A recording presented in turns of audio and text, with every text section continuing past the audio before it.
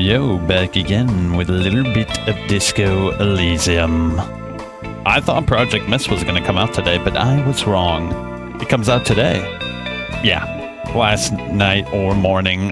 It's all starting to bleed into each other now, isn't it? Yeah, it comes out later today. So we'll be playing Project Mist tomorrow. It looks interesting enough. I'm interested. You've got my attention. We'll try it out. There's guns. There's like strange monsters. There's like weird armored like mech dudes that look like Enclave soldiers almost. Apparently you can make like a moving train base. This stuff sounds perfect to me. This stuff, I am the target audience for this kind of stuff. So I will be playing it and we will be checking it out. And if it's good, I will let you know. Also, Thick as Thieves comes out the following day. Now, will I play that? I don't know. Why don't we look it up real quick? Is Thick as Thieves single player? Let's see, what does the AI say? Thick as Thieves is now a single player and two-player cooperative game. So it pivoted the project away from its original PvPvE design to focus exclusively on solo and co-op play, a decision announced early April. The game, led by Warren Spector, is scheduled to release later in 2026. Tomorrow. I don't know how that's gonna work, bro. That's such a late pivot, isn't it? Isn't that such a hugely late pivot? It's probably gonna be dog shit, bro. Let's be real. That it was a PvP game this whole time for like who knows how long in their development cycle, and then literally a month before it releases, they're like, oh yeah, we'll make it single player now for you guys. I mean, I'll still try it. Why not? We'll try it, but usually games like that turn out to be dog shit. Either way, let's play some Disco Elysium. Excellent news. So it's a brand new day. Let me see if this has changed at all now that we have Kim with us. Will Kim be able to give us backup? Looks like the circus left town, but the clowns are still here. Yeah, will Kim be able to give me some backup here? No, it's still 3%. Shit. Establish authority. It's a godly role which we will never succeed in. Well, to be fair, you could succeed, but it's such an astronomically small amount. Good one, Titus. About fucking time. Whatever, let's go. We already got all the information we're going to get from there. There's no use in even trying to establish authority because we'll just fail. Oh, is it time yet? I remember the skill check said it's not time yet. Is it time yet? Nope, it's not time yet. So let's wait. We'll keep on checking it intermittently. Apparently, we got to do it at the right time. We look out the window at the perfect moment. I don't know if that means it has to be at night, if it has to be on another day. We'll figure it out, though. Alright, cool. So, the canal should be open, yeah? Also, it's raining. It wasn't raining yesterday. That's kind of cool. Oh, shit, I went the wrong way. What an idiot, bro. Let's go. Let's go. The canal should be open, so we should be able to get access to a brand new area. I'm excited. It should be to the south.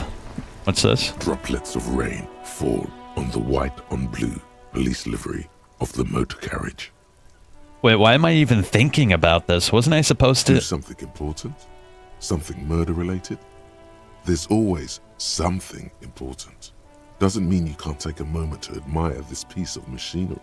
This is a Caprice Canema, the Caprice Motor Corp's follow-up to their highly successful workhorse, Caprice 40, and the answer to the Lum's racing breed, Ferv series. With its air-cooled, rear-mounted 12 Okay, this is enough. All right, that's enough. Please, interfacing. Please stop talking to my brain, bro. The Canema is able to reach 100 even at a stand. Someone as wet. 130. I reckon that's a man. Yeah, I'm gonna skip through this, bro. 7.2. We've been taking way too much time going through this vague shit, Yes. and it's a problem because my character's too Actually, smart. He you keeps want on to bringing up heal like obscure facts that I actually don't really care about. I shouldn't have made him that smart. Because look, our stats are too high, bro. So our encyclopedia is the problem. Our encyclopedia is so high, every single time someone mentions something, our character has to think about what that thing is. And it goes into this huge diatribe about it. And it is cool, but it's also rather annoying. It's a little much. We spent like 20 minutes just sitting there listening to some random facts about the world, which is cool, but we have a murder to solve, bro. Oh wait, this is new. Yo, this is new. What is this? These guys look like trouble. Oh, those are the workers. They moved the shit out of the way, so we should be able to push this now, right? A rusting control. You grab the handle. The water lock starts moving. Hell yeah. Finally, we can go to a new area, bro. This is so sick, bro. I'm tired of this little prison we found ourselves in. So what's the new area going to be? I think they said it was going to be like a little fishing hamlet. We can go to the coast now. Expect rugged terrain and drunks. And if you wanted to forge that document for Everard, now you can. Oh, I'm doing it, bro. You know we're forging the document. Let me see. I'm going to do it when we actually cross over real quick. The radio relay hums with electricity. Oh, shit, bro. This is exciting. A new area, bro. What's all this? A breaker box to power the radio pylon above you. Maybe there's something inside. Decades-old concrete defenses. Children play on them now. Oh god, there's money there. Look, I missed that. We actually need all the money we can get our hands on because we actually have to pay our bill every night. It's 20 real, which is not a small amount. Hence why I have the bag full of like plastic to sell to get like at least a little bit of change. So can I open this? Oh, it's just a little bit of money. What's over here? Oh, let's forge the document now. Yeah, let me see. Fractured bullet. Photo of tattoos. Oh, right here. You take the legal documents out of the envelope. A 12 to 40 month construction. Okay. period Look, it and says the minus 10 Everart's people could be watching you here. So let's do it when we actually get to the new area. Yeah, I don't want Everart's people to see me doing that. Oh, secret. Oh, finally. I needed that. Yo, that sucks. I don't want that. It lowers my main stat, bro. That's not good. I need stuff that raises my main stats. Oh shit, look at this place. Someone has broken down the fence and the barbed wire. I like the art style of this game, don't you? The swing is missing and no one's been here for a long time. Glory, says the graffito, to the ghosts of us. Oh, secret. A little bit of money. Oh wow, there's actually a lot of shit around here. Now that we're in a new area, we have a bunch of new shit to loot up, which is good, because my god, we need it. Someone's left their music collection beneath the tarpaulin. Oh, look. Smallest church in Saint. I have the radio player. Let me see if I can play it. I'm actually kind of curious. So how does that work? How do I equip the tape? The porter reel is just what you needed. The reels attach to the apparatus with a satisfying click. The tape is routed behind the magnetic reader. Then press the large button marked Commencer, and the tape starts spinning. Ooh. There's a small delay before the song starts playing. Keep the porter reel at a harmless distance and wait. Then the organ starts playing, a simple, melancholic tune echoing in the hallway. A lone singing voice joins in, telling you about the tiniest church in Cessons, surrounded by even tinier yard. You almost feel the seaside mist on your skin. It's mega Are we gonna sad. take a morale hit? Within seconds you know, this is the one, the real shit you've been looking for. The one you trust your Oh, it's our tape. told you about. Perform it, a click, then silence for a bit. Then the tape stops spinning. Could I sing it for karaoke? Of course you could sing this. You could take sad to a whole new level with this.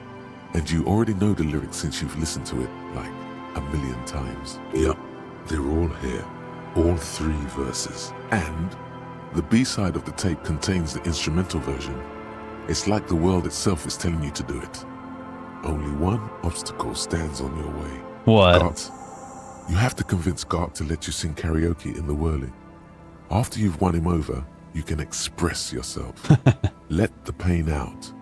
Make everyone understand. The lieutenant looks at you as you remove the tape from the boombox. He doesn't say anything. Yeah, he knows. He knows that's the real shit. Hold up.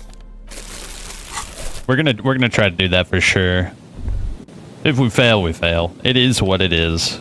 Can I not go in here? Yeah, there's like a fence over here. Can we go in the church? Surely we can go in the church, right? Ah, shit. Yeah, I can't. Birds in the birch tree, barely audible coos come from above. I like that we can check our thoughts. Whenever we're in a new area and we kind of pass by something, our character has like actual thoughts we can hear. It kind of reminds me of like Silent Hill or like Resident Evil. You know, when you examine stuff, your character thinks to you. I love that shit. I wish that shit was still as common. I can't really do much here. Oh, what about this? Oh, this must be the fishing village. A little bit of trash. We can go in there. Hold up. Sometimes the movement is a little bit awkward, I gotta say. Through the broken glass and dusty shelves, a forgotten chair. What the hell? Is this the cuck corner? A cold breeze is enough to make the wall planks creak. You see a dark red chair in the dim light of the room. There's a postcard. Coal City 08. And a bow knot. +2 drama. That's really good. Can I wear that? Oh, dude, that's fantastic. I don't really care about Inland Empire. That's one of our lowest stats. But drama is one of our best stats. Look at that. It has now officially become, next to our signature skill, one of the best stats we have. This one allows us to play the actor, lie, and detect lies, which is really good. It's definitely helped me a lot inside the interrogations we've done so far. That's a great find. There's a boat tucked away underneath the tarpaulin cover. Great news. The boat is big enough for a grown man like you to fit underneath it in a supine position. What would I be doing under there? I don't know. Sleeping? What do people do under boats? Great This news? is merely a measurement from your visual cortex. Do with it what you want. I found somewhere new to sleep. Huh? I could pretty much finish the case from under the boat there. It's dry, weatherproof, and free of charge. Sarcastic self-pity is not what we need at this moment, officer. I understand the situation looks grim, but we must continue with our investigation. You have a home somewhere. All cops do. When this is done, you can return. Yeah, that's true. But we don't remember where it is, so I really doubt that. Oh, what's this?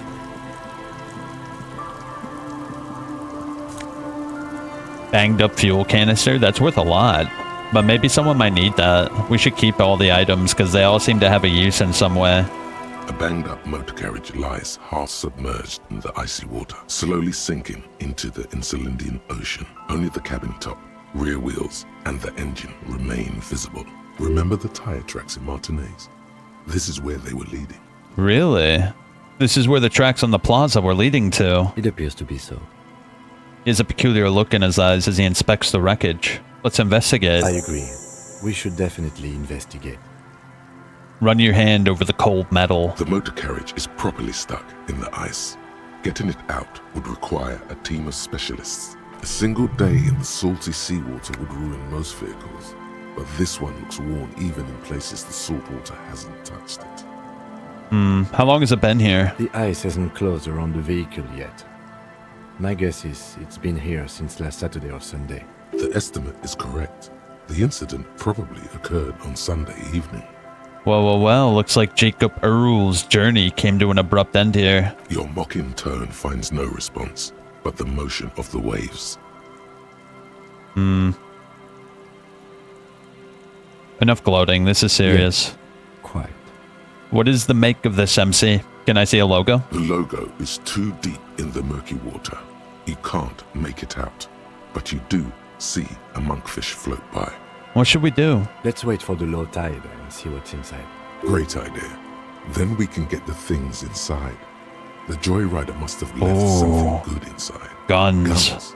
Papers, maybe a cool jacket. A joyrider. A joyrider jacket. How long will it take for the low tide to come in? I don't know. An hour or two, tops? Alright, sit on the swing and wait for the tide to recede.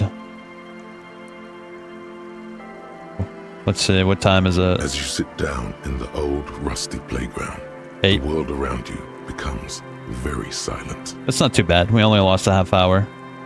The hinges creak under your weight. Dangerously so. Nothing but the sound of seagulls high above in the sky, echoing like distant laughter. Ice cracks around the blue motor carriage in the sea. Apparently we can whistle a tune. I don't know what that means, but it's one of our main stats, so let's do it. Spit flies from Did your I mouth fail to your that? moustache, your chest, the ground before you. That is sound. wild, bro. 97% chance to succeed and we failed. The lieutenant must think it's rather funny. He smiles and quickly turns away. Very funny. I can't whistle. Just keep at it. It will come to you. He's gloating at you. Oh, it's so easy for Mr. Teacher.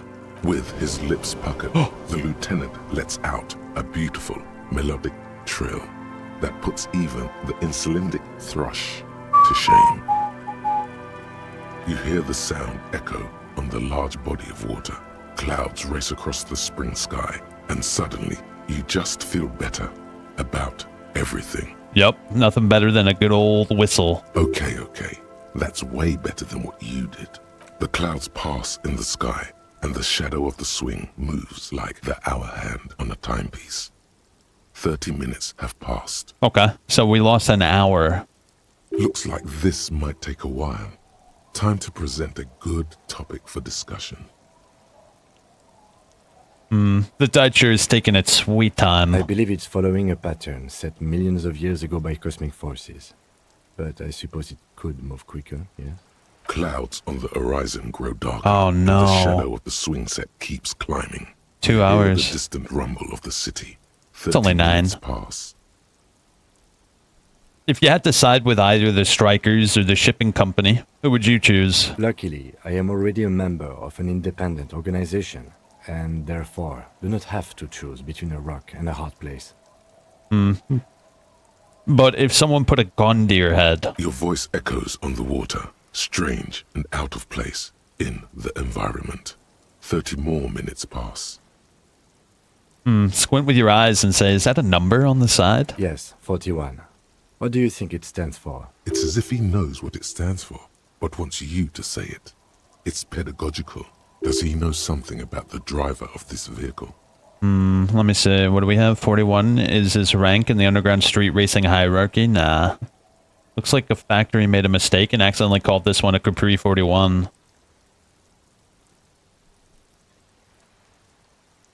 Oh god, no. I'm sorry, Harry.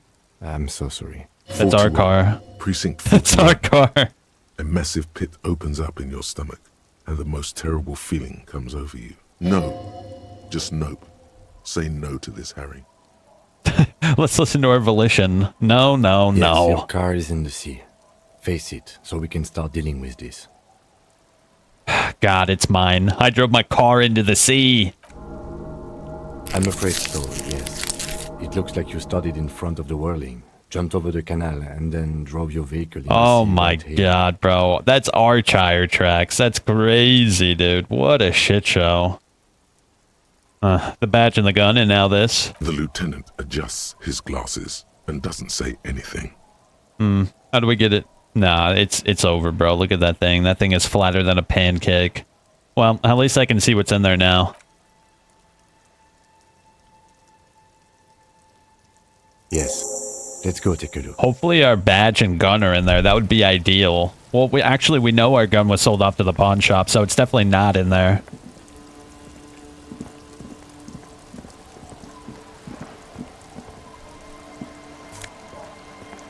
Yo, it's our badge. Huge. And a commander jacket.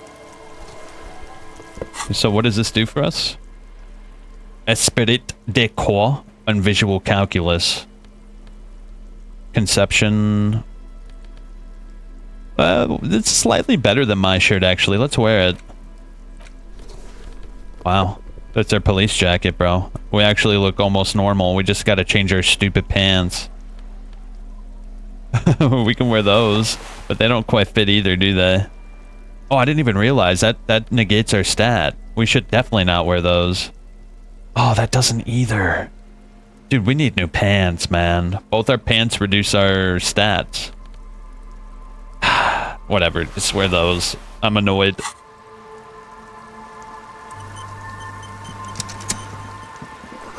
A bottle drained of all its booze is frozen to the ice. Yes? Okay. I thought you might have something more to say about it. I'm just glad we finally found our badge. A creaking ahead. A broken axle is grinding. Wait, what's up with these footprints?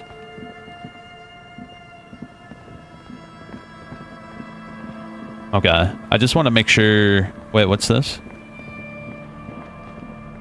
Oh, I thought I saw something else. I guess those are our footprints.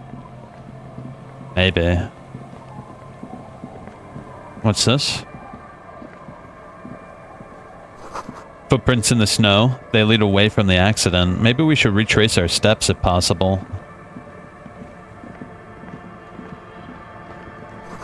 The underside of the boat has recently been tarred. Oh, how do I get up there? I want to get up there. Is it possible? Oh, there is a path leading up there. Let's stay on the beach, though. Yeah, let's stay on the beach. I want to see if there's anything else over here. Can I open that from here? Oh, yeah. Wait, quick travel unlocked. Wow, we can fast travel. That's cool. Oh, this is the fishing village. Let me see if I can do the notebook or the envelope. Can we forge it? You take the legal documents out of the envelope. A 12 to 40 month construction period. No, people can still see me here. We have to go inside somewhere or some shit.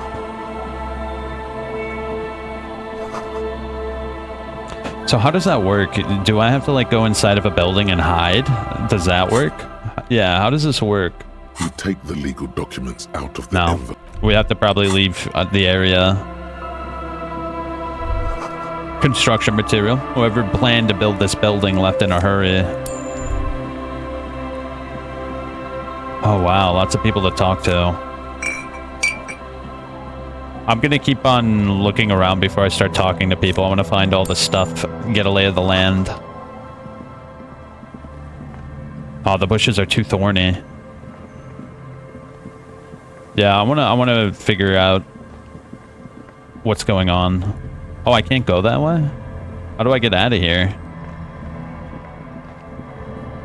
Shit. I guess I have to go this way. Can I sneak through the back here? Yeah. I wanted to check over here. Oh, finally. Huge. We got pants, bro. So what is this? Kingdom of Conscience. What the hell is that? Oh, they look better too. Finally, some normal ass pants, bro. And it doesn't reduce our main stat. What is Kingdom of Conscience, though? I don't think there's a stat called that. Is that one of these? Oh, it is. But I can't look at it. Not yet. So it's a thought cabinet. These are some wonderfully regular pants. Not too tight, not too loose, moderate in every sense. You'll blend right in at some pleasant dinner party. I like regular and normal things. I know you do. These Inter-Isolari pants are like wearing a perfect compromise in your nether regions. No one will call the moral intern on you like this. That's for sure. You're a little more moralist now, buddy. A little more normal, even if you didn't want to be. Makes sense. This is what wearing boring office trousers does to you. Okay. Did I unlock that? No, I don't think so. Maybe I have to wear a full set of normal clothes to get that specific one. See? Right here, where my mouse is. Kingdom of Conscience.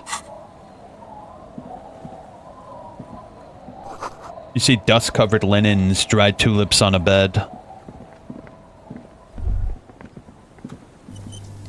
I'm just really happy we finally have... So the last one I want to get rid of is my shoes. I need better shoes as well. I mean, composure is good, but it also reduces savoir-faire. Yeah, see, all my stats now are rather positive. We don't really have anything other than the shoes that reduce our stats. Cinder blocks charred. A makeshift fire pit with magazines for lighting. The worn and beaten wooden planks of the bench do not look overly comforting. We can sit on benches after we've solved the murder. Let's go. You can revisit the bench if you ever need to pass the time when Lieutenant Kitsuragi is gone. Okay, cool. Yeah, that's cool. Let me check up the road here. So this is where we were, and it looks like we can't really explore over here. I'm surprised we can't go in this building, but whatever. So the bushes are too thick to cross through there. Alright, now that we've done all that exploration, let's start from this side and just go from there. What are these doing in the fish? Oh, sick, dude. Finally, we have boots, too. Frankengarian cavalry boots. We almost look normal. Now we just need better gloves. Yeah, these are good because they increase interfacing, but I'd like to change them if possible. Logic or conceptualization. What would be better? Drama? I guess drama would be good. Look, now we have drama at 10. That's huge. Yeah, let's just wear that. Oh, something in the bucket. What's this?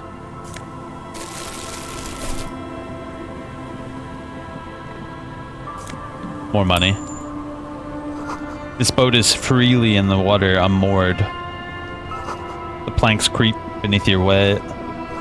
The ladder leads to a school of fish swimming in the kelp. Alright, let's start with you. What do you have to say? Hi, officer. Factory balanced. Bakelite and stainless steel. Anything I can help you with? That depends. Where are we exactly? A fishing village on the seashore. This place doesn't really have a name. It's sometimes called Elysium. The sign on the street leading here is illegible. Has been since they built this place. I have questions first. What is your name? The name is Lillian. People call me Netpicker.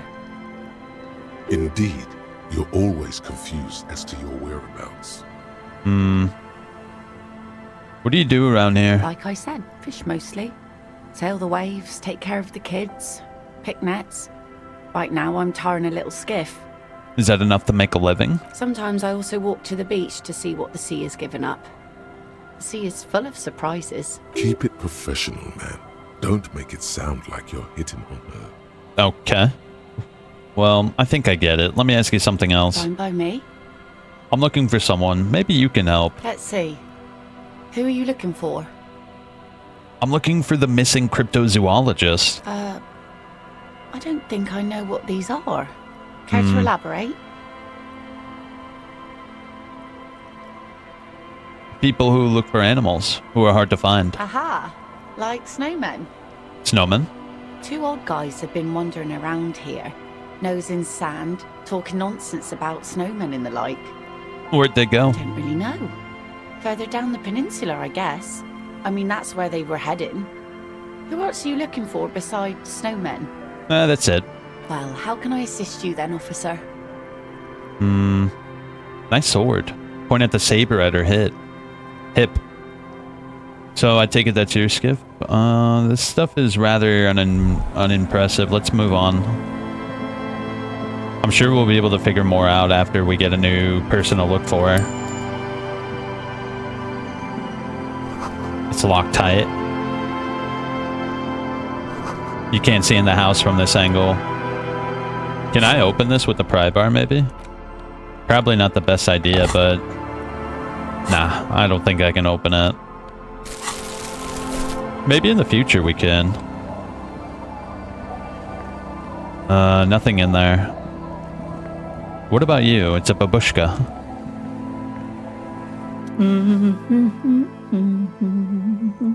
You're not sure about the melody, but it might be South Samaran, possibly Sigayan, also known as the apricot sujunti. Welcome to the fishing village. Please lean in closer. I have cataracts. Then how does she know you're here?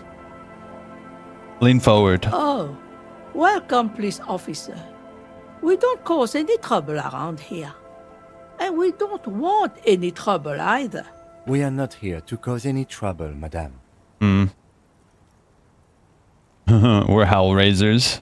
Nah, what he said, we're cops. We don't cause trouble. We take care of trouble. Oh, of course. Last time we saw you around here was 12 years ago. You also came to take care of trouble then. Wish you did. But still, in Martinez, you're considered an ill omen. Okay. Wait, I've been here before? No, not you personally. I meant the RCM. Some of the men got into a fight. One of them killed another. Locked himself in that woodshed over there. He was brooding, needed some help opening the door. You got it open for him and took him to think about what he'd done in a more secluded place. Somewhere more quiet. Naturally. She says it as if he was on some kind of spiritual retreat. If I'm considered an ill omen, why hasn't anyone told me that? Maybe they are afraid. Why? Because you're an ill omen. But you're still welcome here. As long as men with guns aren't chasing you. And maybe even then. Because that's the kind of fishing village we've built. I'm sorry there's not a lot of room to park the motor carriage. And not a lot of houses. Or a lot of people. My kids are long gone. Searching for treasure. So are others. Ah, look at me ramble on. What brings you to us? What's further down the coast? Not much. There's the abandoned church, the DeLorean Church of Humanity. It's been there since before my time, even. Why is it abandoned? Some things just don't fly, officer. Look around. Who'd go to church here? They built it 300 years ago. Must have been nicer then. So, they don't hold services there anymore? The Ecclesiastes? No, we've tried, but things just keep happening. Crime, accidents, other things. The place never stays open. It's a pity. It used to be such a nice church. Alright, thanks. She nods, rinsing another piece of cloth. Where can someone stay around here? Stay? Most people here are trying to leave. That said, if lodgings is what you're looking for, I've got a free room in the shack.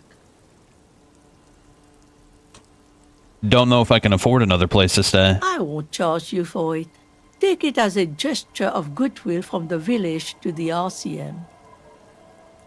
Okay, I'll take it. Don't make an old woman regret opening her house to the place. Well, if you are not in the hostel in the morning, I'll know where to find you. Here, in a shack. Okay. What's in this fishing village? Just us. It's barely a village anymore. We almost don't exist. What do you mean? This is pretty much a non-place. A gap. A blank spot on the map. Just a cluster of nameless shacks on a nameless street.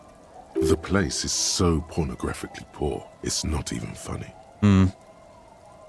Alright, there's another topic. She nods, rinsing another piece of cloth. That's enough. Yeah, she gave us a little house of RuneScape, so let's go check it out. You hear the cozy sound of some kind of heat or sputtering. The door has seen better days. The layer of paint has started to peel off due to the salt and wind from the sea. Even the lock looks slightly rusted.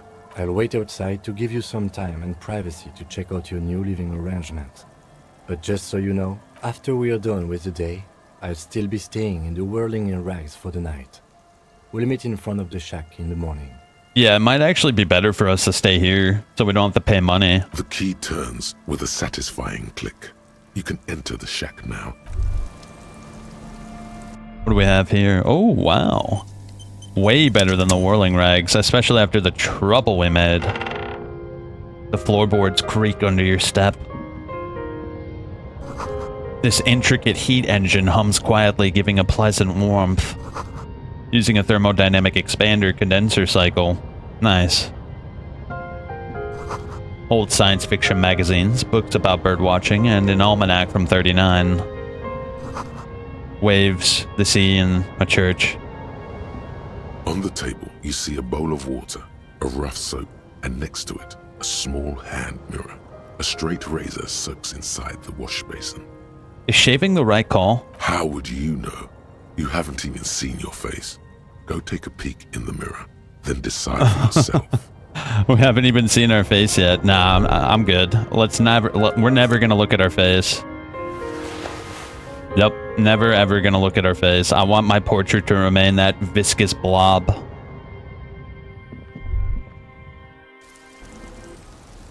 Let me see. We got new clothes. So that gives us +1 logic. Visual calculus or logic? Oh god, we look so sleazy. We should probably put a regular shirt on. Wow, we actually look semi-normal, except for the strange visor and the gloves.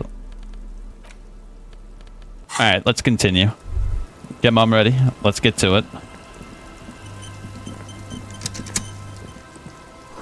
The street sign is illegible below graffiti. Hard to see details, all warm and welcoming. Cozy. Ooh, this is cozy. Holy cow. Oh, whoops. Fat fingered. Whoa. A grouse taxidermy. I feel kind of bad we just took that shit, but... Are they gonna say anything about me taking that? Hello, mister. She clutches a small stuffed animal. Occasionally, she twirls it around. What's this? It's a grouse. Wasn't Gar, the cafeteria manager, trying to repair a piece of taxidermy? Well, can I have it? Sure. I mean, you already took it. I don't like it anyway. It looks angry. Alright, I feel a little bit better. What's that thing you're holding? It's Lammy. He's my friend. Sort of. Like... She holds up a fuzzy beast. Lambie is a stuffed lamb that, admittedly, has seen better days.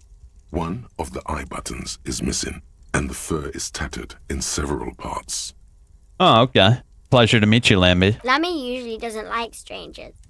But you're also fuzzy, like Lammy. Are you Lillian's daughter? Yes, I am. Little Lily. You know my mom? Yes, we met earlier. That's nice. My mom is great. She's never angry or anything. Oh, hey, Venerable, what's going on, dude? I saw you posted a little bit of Subnautica. How's that going?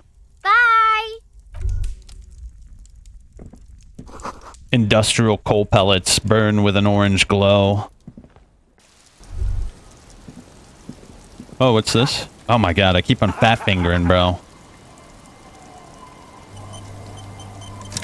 Ah, a primer for small kids. A flower trough. We couldn't complete the early access bit. We ran out of trollite. And I'm not sure it respawns. You got trolled. I got trolled too, bro. I'm gonna be real. I absolutely got trolled. I thought it was gonna be way longer than it was. It was literally like 10 hours. You hold in your hand the colorful primer. The title reads, A Primer for Small Kids. Flip through the There's a bit pages. involved. Every page has one word designating one letter of the alphabet with a faded illustration. A. I'm gonna skip through this. Q, that's it. The alphabet. Good.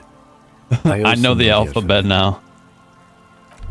So apparently we learned the alphabet. That's good. I wouldn't advise anyone to play it until it's done. Yeah, I agree. I thought it was going to be, like, huge. It was not huge. I mean, I enjoyed my time with it, but was it worth, what was it, 30 bucks, I think? I don't think it was worth 30 bucks. The scruffy-haired little Not right boy now. Kicks a stone. He can't be more than 5 years old. The other one looks indistinguishable from him. He watches his brother kick the stone with his tongue lolling out of his mouth. Oh, luckily I just saved, so we're good. Oh wait, there's no sound. Why is there no sound? Huh? Wait, why is there no sound? Oh god, what happened now? Hold up. Alright. We good. I'm gonna continue. What an absolute shit show. The scruffy-haired little boy kicks a stone. He can't be more than 5 years old. The other one looks indistinguishable from him. He watches his brother kick the stone with his tongue lolling out of his mouth. Okay. Is Lily your little sister? Yes. Okay. Yes. You guys look identical. The stone-kicking one becomes frantic all of a sudden, as if that's something to be scared of. The obvious fact that you just stated. He looks just like me. Yeah. The boy doesn't answer. His brother throws another rock. Both of their hair is covered in some kind of dirt. The rock kicker was just being shy, but now he's enthusiastic again. You're bad with kids. Yeah, I am. Don't worry, everyone is. How about we do some police work now? We're not Yeah. Talking to kids ain't gonna do us no favors. Oh, look, there's something in the box here. What is this? Oh, nice. More morale medicine. Morale medicine is good. So wait, can I look at the map? Oh, okay. Yeah, we do have a map. So we have the fisherman's shacks right over here. So that means there's like some sort of like... Okay, so we're over here in that general area. So there's a way over to the left side of the area. Let's see if we can find the zoologist, bro.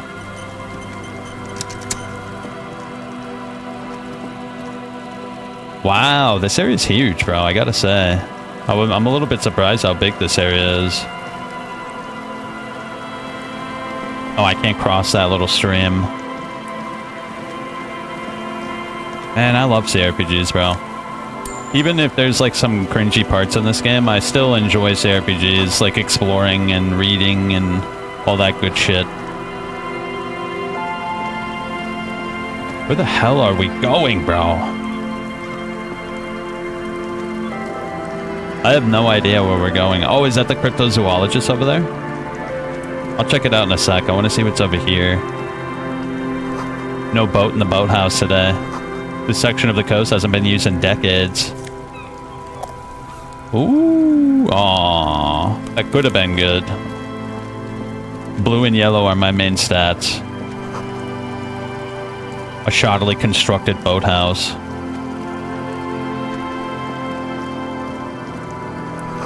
Ancient paint is peeling off the roof of this shaded bench covered in rust. Wait, entree interdite? An old ticket booth no longer operational. Oh shit, can we? Okay, cool.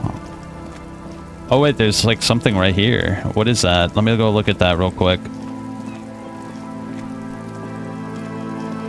A scattering of bullet holes is spread across the cracked wall, reaching from one corner to the other. Why this many holes? A row of ghostly shades stand facing the wall. There are many of them, a dozen at least, their heads lowered and eyes blindfolded. It's quiet. No sound, no movement. 10 meters away, other shades are lined up in an orderly manner, automatic rifles primed. A gust of wind blows by. The coats of the firing squad flap slowly in the breeze. A single person stands on the side. Droplets of rain fall on the wooden planks, the surrounding sand dunes. The clouds block out any rays of light. A long time has passed since the moment of this fusillading. Rain and brine have since washed all the blood away. Not a trace remains. What is this? The abundance of bullet holes leads to two options. Either an inordinate amount of executions were performed here, or they did not use a conscience round, where only one soldier has the loaded rifle. Looks like this was a mass execution with everyone fully armed. Means they wouldn't have a conscience. Look at the line of soldiers. 7 men in combat uniforms and dark coats, holding automatic rifles aimed at the people. Soldiers from some side, but from which one? Look at the people. A host of men, probably in everyday clothes, ragged from the conflict and covered in dust. They were not sitting, a common practice for executions in some nations. As demonstrated by the height level of the bullet holes, they stand, facing the wall. It's impossible to discern any details about their personality or background. Look at the person on the side. The commandant, the one who gives the order. Machine gun fire crackling through the air. The lights of the muzzle flashes dancing on his face. Kim, who is in this execution? I don't know. I don't know who died here, lined up beside that horrible wall. It could have been any of the parties involved in the revolution. Perhaps the ones executed here were the loyalist conservatives, killed by the communists at the start of the Civil War. Or it could have been the communists, put to death during the last stretch of the conflict by the coalition forces. It could even have been the employees of the failed R&D center down the coast, as their building was taken over by the revolutionaries. Or maybe... You mentioned the coalition forces? Could it have been them against the wall? Yeah. It's very unlikely the coalition forces were the ones who died here. They were always the last ones against the wall. To be honest, if a coalition member was anyone in this situation, it was a commandant, the superior giving the orders. Alright. A cold sea wind blows away the figures. Interesting. Intriguing. Our character has some strange power to see the past. Or that was all like Sherlock Holmes shit where we kind of just visualize what might have happened. Probably the latter. Wow, we're really amassing a little bit of money here, aren't we? The door is not only barred shut, it's inaccessible. The Thaln Peepo Peepo. It does look, it could be good, but not right now. It reduces our perception, which I think is a really handy stat, so I'm gonna not wear it. Oh, a little box. I missed that. More money. Ooh, oh, I think all yellow items are things our perception finds, so this is like a hidden item. Yeah, I think these are the cryptozoologists over here, which is good. We can finish another quest. A buoy bobs in the water. The number on it says 11. There's heavy military blockades, riddled with bullet holes and crumbling. These soggy logs smell of ignition fluid. Still, they won't light up. Tiny cages. Alright, here we go. Let's talk to him.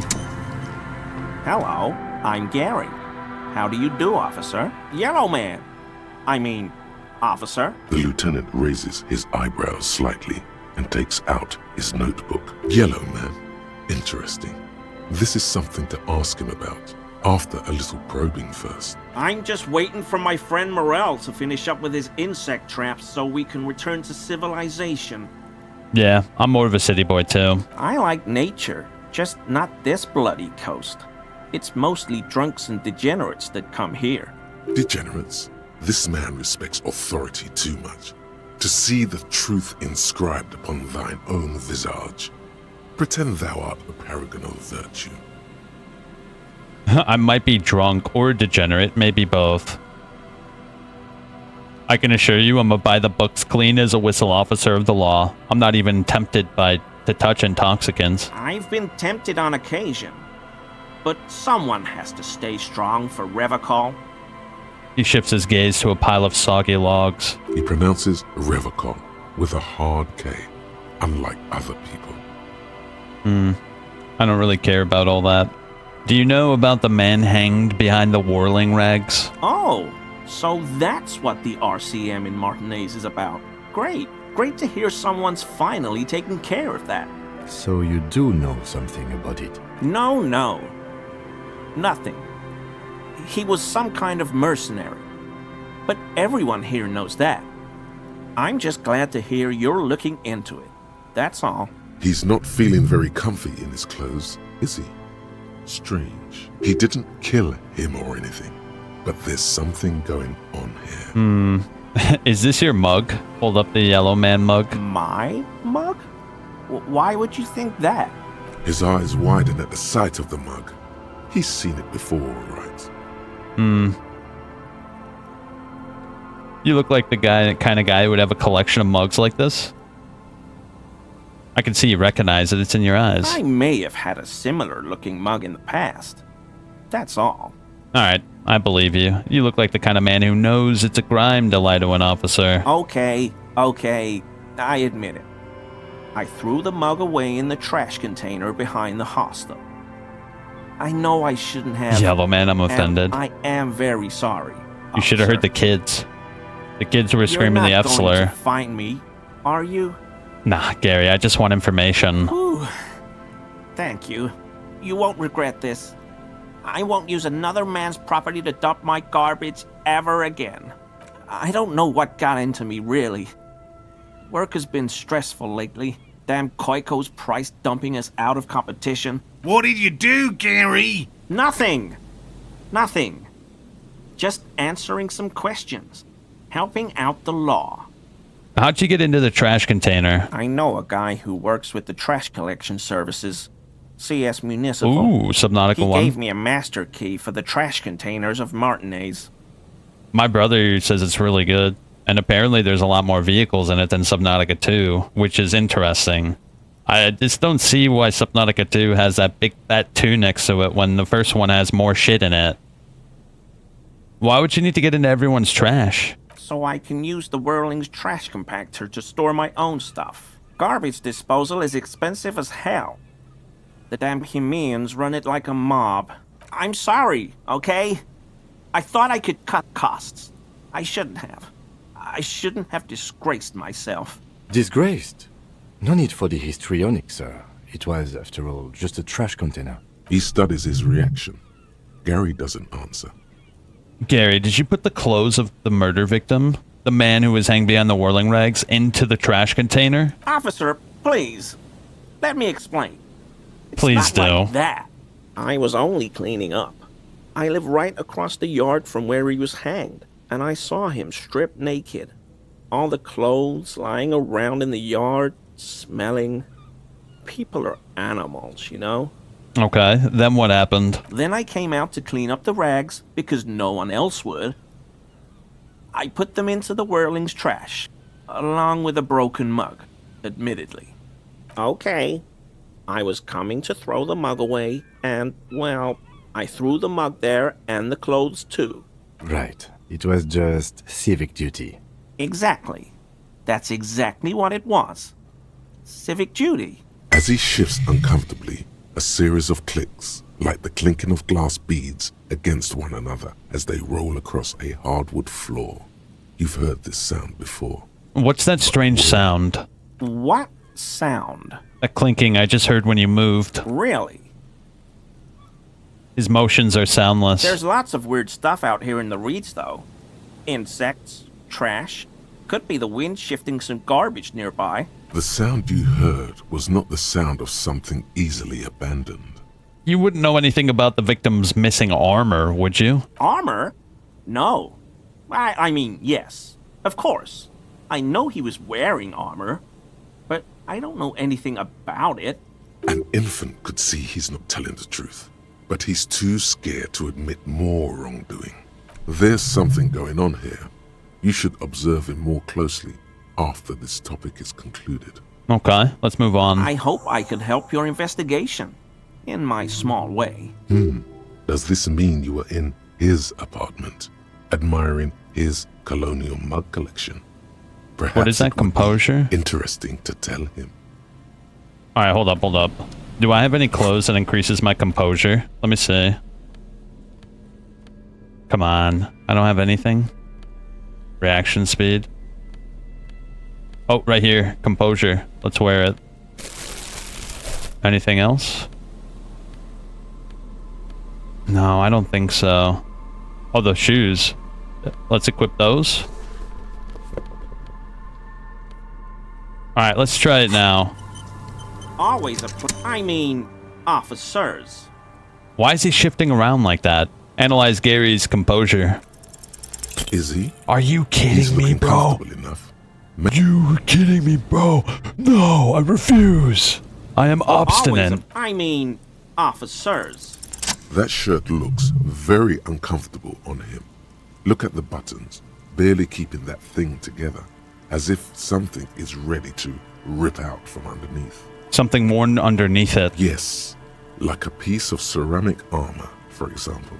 One that makes a clicking sound when the plates meet each other, resembling pearls or marbles, stolen from the corpse in the yard near where he lives. I see you're a connoisseur of high-quality combat gear. I knew you'd figure it out, officer. I'm sorry I didn't tell you at once. I was ashamed of what I did. And I didn't want you to know. Okay, he has the armor. We're not detecting falsehood, sire. He's gearing up to admit the truth. Gary, what's going on? Later, Morale. I've got apologizing to do. No, you've got explaining to do. Why did you really put those clothes in the trash? Everyone was picking those pieces off him, and I was watching them do it. And they'd scattered his clothes all over the yard.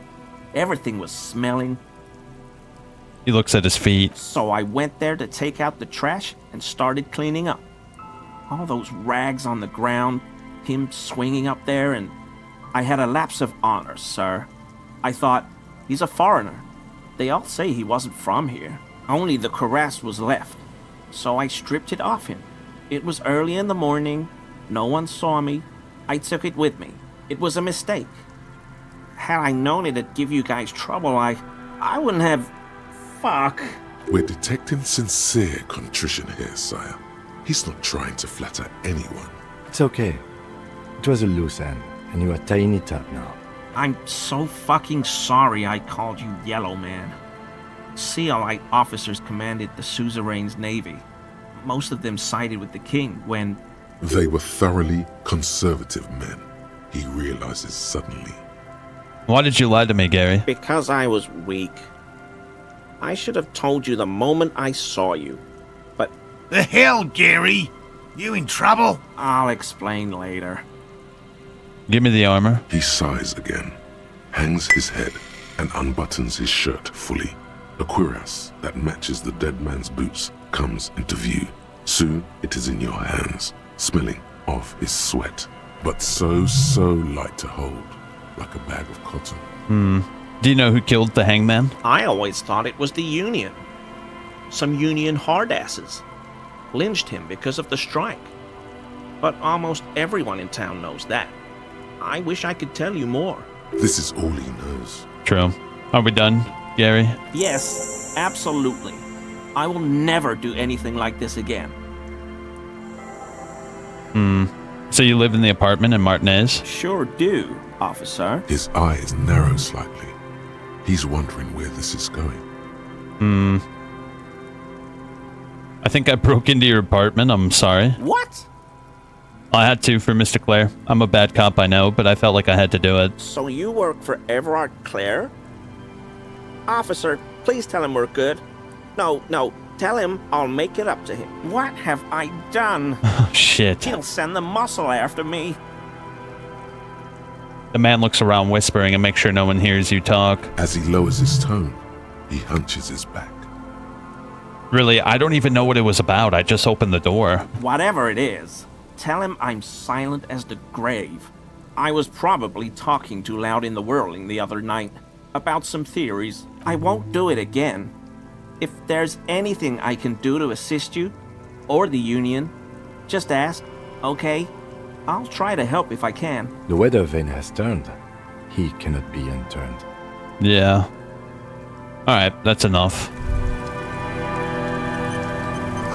It's almost impossible to get a fire going near the ocean. Here we go. Nice and easy.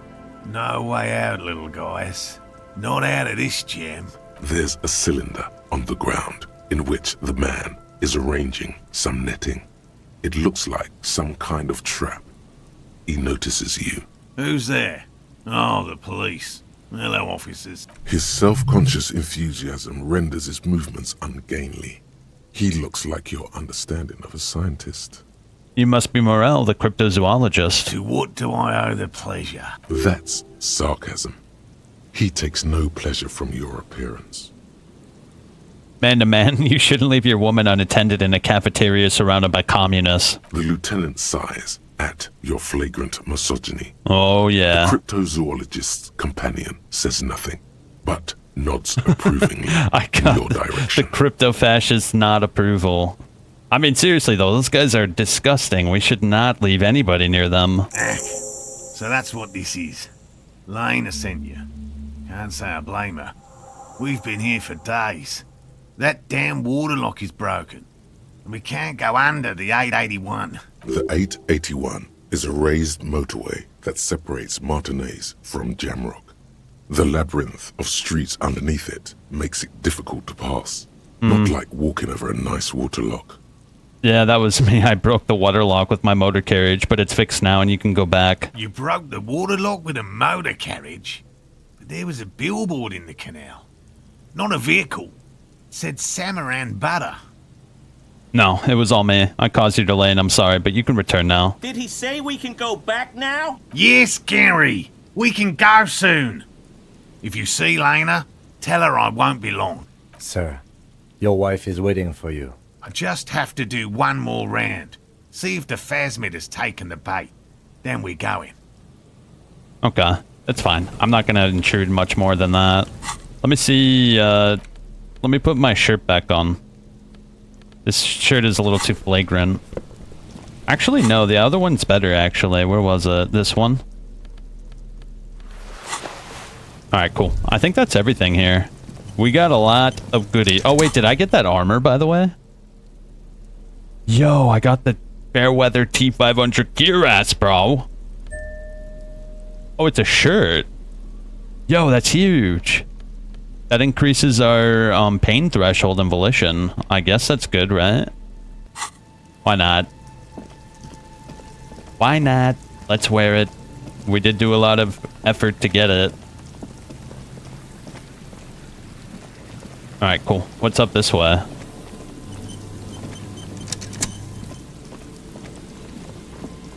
And Mikhail noticed the windows, especially with how there are no windows on the south side. This was to deal with.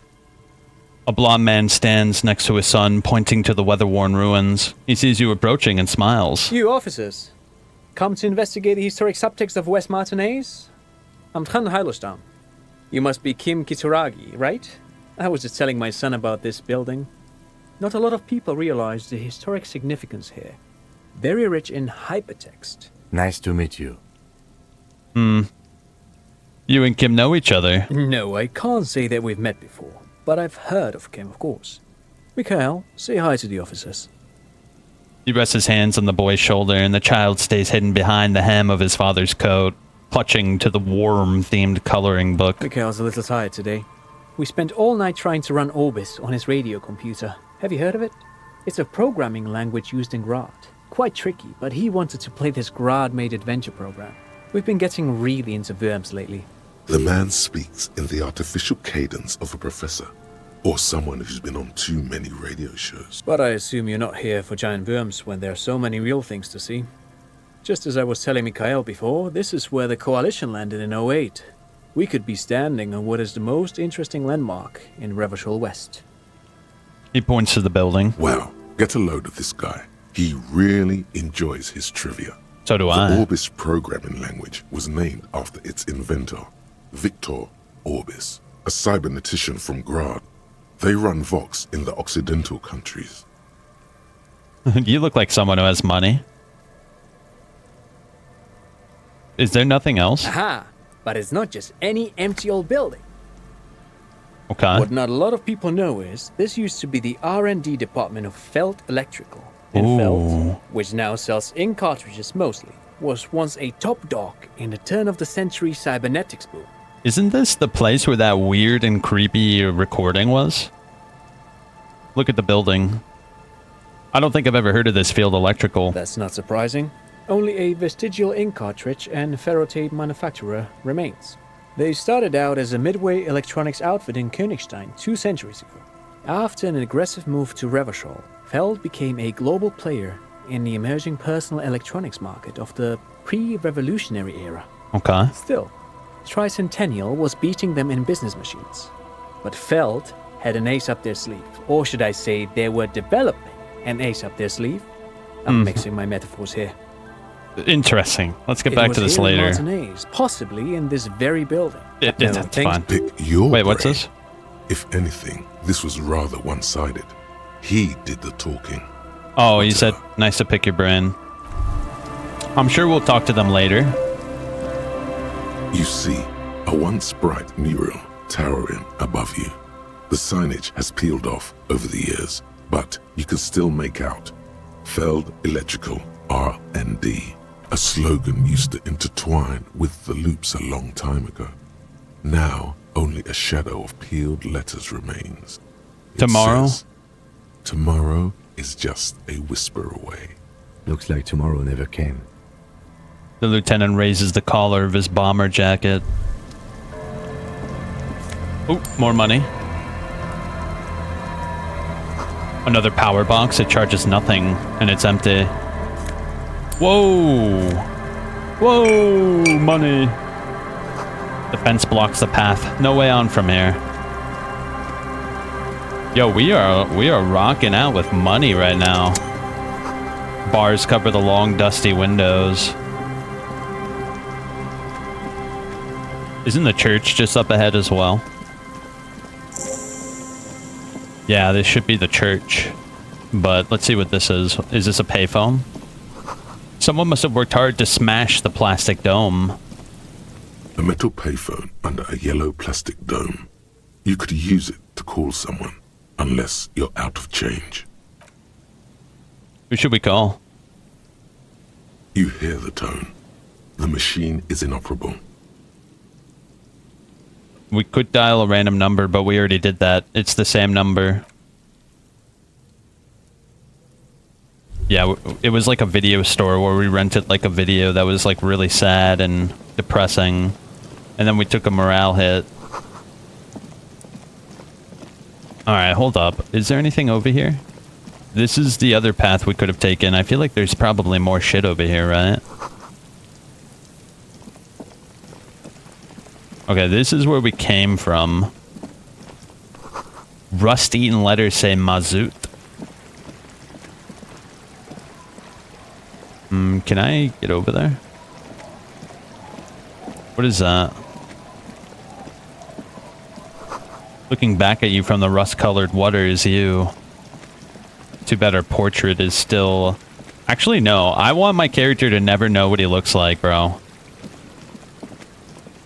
Oh, is this the fishing village? Can I not look in through the window? Wasn't there like a thing that we could have looked through the window? But I guess it's not there anymore. Alright, that's everything. Let's go check the church. A little black swallow circles above you and you hear it chirp. The water runs from the west. The source is upstream. A broken pipe? Wait, what's this? That's a Nolan Vint Sink, an unsuccessful model. Alright, what's up here? I don't think we looked over here, did we? Wow, a lot of shit. Someone has left an unidentifiable article of clothing on this railing. It smells really bad. Take a closer look. It's streaked with dried seagull shit and tangled with pieces of seaweed. A dangling arm suggests that there might be a jacket beneath the crust of filth. It seems likely that it was left in the surf until someone laid it out on this fence to dry out. Unfortunately, that just seems to have stiffened it into a shapeless mass. Please tell me you're not taking that with you. Why not? It's a guano-encrusted jacket, and you're already carrying around enough as it is. Okay. Yeah, we don't need a shit-covered jacket.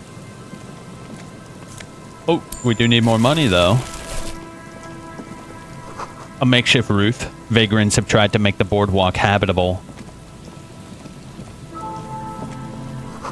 The tarp will keep out neither rain nor snow nor wind. What's this blue thing? Oh, another postcard. A coin-operated weighing machine. It hasn't been used for a decade. Oh, come on. Why couldn't that be like another stat? That would be really good. What's this? More trash we can throw away later when we're in town. Can I cut through the back here?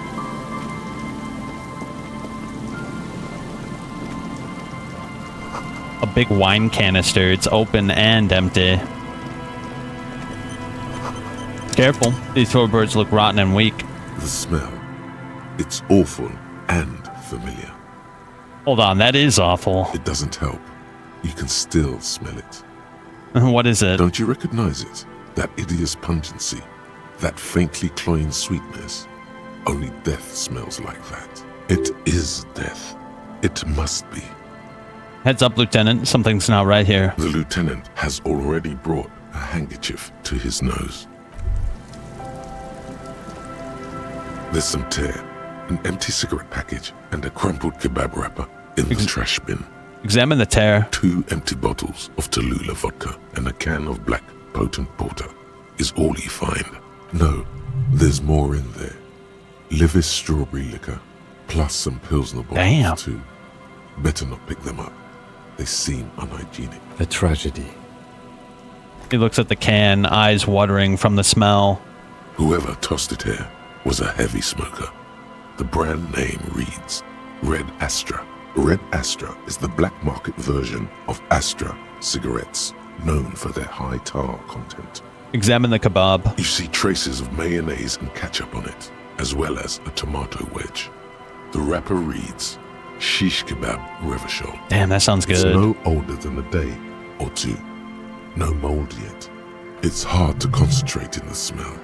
The sea air brings some relief. Well, what the shit happened to this guy? He drank himself to death? A man lies on the boardwalk, his limbs bent and neck turned at an unnatural angle. Right next to him is an empty bottle of spirits. In his cramped hand, a chewing gum wrapper. The smell is not as bad as a 2-week-old corpse, but it's definitely heading there. True. Hold on.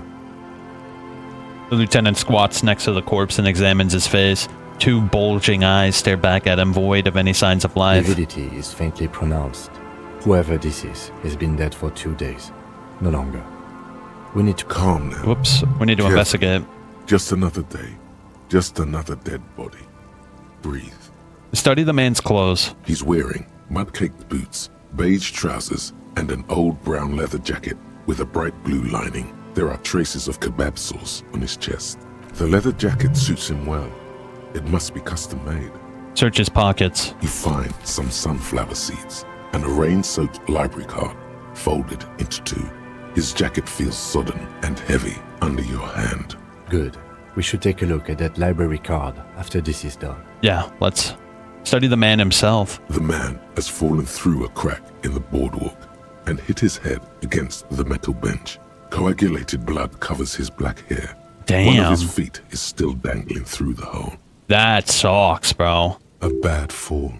It might have been dark outside. This place is a minefield in the dark. Examine his face. His expression is dull, like the sea behind him. Drops of water shining on his mustache. His eyes, empty and wide, look frightening in their frozen gaze. Height, 170 to 175 centimeters. Curly hair, stout build. Age, approximately 50 to 60 years. Study the surroundings. There's some dried blood on the metal bench, right where the corpse's head rests. The floorboards are rotten and slippery wet around the hole. An empty bottle lies nearby. A chewing gum wrapper is clutched in his fist. Examine the head. A dried chunk of blood covers the hair at the back of his head. An open wound. It's sticky and cold to your touch. This is what killed him. I don't see any other major wounds, do you? It's hard to say. Seems like the head wound was fatal. It's exactly the shape of the bench. Step on the floorboards. They screech under your feet ominously. It's hard to say whether the dead man's weight was the cause of the boardwalk to break. It definitely looks fragile. You see waves churning below. Something cracks beneath your feet. He could have easily disappeared into the sea through that hole, and you would have never found him. Examine the bottle. A .75 liter Tallulah vodka with its cap missing. There's hardly anything left inside. Tear all around us. He looks at the other two bottles near the coin-operated viewer, then at your yellow plastic bag. I'd prefer if you didn't collect them this time. It's not proper. Examine the chewing gum. Grabowski spearmint chewing gum. Green leaves on the cover. The man's mouth is half agape from the terror of the fall. Look in. The blackness of death. Stench. You think you see white chewing gum too. Confirmed. Nearly the whole pack is there. Solidified on his lower rear teeth. He ate the whole pack, right? It's to cover the smell of alcohol before going home. The worst thing is... I've seen it before. Almost the same scenario. Even the chewing gum. It's always the same. Damn. The entire boardwalk creaks in the wind as you take a step back. Who is this man? Looks like one of the locals. He'd have to know this spot to come here. You don't just walk over here. But that's just a lazy assumption. What do you think? I think labeling him as an alcoholic is a bit premature. We don't know anything yet. We do know that he was married. But you're right. Let's not run ahead. For now, all we know is that he's an unidentified middle-aged man found dead on the Martinez boardwalk. And what do you think happened? Death by misadventure. He slipped and fell through the boardwalk. A truly unfortunate accident. If it wouldn't have been for that bench, he'd be alive. What about the kebab? What about it? The deceased ate some kebab. It's probably from a nearby place, maybe in the Pox. Sometimes a kebab is just a kebab.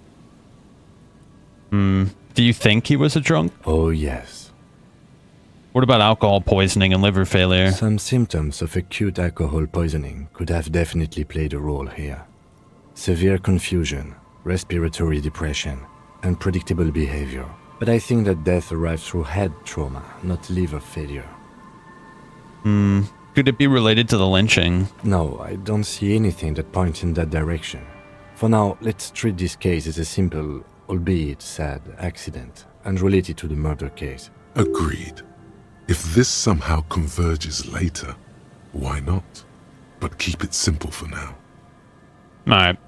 Someone should be held responsible for the broken boardwalk. It's dangerous. They'll seal this place off after the news reaches the coalition officials. I doubt that they have enough resources to actually repair the boardwalk. Not that sealing it off would keep anyone away. All it does is keep the city council's hands clean. He smiles sourly. It does seem to be a pretty straightforward misadventure, although there's still a question of identifying the body. Well, let me look at the library card. The library card is folded into two and still slightly wet to the touch. The front side reads, Central Jamrock Public Library Card, issued to Billy Mejean, expires July 53. Billy is a unisex name. Could be the deceased, or his family member. Look inside. Whoever owns this card is an avid reader. You find a list of books written in blue pencil. Radio thriller. Stand a little less between me and the sun. The last one in the list is The Glinton Curve by M. Theobald. A library stamp indicates that the book has been returned. Most of these titles seem to be in the sci-fi genre. Some thrillers too. Look at the backside. If lost, please return the card to the library. Dial 005 02 55211 or visit us at Moreau Street, 78, Jamrock. We should first decide what to do with the body before taking any other actions. Let's take another look at the body and talk things through. Yeah. Let's see. What do we have here? A man lied. From where I stand, I can see two options. We either take the case and follow the leads to identify the body on our own, or we report back to the station and leave this for our colleagues to handle. What about the field autopsy? A field autopsy isn't necessary if the cause of death doesn't appear to be criminal, and this looks like a simple accident to me. I'd say we should just write down head trauma in the autopsy report and leave it at that. It would save us at least 2 hours of unnecessary work. Yeah, but isn't that kind of sloppy? Maybe, but we don't really have much time or resources to spare. The guys at processing will take care of the rest. We found them. We should finish this. Alright, we've already examined the library card. Let's call the Jamrock Library from my kinema. See if we can learn anything about this Billy Mejean. Yeah, we could get XP too. And while we're there, we should also call the station. Let them know that we are taking the case. What's this? Oh, we have 2 skill points. Wow. Okay. What should we upgrade? I feel like composure is really good.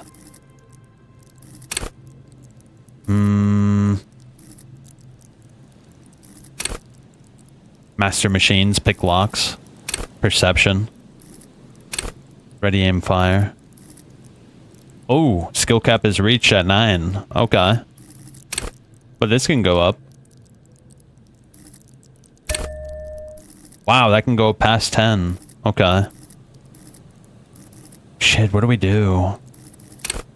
Practice the art of persuasion and enjoy rigorous intellectual discourse. Straighten your back and keep your poker face. The quickest to react. Let's level up reaction speed.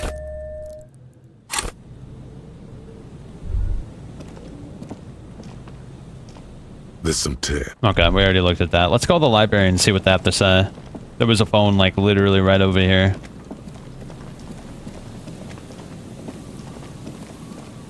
Was there anything else? No, it doesn't look like it. Wait, could this jacket be related? No, I'm not picking that up. That's disgusting.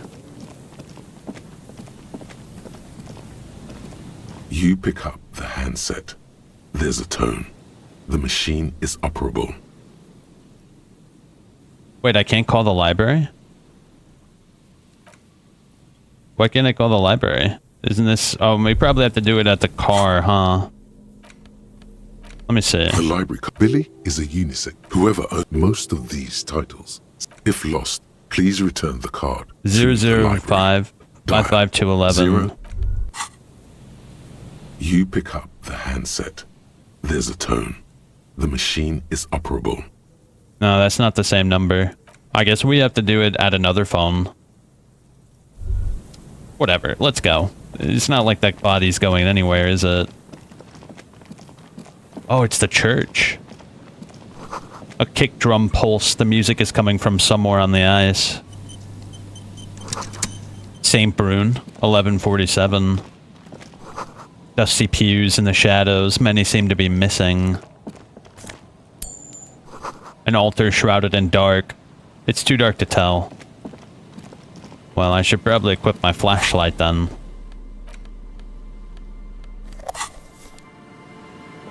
Heavy wooden doors, more than twice your height, stand shut in front of you. The rectangular sea-worn ornamentation appears in stark contrast to the padlock, carelessly drilled into the wood. Take a closer look at the padlock. This cheap-looking padlock is sturdily built. It shackles together a hasp and a staple screwed into the wooden door. The lock is adorned with a yellow sticker. It'll be easier to break the staple than the lock. Also, that sticker is interesting, somehow. Look at the sticker. You see a yellow circle with 2 X's and a big curve below them that looks like a mouth. You're pretty sure you haven't seen it before, but what the symbol depicts is clear enough. A smiling dead guy. The curve makes it smile, and the X's make it dead. There is something blindingly modern about this symbol. Its modernness puts to shame everything you've seen before. Have you seen this before, Kim? He takes off his glasses and uses a blue handkerchief to thoroughly wipe them clean before inspecting the sticker. No. What does it look like? Looks like a dead man smiling. Suggests junior delinquency. Okay. For Revachol ZOC, the moral intern defined junior delinquents as minors between the ages of 10 and 16 who have committed an act in violation of the law. These acts aren't called crimes as they would be for adults. I haven't seen that sticker before, and I'm not a youth. Does the cheery guy not know he's dead? Or does the dead guy not care that he is? What's the source of the irony here? Padlock. This cheap-looking padlock is sturdily built. It shackles together a hasp and a staple screwed into the wooden door. It'll be easier to break the staple than the lock.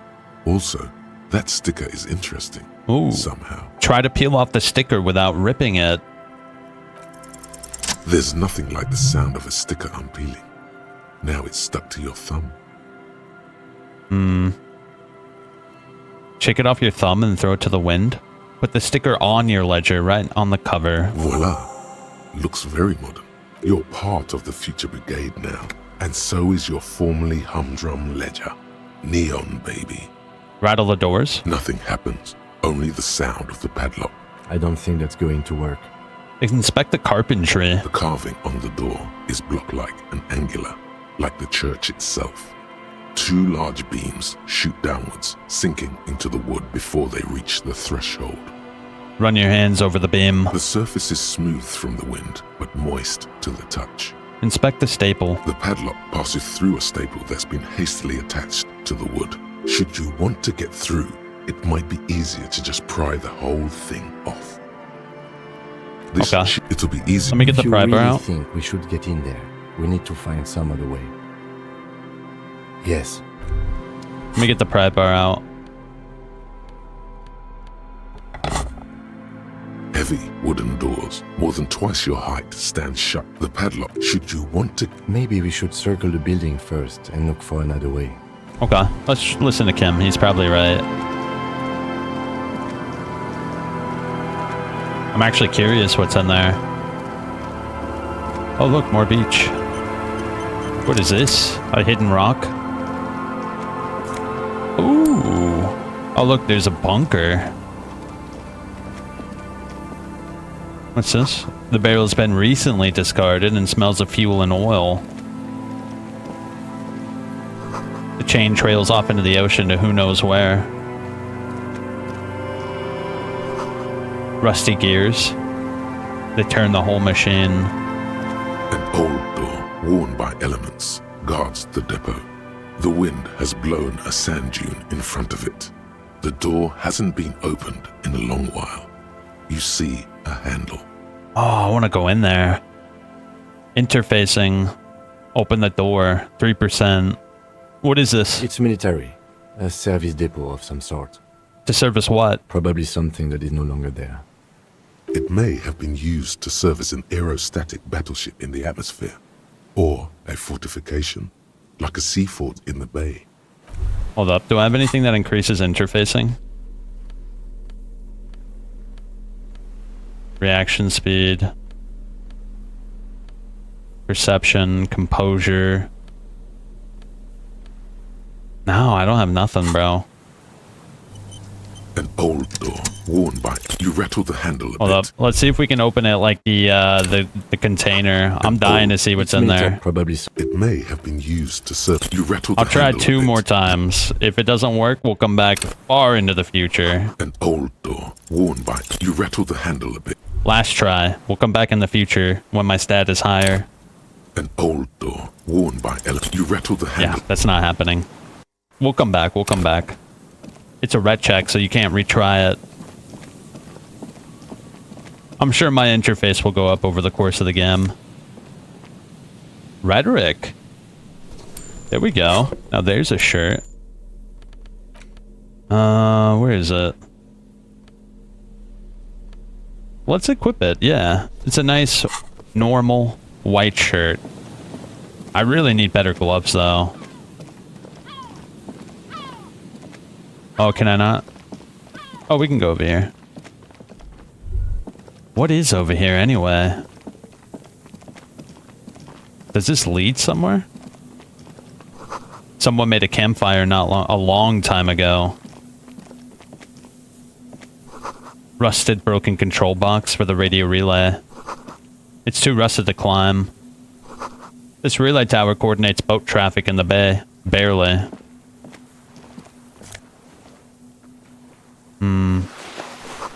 Tiny inlets off the far distance where the post trails towards. I don't know if we can go that way. Yeah, there ain't no going that way. Let me look behind the church now. Cigarette butts cleaned away under a rock. Maybe this will be an important area later. Yeah, let me go behind the church. I want to go in there and see if there's maybe something interesting.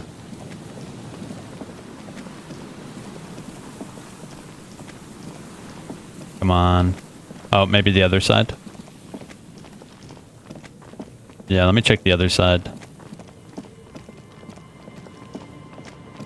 No? Oh, wait, whoa. Down here. Full of holes. Could the post hide treasure? Look inside. Ooh. Maybe we can find the key.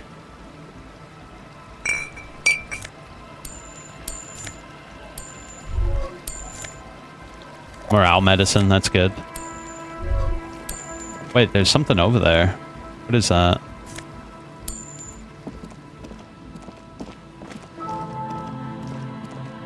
Oh my gosh. Is there anything back here? Nah, it doesn't look like it. Kim made it sound like there would be an entrance in the back, but I'm not seeing nothing, dude. Yeah, I'm not seeing shit, bro. What's this? Oh, there's a guy here. They must have taken a lot of patience to do this. Let's not mess it up.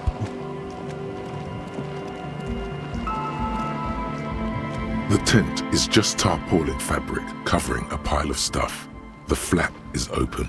Inside, 3 young men, all in forward-looking apparel, reminiscent of the sticker on the padlock, are listening to some new form of music. It's like nothing you've ever heard. One of them looks at you. Come on, get in and close the flap behind you. The warm stuff's getting out. Squeeze in. Sorry, we barely have room for one. You go ahead. I'm too old for this. I'm sure you will feel right at home. I'll keep watch.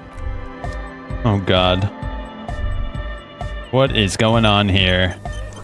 It smells like sweat and laundry detergent. Canisters filled with what appears to be water. A pile of nasal sprays. A speaker, the big kind they use for live music.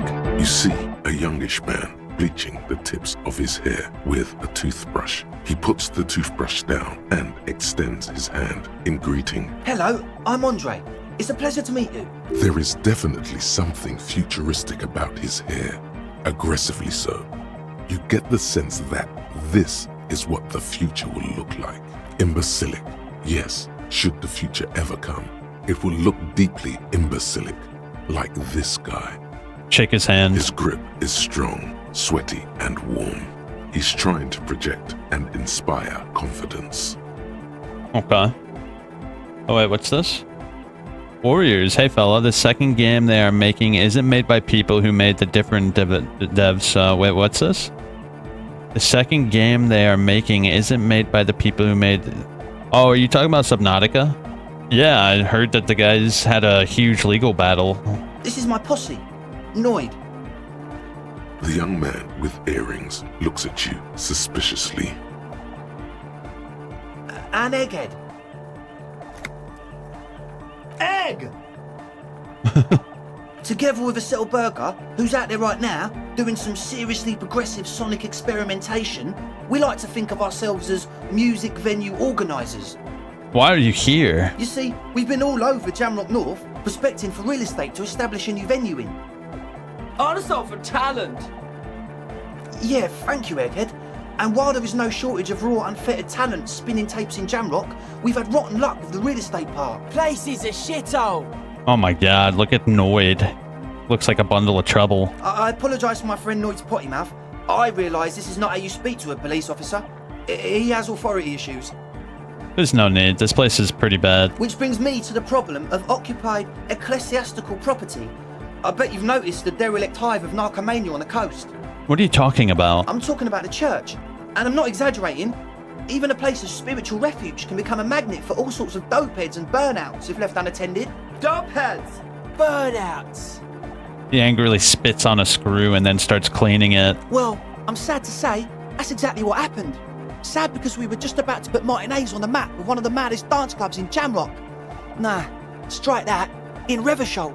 Strike that! The world! And sadder yet, because the dopeheads and burnouts holed up in there are the worst kind. He leans back a little, watching you with a steady, serious gaze, letting you imagine just how bad those dopeheads and burnouts really are. Good.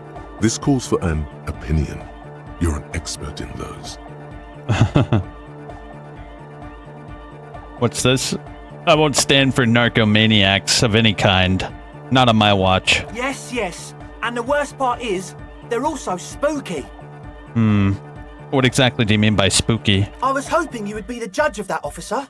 All I can say is, their spookiness is the kind that keeps us from restoring this church into a community centre and a place of spiritual refuge. Also, they don't eat or clean the building. Shit's gonna collapse. People just want to spin tapes without them spooking it up. Place has bad signs. No one can dance like that. Thank you, Egghead. So you're gonna look into it, right? It should be a police matter. Getting them out.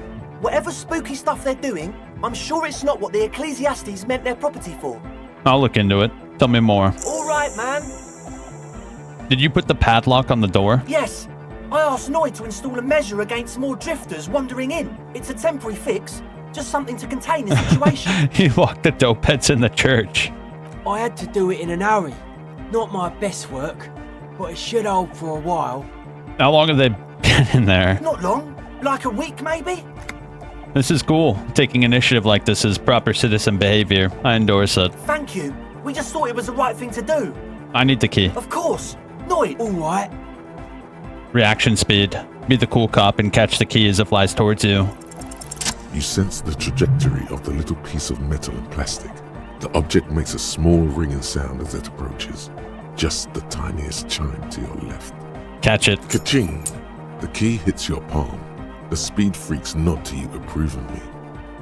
Thanks, man. The speed freak nods to you. Right, other questions. Sure, man. Tell us what you want to know. Let's do it. Who exactly are those people in the church? Truth is, I don't really know. None of us do. I don't even know how many there are. All we've seen are glimpses. Better safe than sorry. Anything more you can tell me? Yes. There's also the machinery. When I first scouted the place, back in February, it was abandoned, empty. Took some time getting the crew together. So about 2 weeks ago, we came here hoping to set the stuff up. Suddenly, there are all these strange machines lying around in there. Okay. One of them has wires running into bowls of water. Wires into water. Never seen anything like it. Andre, tell him about the feeling. Oh, and it felt like there was something in there with us, watching us from the dark. No, the other one. Which other one? I'm not as in tune with my emotions as you are, Egg. Felt like silence. Awful silence. But you haven't physically seen anyone. Not exactly. We've just seen someone who we think is a woman go in and out of the church. A couple of times. And we felt someone or something eyeing us inside. But that's kinda it. What was that about something watching you? Like you aren't alone, you know? It wasn't quite human, if you know what I mean. Not human, as in a ghost. Do you know what he means? It was this dark shape climbing upside down along the ceiling, like some kind of crab man. A crab man? Yeah, you know, the way it was climbing up and around the ceiling, like a crab. It was stalking a cell, exhibiting ambush behaviour. Odd. Crabs are usually marine creatures and not known for climbing walls. Ambush behavior. Crab man. Crab man! Yeah, totally. I mean, I didn't personally see it. Estelle was alone that time, but I believe her. If she comes out running and says there's a crab in there, there's a crab in there. So he hasn't even been in there lately. Is he afraid? You should ask her about it, but be nice. Don't tell her you don't believe in the crab. There probably is no crab man. Don't let them draw you in with this nonsense. Alright, let's talk about something Sure. else. What? I wanted to ask you about this tent full of equipment. Yes. What? I hate to tell you, but it reeks of sweat in here. It does, doesn't it? Told you we have a smell problem. He picks up a piece of telephone cord and inspects it. There was another Yes. thing. What? Enough of this. He nods enthusiastically. That's No it for doubt. As now. always, we'll be right here, waiting patiently for the new... Yeah. Alright, Kim, we got a huge problem on our hands. I think we might have had some speed addicts lock someone inside the church. Trash from an unending party. A pane of Eternite has been planted into the snow. 2 poles are holding it up. Barely holding it up. It could fall over. The pane falls into the icy snow with a soft thunk. Alright, we got a little shortcut. Let's talk to this person.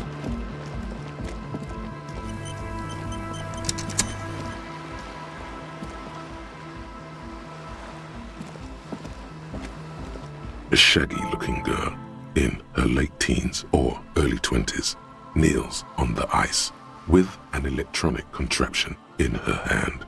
Hearing you approach, she looks up. Oh. Hello there. She must be Estelle, the last of the speed freaks posse. Child, it's freezing. Where's your hat? Huh? Maybe she didn't hear you. A little louder. I said you should have a hat on. So should you. I don't have to do anything. I'm the law. I should and I do. Point at your hat. Oh. I didn't notice that. No, that's all cleared up. I have some questions. Sorry, man. My mind was elsewhere. Shoot. The others told me you went inside the church. What'd you see? Oh, that. You're not going to believe me. There's no point in me telling you. She's less prone to blurt it out, crab man, than the others. We'll see. Go ahead and tell me. Okay. I went in and I saw a woman next to one of those machines there. Noid calls it a mainframe. She was dressed like someone who's been raised by their grandmother, you know, strange old clothes. Had this absent expression, didn't say anything, just stood still. Go on. And then, you know, right behind her, a man crawled down the wall. Upside down like a crab, down the church wall. I think the woman didn't even know he was there. He was completely silent. He stopped right before he got to the floor, then just hung there like that, looking at me.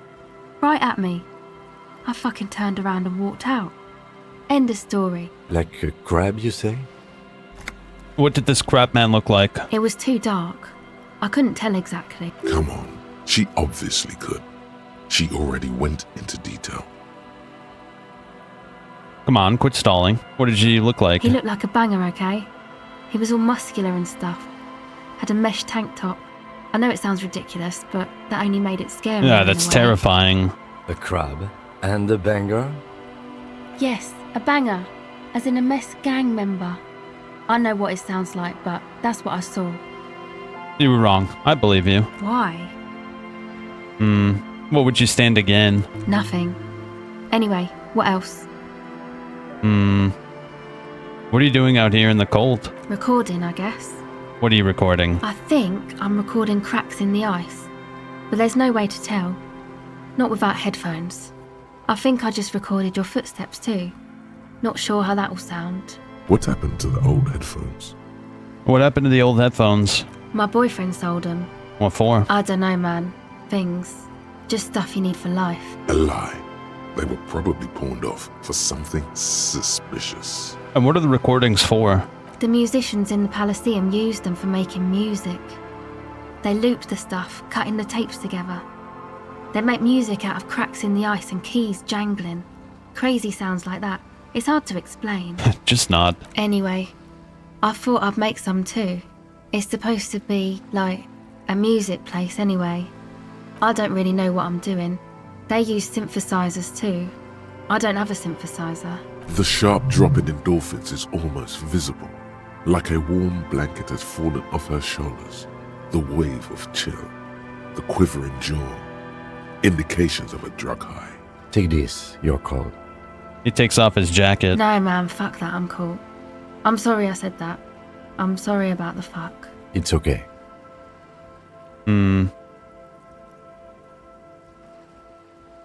Give her your hat. You need this more than I do. Thanks.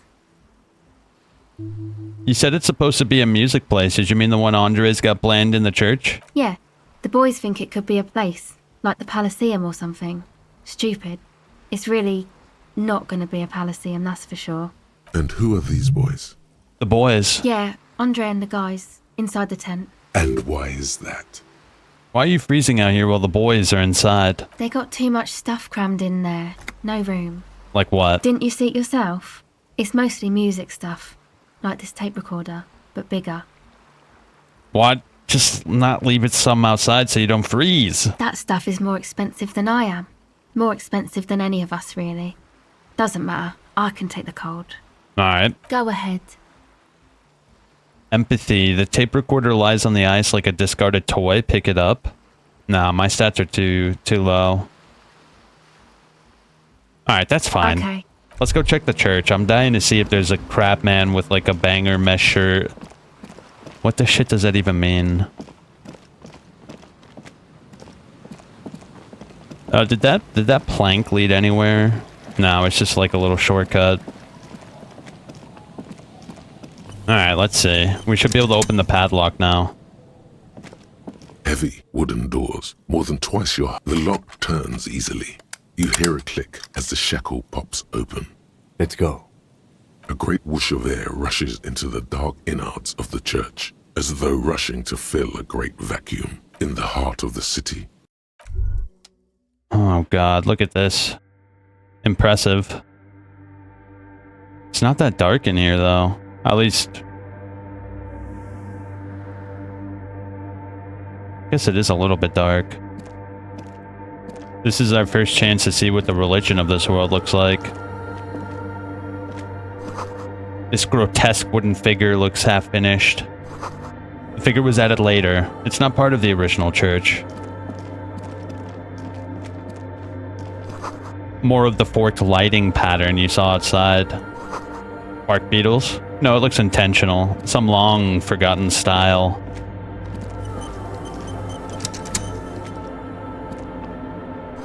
The blackboard is filled with complex equations. Something to do with radio frequencies. The bowl is filled with water, and a live wire runs directly into it. The silence in this part of the church, it's almost palpable. All the shifting matter and shuffling of living things is gone. Nothing seems to exist beyond the church anymore. Maybe if you were to stand in just the right spot, even your footsteps would be completely silent. Wait, I think I hear something. And then it's gone. Almost all of it. But for the faintest of hums, it seems the sound here is detached from its source somehow, if not blotted out outright. Truly unusual. You can hardly hear your own breathing. Stomp your feet. You produce a few muffled thumps, after which the silence feels even more total, somehow. Yell. Your voice is barely audible. Not a howl, but the softest of whimpers. Turn to Kim. What's happening? The lieutenant points to his ears and shakes his head. Then he leans closer. Can you hear anything? Nothing. It's extraordinary. I've never experienced anything like this. I wonder why the church was built with such strange acoustics. Maybe the church was designed this way to prevent boisterous activity, singing and dancing on its premises. Maybe they wanted to discourage singing and dancing. Could be. He doesn't seem entirely convinced, though. Look up into the bell tower. The orderly rows of ceiling panels become barely visible, then disappear completely in the darkness of the tower overhead.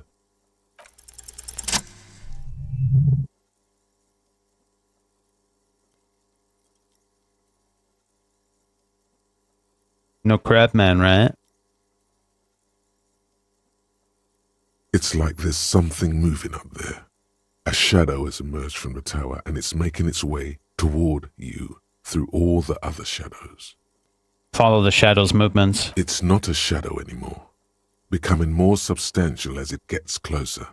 The shape of an animal descends. Officer, is there something up there? The lieutenant follows your gaze. Oh no, you've lost sight of it. Where did it go? On the ceiling. Yes, the darkness makes the ceiling feel infinitely far away. Blink. Oh, look. You see something hanging from the rafters, looking straight at you with dark eyes. Maybe it's possible to talk to it.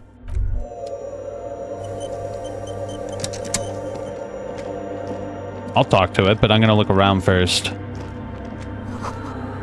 Frost has drawn flowers on the glass. Oh, a scarf. A figure drawn in the frost of the window depicting a deer.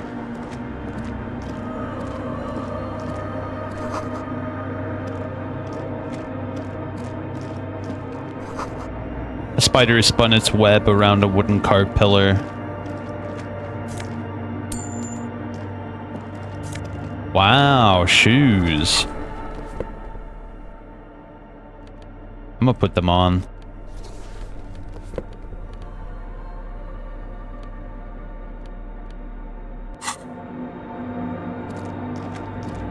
What's all this? A portable Harman wow sheet tape recorder. Is it possible it's recording something? Someone siphoning electrical currents from the outside into this antenna.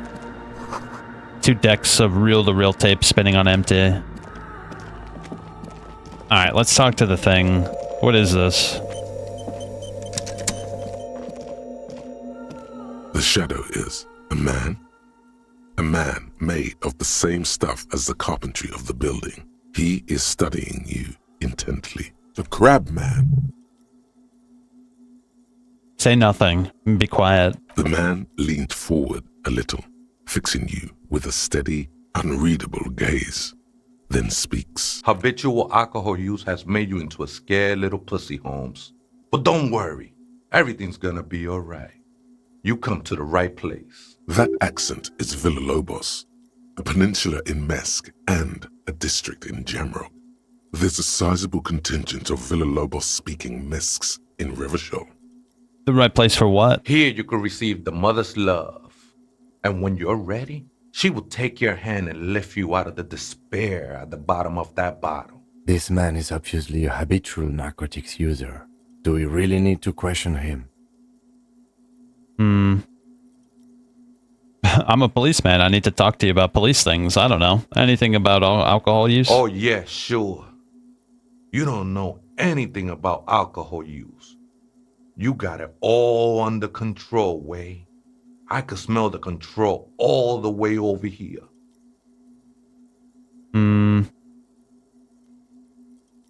I'm struggling, but you don't need to lecture me. I know what I need to do. Not all of it. I was like you once. You don't know all the havoc Albino is wreaking on your mind and your spirit. Necesita parar, homie. You know, actually, since we're here, you may want to pay attention to what the ceiling climber is saying. For some reason, I feel like you have a point. Don't trust me. Trust the mother. I'm only the messenger, Holmes. This is the Church of the Mother of Silence. You are welcome here. You have no idea what the fuck he's talking about. Is he just trying to throw you off your game? Whatever it is, he's quite confident about it. Just look how gracefully he sways. 'Tis not an act, my liege. Save him perchance, he hath deceived his very self. This man is a zealot. Some ravers want to turn this place into a nightclub. The ones in the tent outside, right? I see him. Think they scared of me. So what do you think about the nightclub, that is? Why not? They wouldn't bother me none. I'm usually way up there, imbibing. Ain't no music on earth that can reach where I go. Might even be nice to have some company. Do you know where the other spooker is? Other spooker? Oh, esa viejita es muy estudiosa.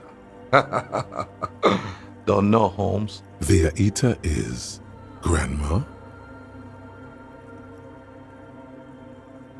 I'll see if I can find her. Wait, so there is another person living in the church? No.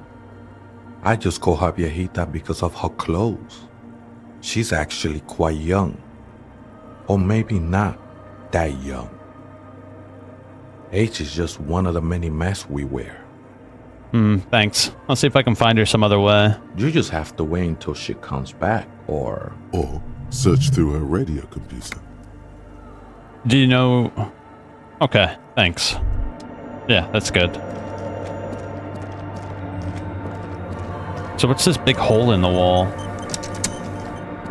In white, silver, and apricot faience, the young mother of humanism stands above you. A crack runs across her body. She is impossibly tall, oval-faced and sad.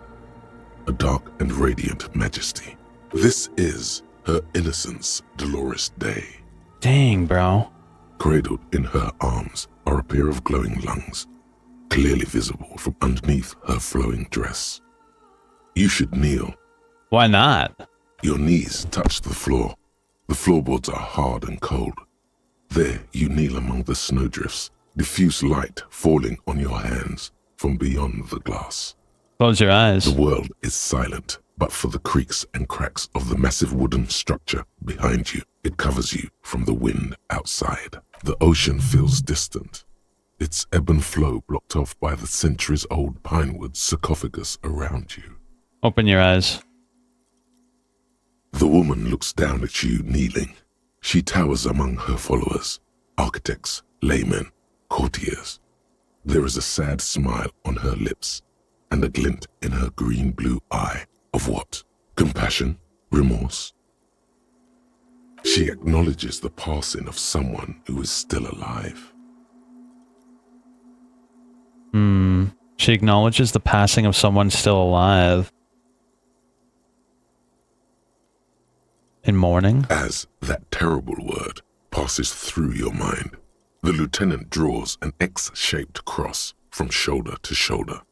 Do the same as you get up. Your fingertips touch your chest 4 times. Then you rise from your knees into the apricot-colored light of the window.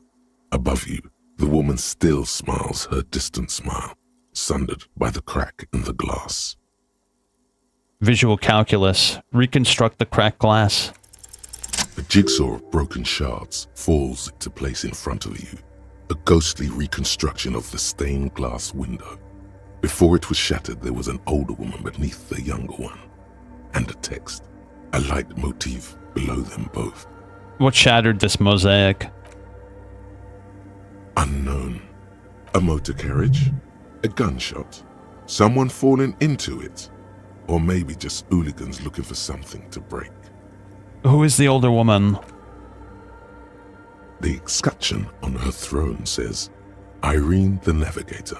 She is depicted as an older woman wearing thick-rimmed eyeglasses, holding a golden rights apfel in one hand and a scepter in the other. This is the queen her innocence day advised. Above, she herself is whole. Small figures of wise men, common men, worshippers walk up the stairs to stand at her feet.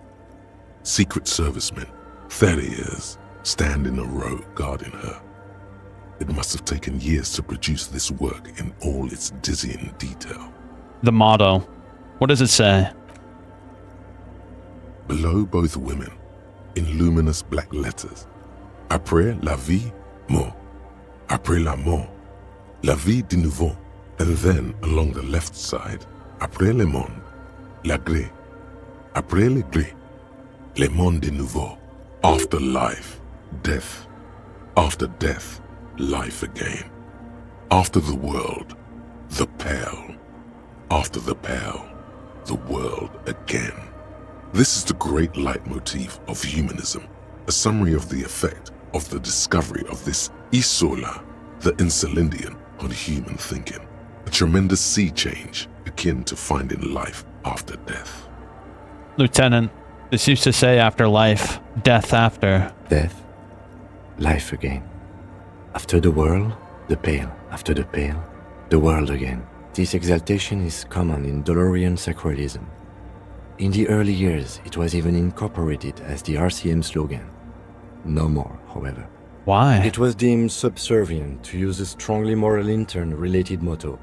We already suspected of bootlicking. The sentence was also seen as too feminine. It was a macho thing.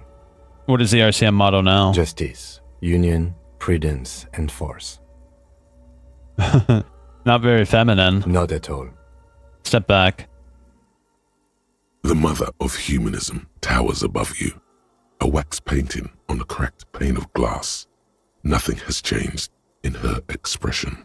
How did I know this is the mother of humanism? Despite the damage you've done to yourself, the title appears lodged in your hippocampus.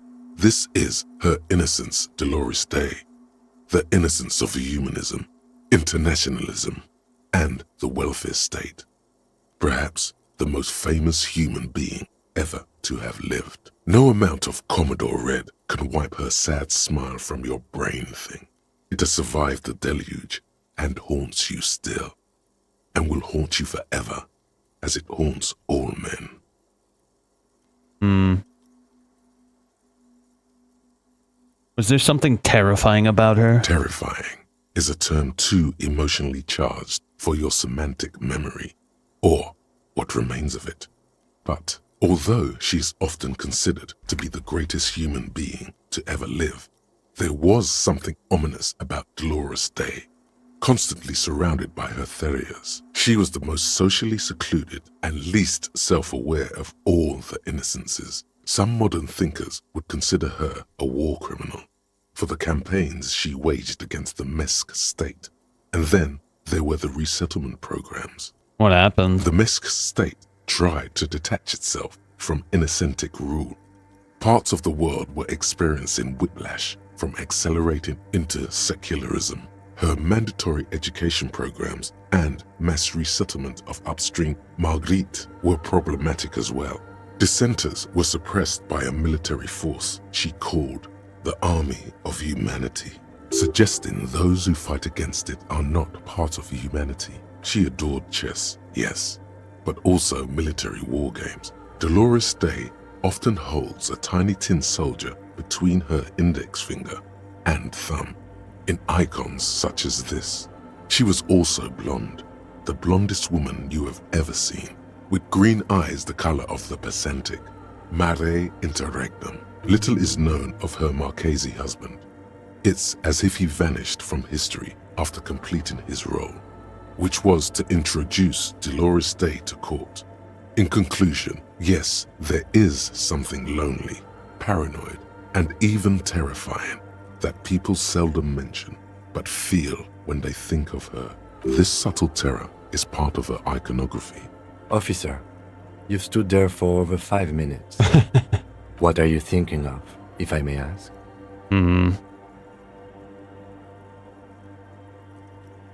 War criminal.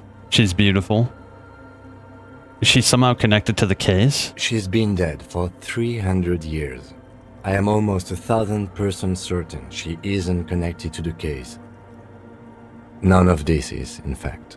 This church, the coast, this isn't a good place to get lost in. Turn away. The mother of human. Alright, there you go. Huge lore dump The there. machine stands in the corner, watched over by the figures on the stained glass window. It's turned on and quivering with soft electricity. Another radio computer. And this time it's already turned on. We should leave. I doubt this place bears any connection to the case. Let me investigate it. You see fluorescent play and print buttons on the keyboard. A hatch connected to the central compartment is wide open. The lieutenant says nothing. You see the machine's glowing frame reflected back from his diamond-shaped glasses. You're free to proceed. Look inside. Behind the hatch sits a cube-like crisscross of filaments, smoldering in the dark like fireflies. Silver tape on the side says, in black marker, log, February to March. Another filament memory. Press play to talk with the repeater. Print. Nothing happens. Play. The speaker comes to life. Static seeps through the machine's planar magnetic driver. An old lady greets you. Her voice sounds 100 years old.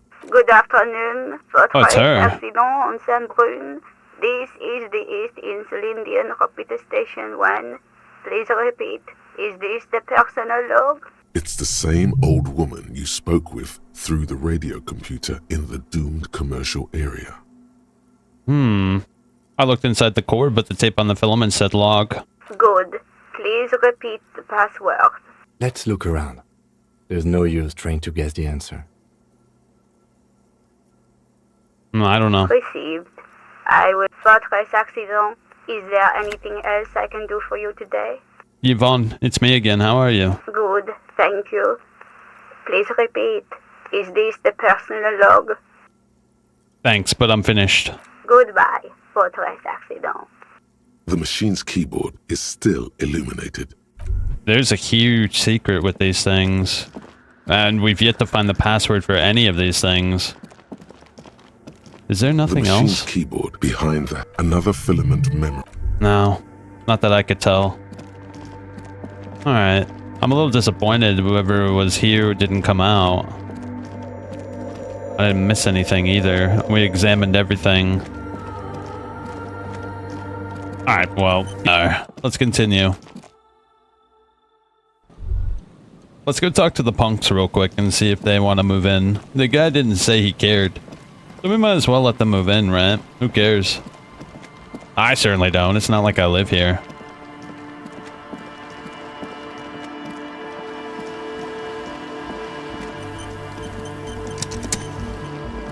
I can hear their techno. Hi again. So, how are things going? Yeah, I checked it out. And? What happened?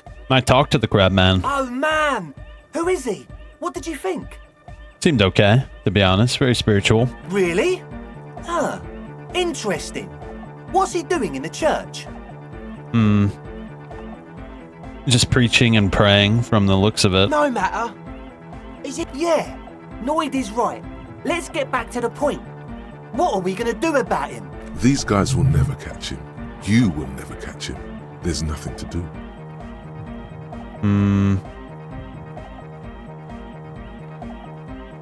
Actually, he told me he wouldn't mind the nightclub at all. I don't know, man. Doesn't it feel like a major hindrance to you? A spooky guy climbing around when all the guests are trying to have nice friendly hyper time. Stupid guy climbing around. Don't worry. I don't think he really gives a damn about you or anyone else. I guess it's not a massive problem, now that I think of it. Everyone is welcome to dance till the morning light. Maybe. I guess we'll figure something out. Okay, but what about the other spooker? The one in Grandma's clothes? Did you see her? I didn't see the other spooker, just some machines. But she's in there somewhere. Has to be. Have you tried investigating the machines? Anyway, do let us know if you see her. You mentioned some kind of Ecclesiastes. Nah. I'll just if you like... don't know what the founding party is, there might be a way to mask it with minor demagoguery. Come to think of it, I've never really looked them up, you know. And they have root. Yeah, I don't care about this. Yep. For my Insulindian posse. Oh yeah, he's coming around. You're getting it. What is going on? Yeah, do it for. I didn't. The one you feel like you. As always. All right. Yeah. I think they're talking about the old woman, right? I guess we have to use a password in order for it to work. To your right, a white-bellied cormorant eyes you suspiciously. Ah, okay, the little bird there, you see it? Yeah, I think we need the password in order to do anything there. Wait, do I have any skill points? No, not yet. Well, I think that's everything, bro. Oh, this should be far enough, right? Can I forge? Hold up, let me save. Yeah, can I forge the signature? You take the legal documents out of the envelope. A 12 to 40... Everard's people could be watching me here still? Is that a bug, bro? Let me go in the church. Maybe nobody cares in the church.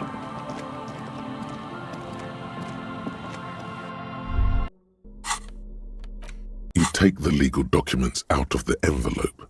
A 12 to 40 month construction period. Alright, I'm looking this shit up, bro. Where the shit could I possibly go?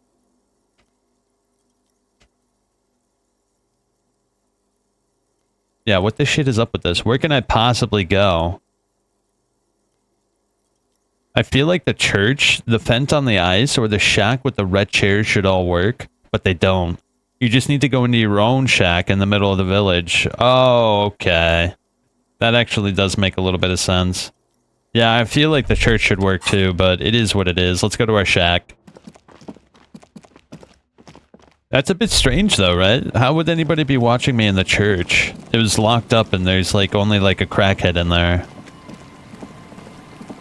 Oh yeah, let me take this flashlight off. Enough of the flashlight shit.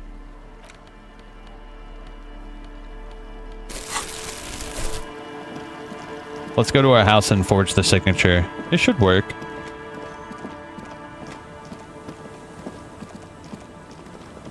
Oh, does she have anything new to say? We talked to her kids. Do you think it matters at all? Aye, the sea's gonna calm down soon. I can feel it. The wind is turning southeast. What's on your mind, officer? That's my motor carriage in the sea, by the way. Oh. That's good to know, I guess. It was an accident. Why is it in the sea?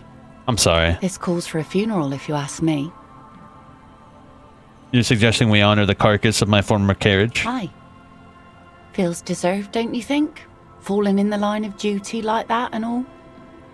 What an odd thought. Maybe I should. Why odd? Our things are a part of our life world. They're made with our human sweat and they share human history. We should care about them as we care about humans. To some extent, at least. Life world? Someone's been reading up on last century Gotwaldian philosophers. Play it cool now. Alright, I'm in. But organizing a funeral takes a lot of time and effort, doesn't it? Oh yeah? You won't even be able to get it out of the water before early June. And where are you going to bury it? Who to invite? What music to play at the wake? Take it from someone who's been through a few funerals. It's easiest to just leave them there and let nature take care of it. That's all we have time for right now anyway. Come back here in June and see how you feel about it then. It's not like it's going anywhere. Okay. Let's focus on the things we can do, right? Absolutely. Things like what, for example? That's fine, that's fine. Let me go see if I can forge the signature. I really don't want to give her the envelope to that shitty union guy. I feel like that would cause issues. She seems very nice. I don't wanna screw her. Right? She's too nice to let some sleazy, sweaty, nasty asshole do something to her, right? You take the legal documents out of the envelope. A 12 to 40. The pen is shaking in your... Nope. We're passing this. That's my main stat. Anything involving my main stat, I am passing. You take the legal documents out. With a confident flourish, you complete your forgery. What do you see on the signature line? 2 names, Isabel Sadie and Lillian Carter. Indeed, they look distinctly different and very convincing. These might as well be their actual signatures, but they're not. And the document will be nullified if they dispute it. That means Everard will have to start over. All you need to do now is mail the signatures to Everard's accountant in La Delta. There was a mail delivery box in the plaza. Yep, I'm not messing with them. Sorry, but not sorry. Maybe if he looked a little less sleazy, I might be a little more down to help him, but he's just so sleazy, bro. Oh, we got my badge now, too. And we should be able to get a beat on my gun now that we've done this envelope business. Sounds of life in the north. A washboard scrubs filth from fabric.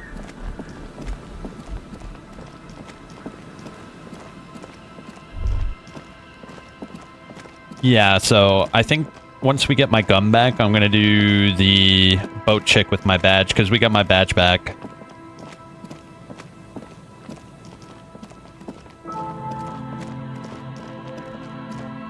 Oh, how do we fast travel, by the way? They said we could fast travel, right? How does fast travel work? Oh, maybe I drive the car, right? That would make sense, at least. Yeah, let me go check that out.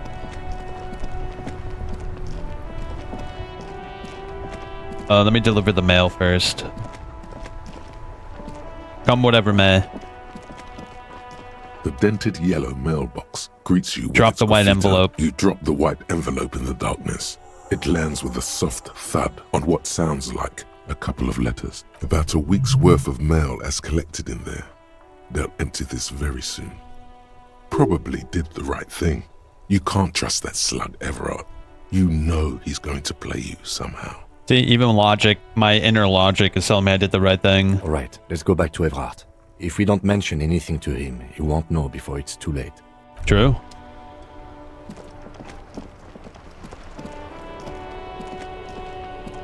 So, can I fast travel with this? Inside, you see a set of steering levers, a radio microphone, a pull-out toolbox, and as you tap... No, that's enough fun with the foldable headlights. I know they are mesmerizing. This is Precinct 57. How may I assist you? Alice, connect me to the 41st again. Just a moment. 10-4, come in, officer. Over. I'm happy to report that I found my badge jewels. 10-4, sir, glad to hear that. I'll write down that there is no need to issue a new one to you then. Over. Alright, and call. Roger that, 10-10, over and out. This is Precinct 57. How may I assist you? I need you to connect me to a civilian, a Sylvie. She may have reported a murder. Of course. What is the number, officer? Kim, didn't Gart give you Sylvie's number? Oh wait, no. Officer? Forget that. You connect me to the Jamrock Public Library. Hold on, officer. I've got Central Jamrock Public Library on the line, and I've already introduced you to the librarian. Connecting the call in 2, 1. Yes, this is Central Jamrock Public Library here. How can I help you, officer? I'm looking for any information that you can provide on Billy Majan, a reader. Billy Majan, you said. Give me a moment, I'll have to check our database. Yes, hello, are you still there? I found Billy Majan's home address, is that alright? No phone number, unfortunately. They're too poor to have a phone line. Yes, that's fine. Here we go, sir. Rue de Saint-Ghislain, 33B, apartment number 20. It's in Martinez, I believe. Capeside Apartments, it says. That's all. That's where the smoker on the balcony lives, isn't it? Do you have any other information on him? It says here that they returned their last book just a few days ago, but I wasn't at work that day. Do you know someone who has? Marie? Marie? Do you remember a reader named Billy Majan? They returned a Tybalt book the other day. Maurice, what? A woman yells. Then, yes, okay.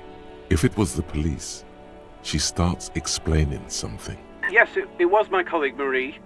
She said that it was Billy's husband who returned the book. He also asked for this new sci-fi release, Lowe's Radio City 87, but we don't have it yet. Good. You have a name now.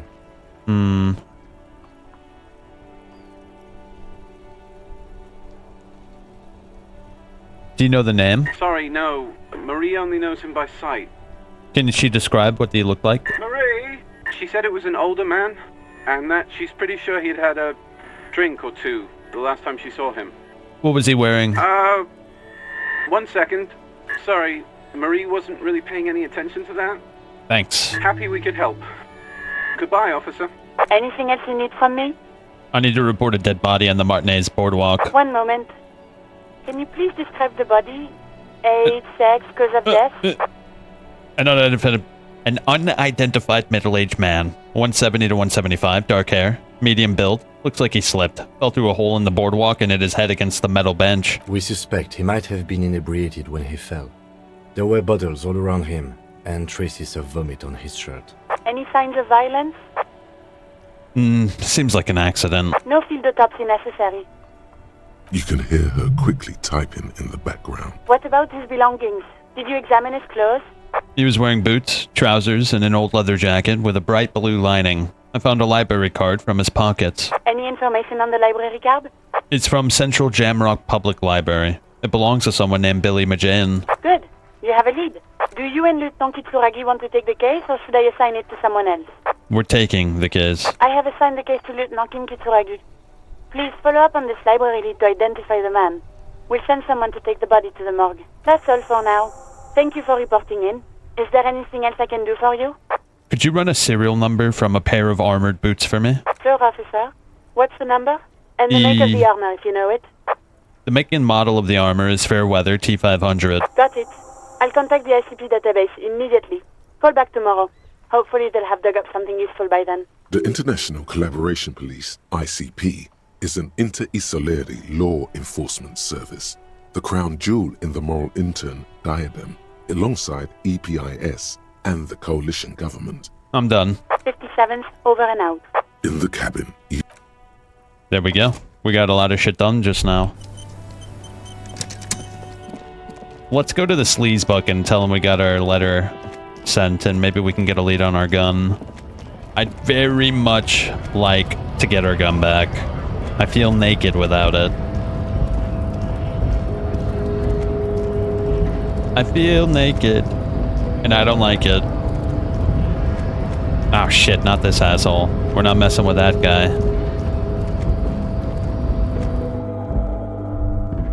Yeah, let's go. Take the best way over. Dude, I'm not looking forward to dealing with this guy again. Hopefully this time we can actually get a little bit of juice out of him. My composure is a lot higher too, so maybe our composure will help.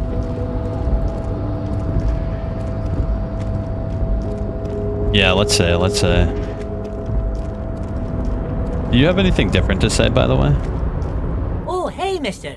I knew you'd be back to talk with old... Sure, mister. Absolutely. I'm always... No, nothing.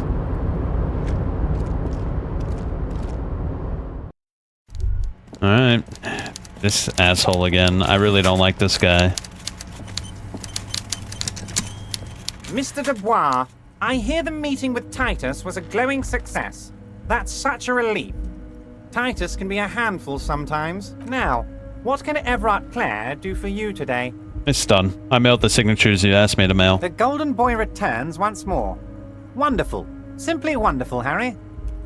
My friend, the mailman, confirms the letter is on its way. You've done a great thing today.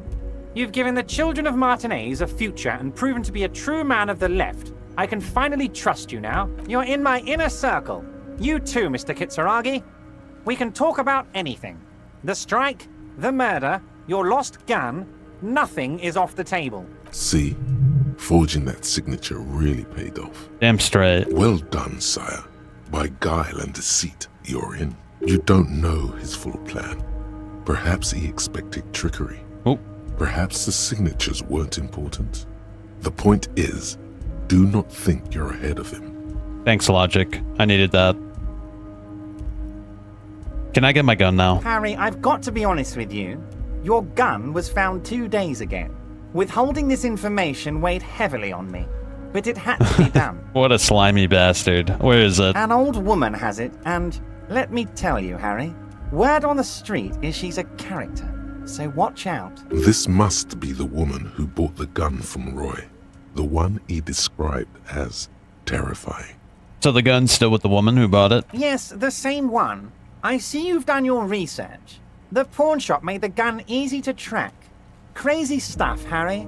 Selling your gun like that? The neighbors of this old woman contacted my men because they trust me and the Debarders Union. Apparently, she was waving it around at the entrance to her building. Can you set up a meeting? I already have. Tonight, starting 10 o'clock, near the old fish market on the coast. The one on the boardwalk, a little past the fishing village. Be careful, Harry. I would never set you up for anything dangerous, but you did ask for this. Now, back to the fun stuff. More fun stuff. Seems like we already have fun stuff to do. Did you order the Hackman killed? I did not, Harry. Although I am very, very glad he's dead. What do you gain from him being dead? Why, a war, of course. And what do you have to gain from a war? Victory, Mr. Kitsuragi. I have victory to gain. We are going to start a war with the Wild Pines group and win before they even realize there is a war. They're trained military people. Aren't you afraid for your men? Harry, we outnumber them 1,500 to 1. And that's just Martinez. With all the unions in Revachol, and with public opinion on our side, we can hold off 2 men. Or 15 men. Or even 50 men. The more they send, the worse it's going to look for them. They made a huge mistake hiring those guys. No one likes foreign mercenaries. The leftists hate them, the fascists hate them, even the moralists think they're in bad taste. How is this connected to the strike? Harry, there is no strike, only war. Class war. Or, in business terms, a dawn raid. Or wait. Is that when you still pay them something? Because we won't do that. We're not going to give nothing. We're going to take Terminal B away from them. The roads, the gates, the containers, that big crane, even the damn coffee maker. We're going to take all of it for the people, and fuck Wild Pines. The word fuck rings like a gunshot from his mouth. He doesn't swear often. So that's why you haven't let Joyce in? Yes. It's also why I let that midget Gaumont go. He's too nice. I can't put him through this. Plus, he knows how to get in here.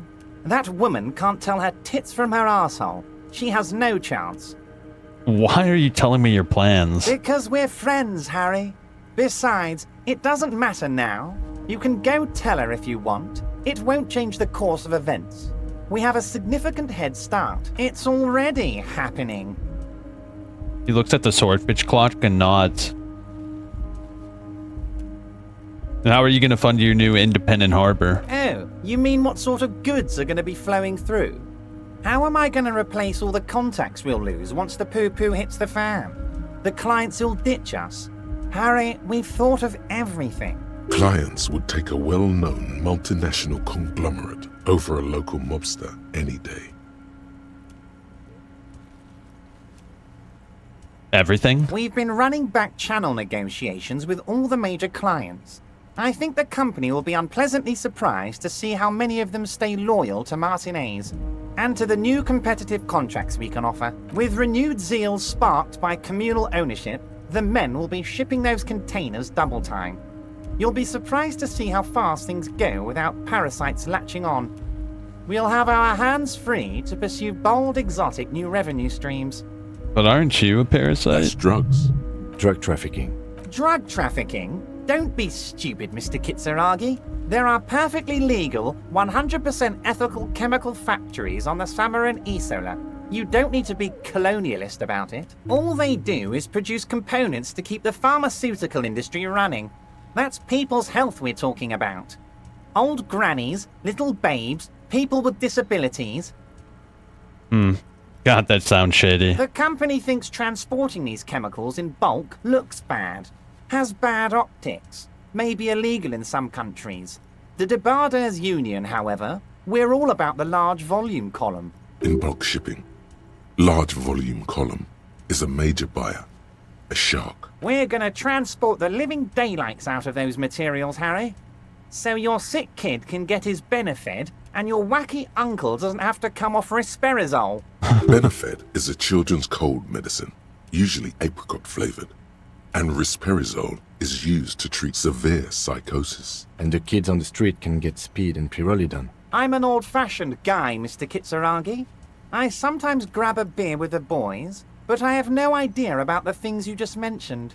But if I were to supply ingredients for some sort of rainbow party, I would make sure the Union took a fantastic share. And I'd keep that stuff far away from Martinez. Yeah, okay. He's basically admitting to it. Interesting stuff. I just want to solve the murder, okay? You know why you're such a good detective, Harry? You don't get sidetracked. You care about the people you're supposed to protect, not some systems that may or may not be unethical. Anyway, let's not focus on the sensationalism of the drug trade. This hypothetical drug trade is all anyone ever seems to be interested in. It would only be a small part of the harbour's turnover, just like the harbour is, but a small part of Martinez. Go on. Let's look at the big picture. Martinez as a whole. There are little girls out there with dreams of making music. Young mothers who want to start businesses. Models who want to walk catwalks and steel welders who want to weld steel. I'm gonna unite them all into one economic body. We're gonna incorporate this place to Kingdom Come. Everyone's gonna be in on the wealth, and everyone's gonna pull their weight. This can be like a nice big corporation. Honestly, it's not my place to judge or express an opinion. Yeah, because, like, what am I gonna do? He's not gonna listen to anything. Who cares? Harry, the length you're willing to go to keep your nose clean is remarkable. You will always have a warm bed in Mr. Clare's household, my friend, and a special place in the future of Martinez.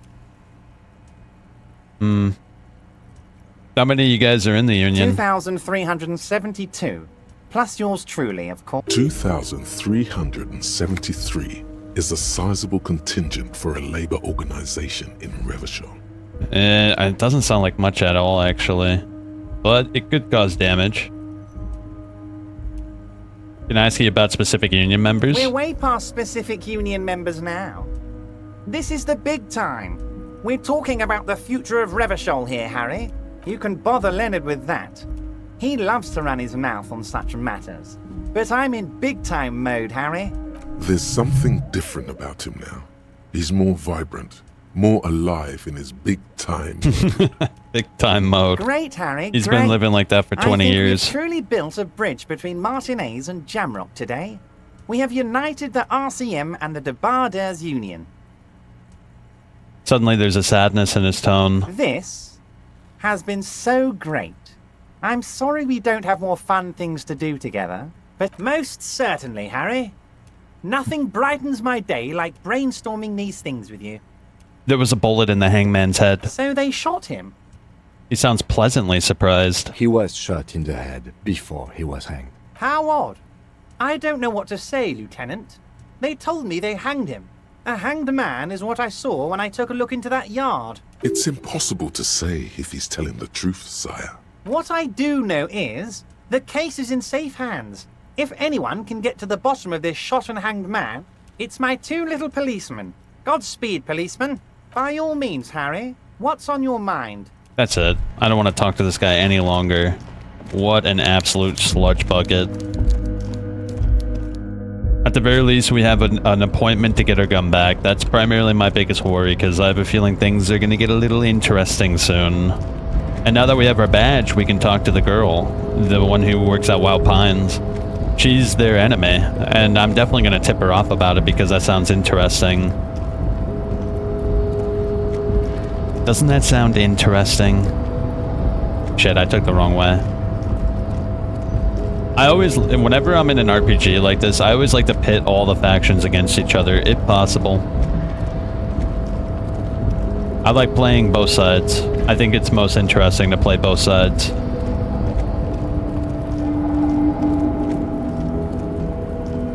Oh, shit, up here. 2,000 though, that's not a lot. If they sent to like a contingent, I don't know. I don't really know the specifics of this world. I don't know. If like well, they don't even have a government. Golly, this place is so liberal, it hurts. It hurts my skull. Technically, we're not even police. We're like an organized militia in some way. We don't have any of the powers a proper police force should have.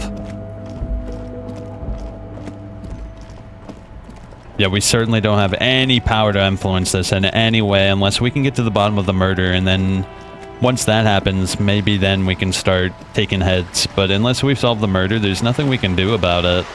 Because they want to have the whole, what was it, eight people take the fall together, and when 8 people take the fall together, then it's hard to pin that on any one person, so it's a tactic to get less severity in the law. Alright, here we go. You're back. Good. What can I help you with? Show her your badge. I found my badge, by the way. By love, you did. She inspects the piece of blue plastic in her eyes, scanning from left to right. Fast, observantly, like an electronic printer. She is memorizing your badge number. Pleased to meet you, Lieutenant W. Freighter Dubois. I am glad to see a man of high qualification. The situation is precarious. What can I help you with, Lieutenant Freighter? Okay. How about you share your information on the lynching, now that you've seen his badge? The goalposts have moved, Lieutenant. In the absence of the badge, I have informed my employer there will be a probe. I cannot rescind that promise. To my knowledge, the drivers are still at the roundabout. I will tell you everything I know when you've finished with them. This is your plan? My plan is to share information. The only way to do that now is by telling my employers you've kept your end, which I hope you will, because let me tell you, we are in dire Yes, you are. Meaning, the information she has will raise the stakes in this game. Ooh. The sooner the probe is finished, the sooner I can share crucial information with you. Now, is there anything I can do for you in the meanwhile? Tell me about the alleged drug trafficking. It's quite straightforward. Someone is using Terminal B to smuggle raw ingredients from the Samaran Isola into Revachol with the Union's blessing. Wild Pines has suspected it for years. Ingredients for what, ma'am? Meth and dextroamphetamine, GBL, and various synthetic psychedelics. Honestly, it might be quicker to say what you can't make from the stuff. Let me get this straight. The materials come from Samara to Revachol through the terminal? Yes. After they clear the terminal, we lose track. The actual production is taking place at various sites in and around Jamrock Quarter, north of here. Wild Pine seems to be well apprised of the local drug trade, ma'am. Do you mean to say the Union also produces the product? Sells drugs, I mean? I mean, he just told us, Kim. Come on. We're in logistics. It's our business to know. And no.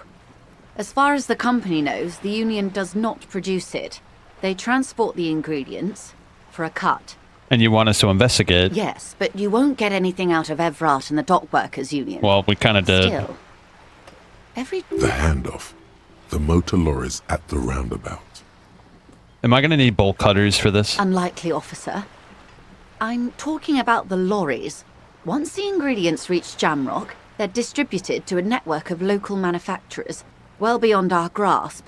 But in transit, they may be vulnerable.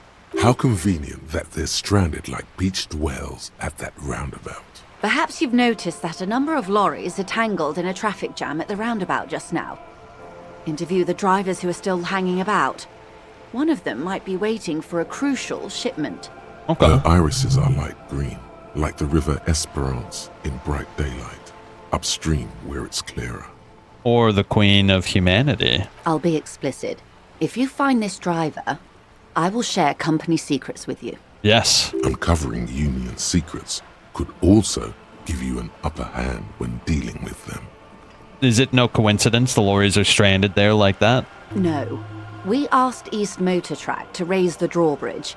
The road company is a partner of one of our subsidiaries. However, this is a limited time opportunity. Once the complaint has been processed by the Trade Committee, they'll have no choice but to lower the drawbridge, and the operation will continue. Thousands of litres of raw ingredients will pour onto the streets of Revachol. Not the east across the river, but the west, the vulnerable. the weary. Well, at least this solves one mystery. Yeah. What is that, Lieutenant? Why I had to call East Motortract and beg them to open a drawbridge for me. I'd wondered since I first drove in, on my motor carriage. I am sorry for the inconvenience, Lieutenant Kisaragi, but we need them trapped here. This is a unique opportunity. I'm sure you understand. We already have some suspicions that one of the drivers was present at the lynching. The two might even be connected. Or not. Though, if you have evidence to the contrary, I'm eager to hear it. As eager as I am to share it, Lieutenant, once the job is done. What proof do you have the union's involved? How do you think they're financing this strike? There are thousands of unpaid dock workers going strong for the 4th month straight. Well, they're not paying them either. There was a shakedown of local businesses preceding the strike. Many were squeezed to bankruptcy to fund it. And they're not being paid. With all due respect to these desert cacti, the contents of a few cash registers cannot provide for 2,000 men.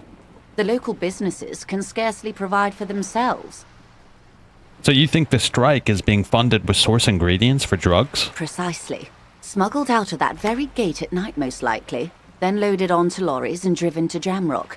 You simply need to find one driver who will open up to you. Why didn't you come to the RCM earlier? We did. On more than one occasion. Apparently, there's some sort of inter-precinct disagreement about whose jurisdiction this area falls under. We know the company has launched its own probe into the union's alleged involvement. We also know it's come up empty. It's not just the RCM. No one's been able to find any hard evidence. Well, here's your chance, officers. Alright, I've made up my mind. Yes? We'll take the case. Excellent. According to my reports, there are at least 3 lorry drivers lingering near the roundabout. Hopefully one of them will know something. Yes. It may come to nothing, or it may just blow the case wide open. I can keep the drawbridge up for a few more days at least. You should have the time you need. In the meantime, let me know if there's any other way I may be of assistance. Do you know something about these tattoos? That's the man who was killed. I'm afraid this is a discussion for once we've cleared the lynching question. Fine. Let's Better return to not it tie later. the 4th day to the backstay on this. I hope there is something else I can help you with. You seem smart. I need someone to give me the lowdown on this reality we're in. This reality? Yes, reality is your side case. An experimental side case. I'm conducting a personal investigation into the world I find myself in. How truly curious. A sort of philosopher-detective. Aren't all. And aren't all detectives philosophers? Naturally. Except the ones who are detectives. My theory is that this inquiry into the nature of reality will ultimately converge with our murder investigation. They really are one and the same. Are they now? A deep synthesis. I'll assist you however I can then. Go ahead. Ask. All right, we're in. I know these all look good, but begin with the first, okay? What the hell? Why is that so hard? Dude, that's really hard. What times are these? These are unimportant times, Detective. You and I were born after the dust had settled. 1,000th of a second too late. Got it. Where are we? We're in Martinez, baby.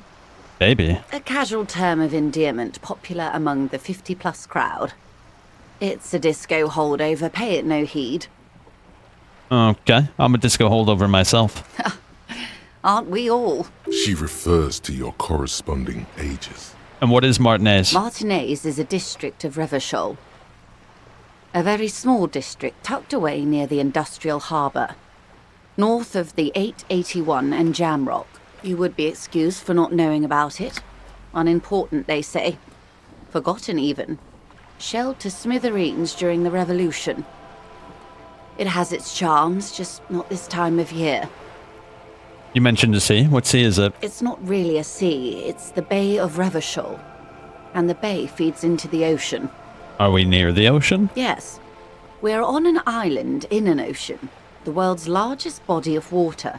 The Insulindic. Known to the early Revacholians as Les Immensités Bleues, the Blue Immensities. Okay. That's Martinez. What's Revachol? Revachol? Revachol is what you call a city. What kind of city? The great kind. What makes it great? History detective. They built this city to resolve history. Our part in it, at least. Our centuries. And why will it resolve history? They say it's where the terrible questions of our time will be answered. The tensions are highest, the fault lines deepest. By that I mean conflicts. Ideological conflicts. The stuff of men. And why here? We are standing on a fertile, self-sufficient island able to sustain up to 200 million people in the middle of the Insulindic Ocean, the world's connective tissue. It's where the money is. So we're on the periphery, basically nobody is. Speak for yourself, officer. I'm well known in certain parts. As to the place, you're right. We are. She points across the water where there are skyscrapers. A collection of tall ghosts behind the water vapor. Light reflecting off their glass windows. 22 kilometers from the center of the world. That soldering iron is the bank of the world building. The bottom floors are Insiacom. Coalition government, Insulindian Mission Command. Look to the sea. Silence. She lowers her hand. The water, the light. It's as though you're seeing it for the first time. Say nothing and observe the large body of water swelling. She observes your eyes scanning the horizon, then breaks the silence, slowly. Was there something else you wanted to know? I remember something about a lowdown. This has been informative. Thank you, ma'am. I'm sure my memory-impaired partner has many more questions to ask, about even more fundamental aspects of reality. Might I suggest not asking them all right now? Ma'am, Messier will be here later too, and tomorrow. Isn't that true, ma'am? Absolutely. My commitment here is long-term. You're right. I'll continue later. It's better not to eat all your candy at once. Indeed. I'm always at your service. What is this? A bird? She tilts her head. Svenicid? A flightless bird of the polar regions? Keep guessing. Some sort of krill hunter? No, wait. You're an ancient ruin. A symbol of hubris and decay. Half submerged in some salty sea. Are you saying I'm ruined? Of course you're not, my dear. I'm just terrible at guessing games. Okay, good of one. Course. And what are Asked you? What I am not is a basic term of reality. There may be a way to get her speaking about herself at some later juncture. Yes, we'll come back later. That's all for now. Glad to have been of assistance. The little that I know. Anything else? What can you tell me about the strike? Everything. Right up to, but not including, trade secrets. Alright, we'll ask I that hope stuff I when can we be of finish the help, of course, task. Yeah, we'll ask her some of those other more interesting questions after the investigation, because she won't tell us anything important. Looks like there was more construction here once, decades ago. Oh, speaking of the devil, we should go visit that apartment building, right? Hold up, let me look at my journal real quick. So, another dead body. Go to Bill Majayan's apartment to deliver the bad news. It's in the apartment buildings in North Martinez. Apartment 20. Alright, apartment 20. You hear someone walking around in... No, that's not it. That's 10. Apartment 20. What was this? That isn't just a five-pointed star. It's an inverted white pentagram cradled in a wreath of antlers. The iconography of communism, in other words. Look out, Kim. There's communists around here. I'll keep my armistice handy, detective. Good one. He doesn't actually reach for his gun. Oh, come on, bro. You gotta be careful. You saw what they did to that man out back. They hung him, but they shot him first, and then they hung him, and then they took his clothes off and left him naked. Okay, it's probably outside, right? Apartment 20. Oh, I think it's up there. Yeah, I think it's up here. Let me see. This door is made of metal. No, that's 28. It might be in the other balcony then. Oh, what about this door? A weathered brown Here it door. is. The number reads 20. Something smells good. Soup alongio. The lieutenant motions to you to go ahead and knock. Hold on, Kim. We should discuss before we move on. What should we expect? You're right. Let's talk this through. He looks at the apartment door and lowers his voice a bit. You hear light footsteps passing by the door and some folk music playing on the radio. We have our first preliminary identification. In all likelihood, the deceased is the husband of Billy Méjean. We need to confirm this, as well as deliver the death notification to Billy herself. Oh, this is gonna suck. Now, delivering a death notification is never an easy task. There's a reason why it's often called the most stressful part of our job. This is why it's usually done in pairs. You got this. I'll be monitoring reactions, ready to act if necessary. Do you have any advice on how to tell her? Dad, just don't say that you know how they feel. You don't. Alright, I think I'm ready. The lieutenant motions towards the door. Hello?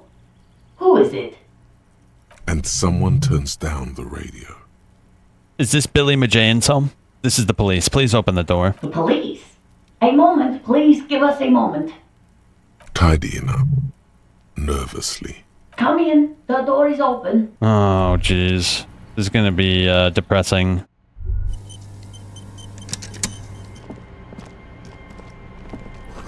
An empty pack of red Astra cigarettes hidden under the bed. Windows covered in old newspaper clippings. Packages of humanitarian aid, macaronis. The same brand of cigarettes you found in the trash next to the deceased. Can't they afford curtains? A chalk-drawn height chart for the children's growth over the years. The clock is ticking away with an odd cheerfulness.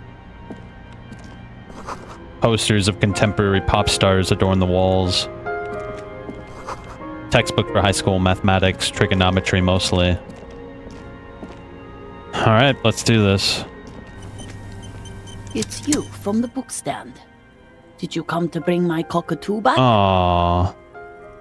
She smiles nervously before the smile vanishes from her face. I don't think I introduced myself properly. I'm Billy. Would you like something to drink?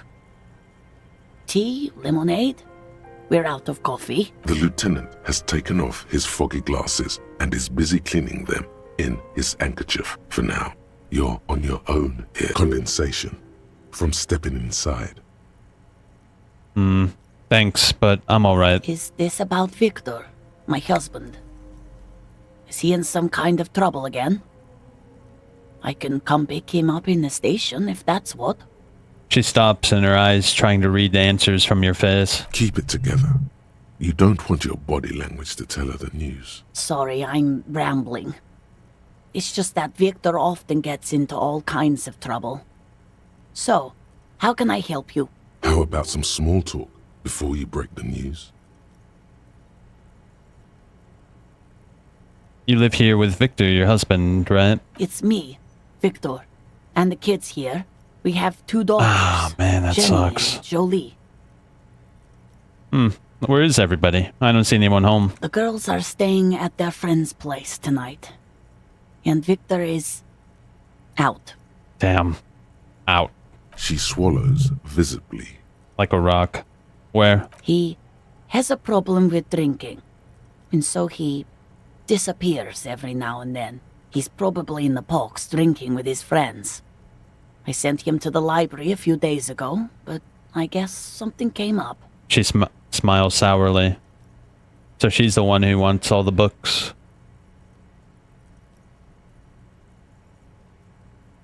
Do you remember what he was wearing when you last saw him? His old leather jacket.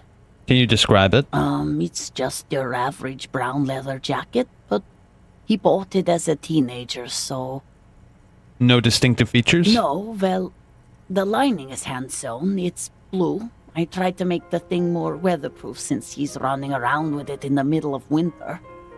What was he supposed to do in the library? Just to return a book of mine. Why? Why all those questions, Detective? Did he... Was it the glinting curve by M. Thibault? Yes. She becomes unsettled as she says that, her forehead scrunching up into a worried expression. There's something I have to tell you. She folds her hands across her chest. Tell her about the dead body. I don't want to. But I have to. I don't want to do this. Slap your cheeks. No. It seems like there's a part of me that refuses to do this. Do what? Officer. Too late. You ruined it. Just say it now. Your husband's dead. Excuse me? What? What did you say? She's in pain. She's in so much pain. And so are you. Your chest is burning. You sense that the lieutenant is ready to say something. Don't let him. Fix this yourself. You did this. Kim, I can handle this. Let me. The lieutenant closes his mouth, but he doesn't look pleased. Just tell me what happened to Victor. He's in a better place now. Where? Did he run away? No, he's dead. Oh. Just dead. Yes, I'm sorry. I just need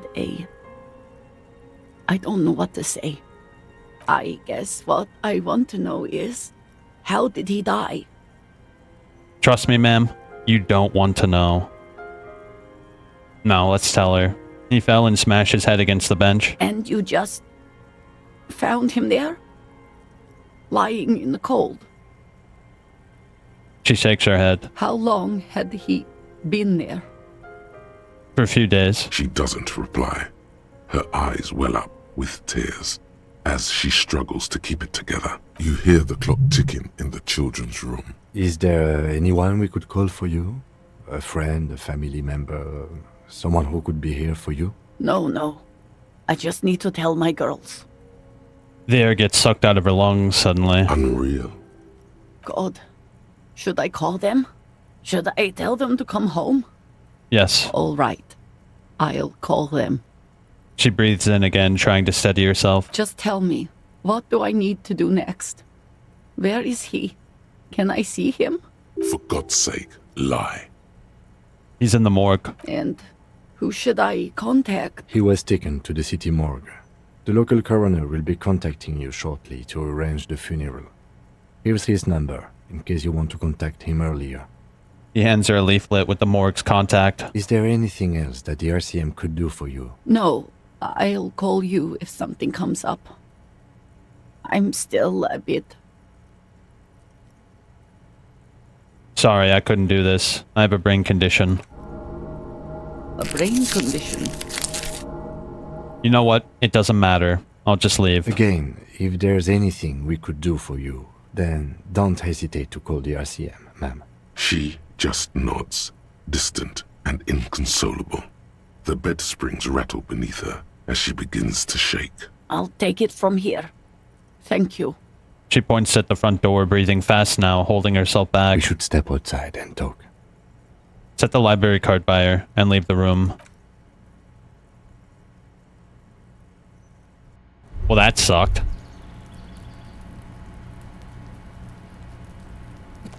So, the death notification. The lieutenant says as soon as he left the apartment. That did not go. Well? No, it didn't. I'm sorry, I know I effed up. It's alright, don't worry about it.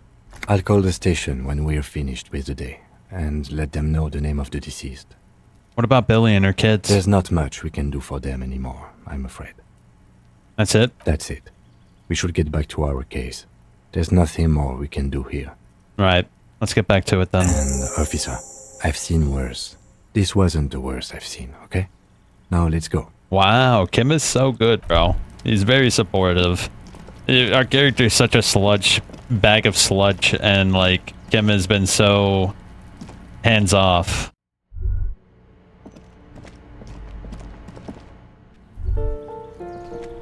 Alright, well, we have a lot of work to do, and apparently I've leveled up. Oh, we have some new thought cabinets. What do we have here? Temporary research bonus. Revachol Special Administrative Region. Insulindian Ocean. Coalition Government. Name after name, and none of them is familiar. They seem real, but something is wrong. You feel like a kid looking at stickers on a fridge. Alright, let me pull up that list again and see what it does. So this is Jamais Vu. Yeah, I had that list pulled up. Let me see if I can open it again to see what it does, because I'd very much like to know what I'm researching into. So this one says plus 1 XP for every orb clicked. All intelligence learning caps raised by 1. So after Harry speaks to Lena about the world of Elysium, she'll suggest talking to someone more educated, who turns out to be Joy Messier. Asking Joyce where they are will grant this thought. Okay. So that's actually kind of good for us.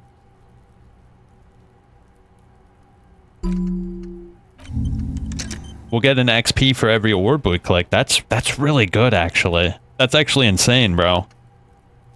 Yeah. Plus 1 XP for every orb clicked, dude. I wish we got that earlier, dude. We missed out on at least 100 XP, which is another full level. Ah, damn. I didn't realize, bro. That sucks. At least we can start now. Just an ordinary wall. Nothing to see here. No, I can't do that. Not yet. Maybe eventually. Alright, let's see if we can get wiggle this information out of the roadblock. Apparently one of them smuggling drugs, and we have to figure out who. And then at 2200, we have to go to the meetup with our gun.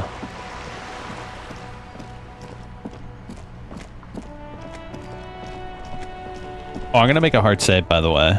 And then a quick save.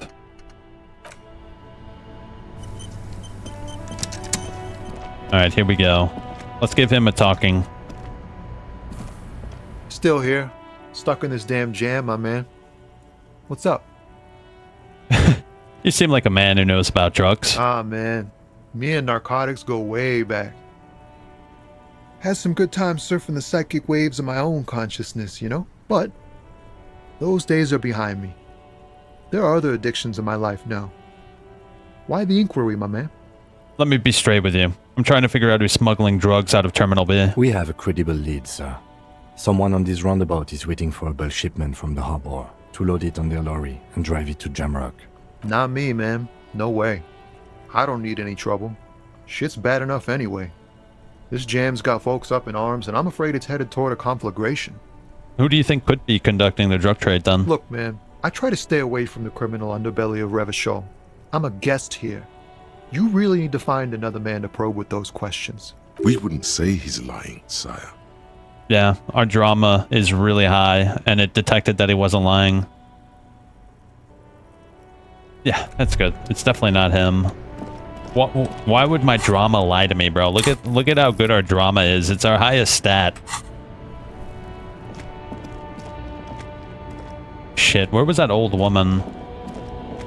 Oh, we gotta go further up. I think it might be that old woman listening to music, but I could be wrong. It could be the other guy. Yeah, it could be this asshole. Let me see. Looking for something? You're a lawyer, right? What's your stance on drugs? Drugs? They're shit, man. I don't let anything pollute my body. He takes a long drag on his cigarette. Why not? You know where that shit comes from? Sarah Miriza, Safre, Ilmara. They take the money from our local junkies here and then use it to outcompete us in the manufacturing sector. They know they can't beat us in a fair fight, so they have to get us to weaken ourselves somehow. It's racial sabotage, racial economic sabotage. Perhaps it's good to agree to get him talking. Yeah, that's true. We should agree, and then it'll open up. Let's bring up the mug again, too. It's our responsibility to keep this poison off the streets of Revachol, right? He eyes you warily, unsure how to respond. This goes on for about 2 seconds. Wait, why, though? Damn. It didn't work. You should have signaled you're a nationalist before. I don't know shit. And if I did, I wouldn't tell you.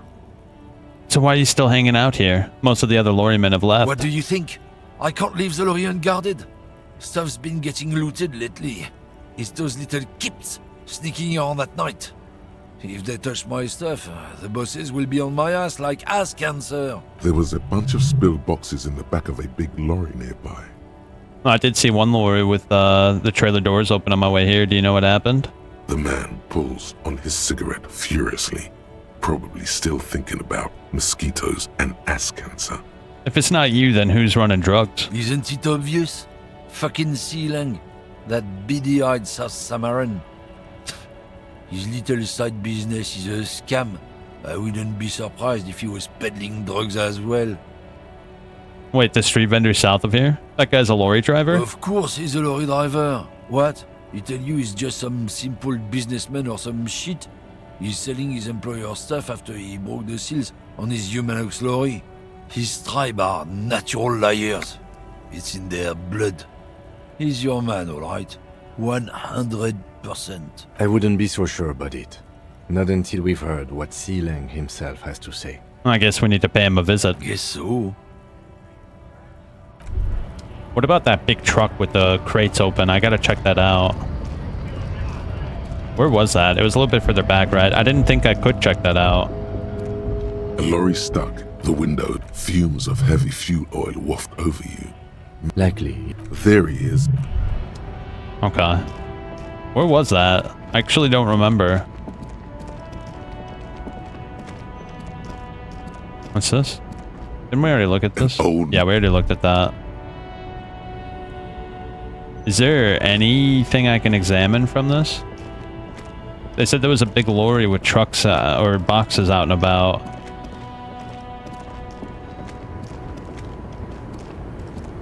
And what about you? The woman still has her eyes fixed on the photograph in her hands, in the background. Snap your fingers. If you want her attention, you may need to be more forceful. Snap your fingers twice. Where am I? Who are you? Are you alright? Never mind. I remember now. I'm still stuck in that traffic jam in the 50s. Where else would you be then? Back in Mefka, during the time of the revolution. The sidewalks and cafes are filled with young people. I was on my way to see a new Boyadero picture starring Gabriel Buenguerro. Until you came along, that is. Who's Gabriel? This is Gabriel Buenguerro. She shows you the photograph in a lavish amber frame. A strikingly handsome man looks straight at you, his head crowned with a wide brim hat. His hair is dark as an oil slick, and his jaw, the most perfectly chiseled thing you've ever seen. He was the biggest star of his day. Girls used to faint in the aisles of cinema whenever he came on the screen. And schoolboys used to memorize all of his lines. In all likelihood, it's a world that's only ever existed in her mind. So you were young in Mesk when you... So I take it you were in Mesk when you were young. Someone was. Are these not your memories? They are someone's memories, boy. What difference does it make if it's me or not? They're beautiful. That is all that matters. Beautiful and true. And they will win. They're coming for this, you know? All of this. All of what? The world? The present? Right. I have some other questions. Why not, Harife? What are you Like hauling? I have anything diamonds. Really? Of course not. But wouldn't it be marvelous if I was? Okay. But what are you really hauling? Whatever stupid things they put in the lorry, I imagine. So you don't know what you're hauling in your own lorry? I quit concerning myself with that a long time ago. Besides, I don't drive the lorry for the cargo, if you know what I mean. And what if the cargo is contraband? Then it's contraband, lawman. What? Do you want to take an old woman in? Be my guest. Lock me away like Bad Hand Hermenegildo.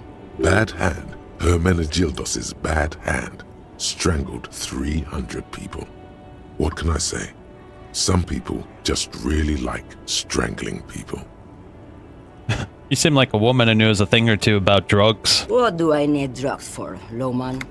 What I see, what I feel, the great adversary, no drugs can compare. That's not what I was getting at. Then what were you getting at? Maybe if she thought you're corrupt. Everett sent me. Place a finger on the side of your nose and tap twice. Who the fuck is Irrat? The union boss? Ah, and what do I care about the union boss? He's no Gabriel. He's no Franco Negro. He's not even Hermenegildo the Hound. Alright, let me put it another way. Are you smuggling drugs through Terminal B? Maybe. Probably not. Makes no difference to me either way. You said earlier you don't know what cargo you're hauling. Just this month, I made half a dozen trips from Saramiriza to Grat on the U41A. What do you think they take from Saramiriza to Grat? Drugs? No, Loman diamonds. If you had to guess, who do you think is smuggling that? Easy.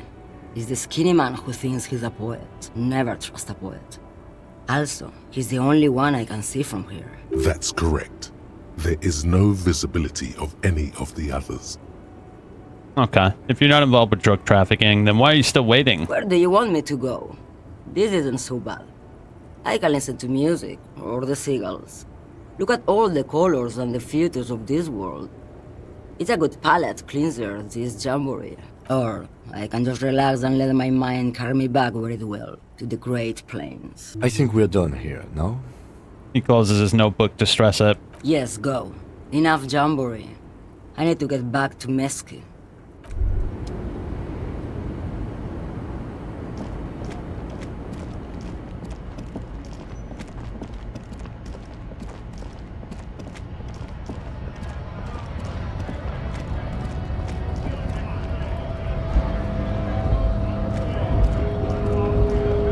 Bastard!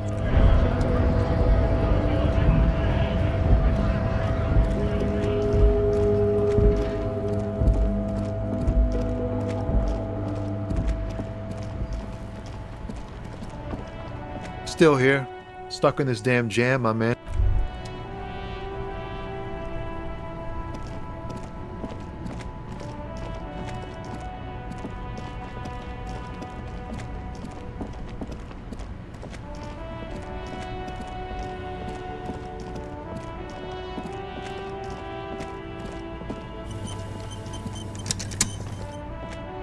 You see a Samaran street vendor surrounded by a motley assemblage of goods. When he realizes you're looking at him, his face breaks into a wide, welcoming grin. The name Sileng is embroidered over his breast pocket. Happy shopping, officer! Everything's cool here. What's so cool? Everything's cool. The goods are cool, the customers are cool, the place is cool. And one more thing, officer, you're very cool. Bang, bang, bang. All right. Index fingers. There's a finger shootout a brewing. Whip him out. Don't shoot, officer. Have we got an arrest here or just a shakedown? Just a shakedown. Good one, officer. You're a funny guy. Now, what can I do for you? Just kidding. I'm really here to shake you down for some answers to official police questions. Then fire away, officer. Persuade him to give you some money? Start with a little compliment, then work your way up from there. We succeeded. This is about business, remember. Hey, you seem like a really successful entrepreneur. Would you like to support a member of the local police force? Oh, okay. But why, officer? Think of it as an investment. An investment? What kind of investment? I'm a policeman. It's an investment in the good relations with RCM. I hear you, officer. What kind of a sum are we talking about here? 5. What? Only a $5? You can't even buy a pack of Royal Extras with that. Let's make this one stick, my friend. Oh, nice. 10. Sounds like a fair deal all around. Corruption. Corruption. Where are you from, Ceiling? Me? It's a boring story, officer. Who cares about the past? I'm all business now. All Revachol. This man probably comes from Seaguy, sometimes known as the Apricot Suzerainty, an archipelago in the Samaran Isola. You're from Apricot Suzerainty, right? Apricot Suzerainty calls to mind an era When the Seaguy archipelago was colonized by Revachol, it's a bit of a slur, in other words. Don't fret, let him answer. That's right, officer. But it's a bad scene for business there. Too many regulations. Extremely bad for an independent local entrepreneur. Hey, why not support this local entrepreneur? You can start by buying a pair of sexy pants or cool sunglasses. Maybe some macaroni? Ooh, only if you got Kabasi. So, Ceiling, what's your stance on drugs? Drugs? I don't go in for that, officer. Drugs ruin lives. Unless you're into drugs, of course. In which case, drugs are excellent. Mwah! Tasty, tasty drugs. I'm super into That's drugs. very cool. A lot of the coolest detectives do drugs. Sadly, I don't have any drugs on sale. Or at my home, or on my person. Sir, it appears to be true. No drugs in sight. Not in the box of sunglasses or under the speakers. Alright, we're looking for a lorry driver who's transporting drugs out of the harbor. He or she is in this traffic jam. That's even cooler. You investigating that and all. But, I am not a lorry driver. I'm just a street vendor. I don't know anything about that. A blatant lie, sire. Yet he tells it with such conviction. We'd believe him if we didn't know better. But you are a lorry man. Another driver has identified you and your lorry. Who said that? It's the fat racist, right? I bet it's him. He has an agenda against me because I'm an immigrant who works harder than he does. He's a hater. So you admit you're a lorry driver? No, I just said I work harder and he's an asshole. He stops to think. Realizing he can't get out of it. Smart man. Okay, maybe I'm a lorry driver too. A little. But that's not the most important thing about me. That's my day job. This is my dream. Ceiling, my source tells me you're the one transporting drugs. No! That's insane. It's the fat hater. He's been eyeing me for a week and he sent you here. Maybe he's the one, huh? Have you thought about that? What do you know about the drug operation? Nothing. I told you. I'm not a dumb guy. I don't get involved with that crowd. And what crowd is that? Crowd? You know, the drug crowd? Yes, the drug crowd. No, he wasn't talking about an abstract crowd. It was that crowd. Let me see. If you don't know, then tell your employer we've been... If you don't know, then I'll tell your employer you've been selling his stuff. There wasn't some drug crowd. You know who they are. Shush, please. There's bad people doing bad things here. That's all I know. Please, don't get me into this mess. I spent 15 years working my way up. Here we go. There's a tiny bit of truth on the table. Zoom in on it. If you don't want to get into this mess, you have to give me a reason to move on. It's a she, okay? The other drivers call her the lady driver. You're better off staying away from her. The way they talk about her, she's no lady. Interesting. Could this driver be connected to the Hardy Boys?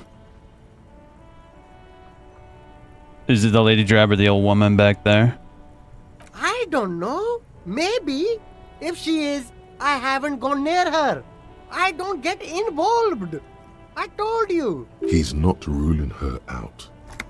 Who are the other drivers who talk? All of them. I don't know. I told you all I know. Are we cool now?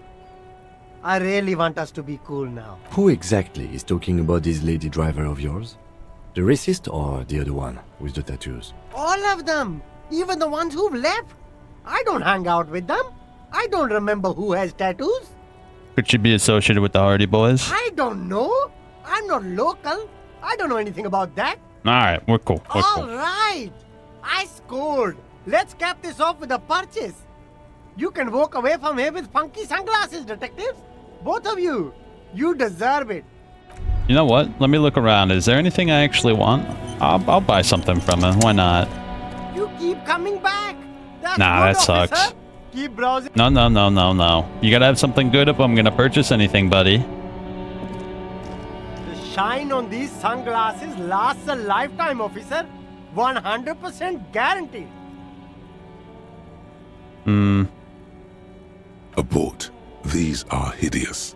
What's more, they don't even fit your face. Damn, officer! You look like a mega secret spy! Very secret! It's going to be very difficult for anyone to take you seriously with these things on your face. No, you are definitely not buying those.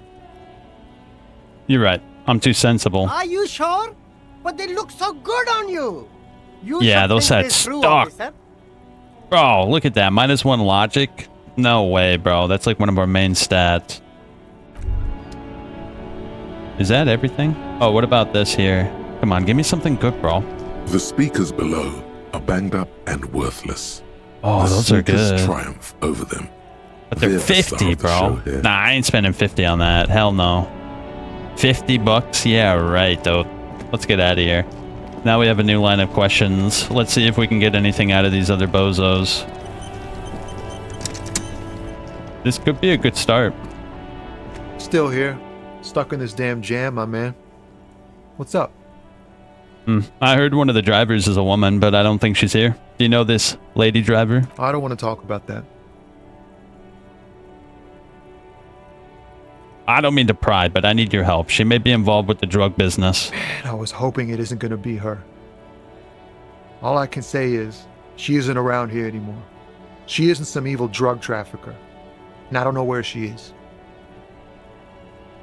I asked you who's conducting the trade. You said you didn't know. And now you're saying you do. I didn't, man. I told you I was hoping it's not her. That she wouldn't be mixed up in it. It's true.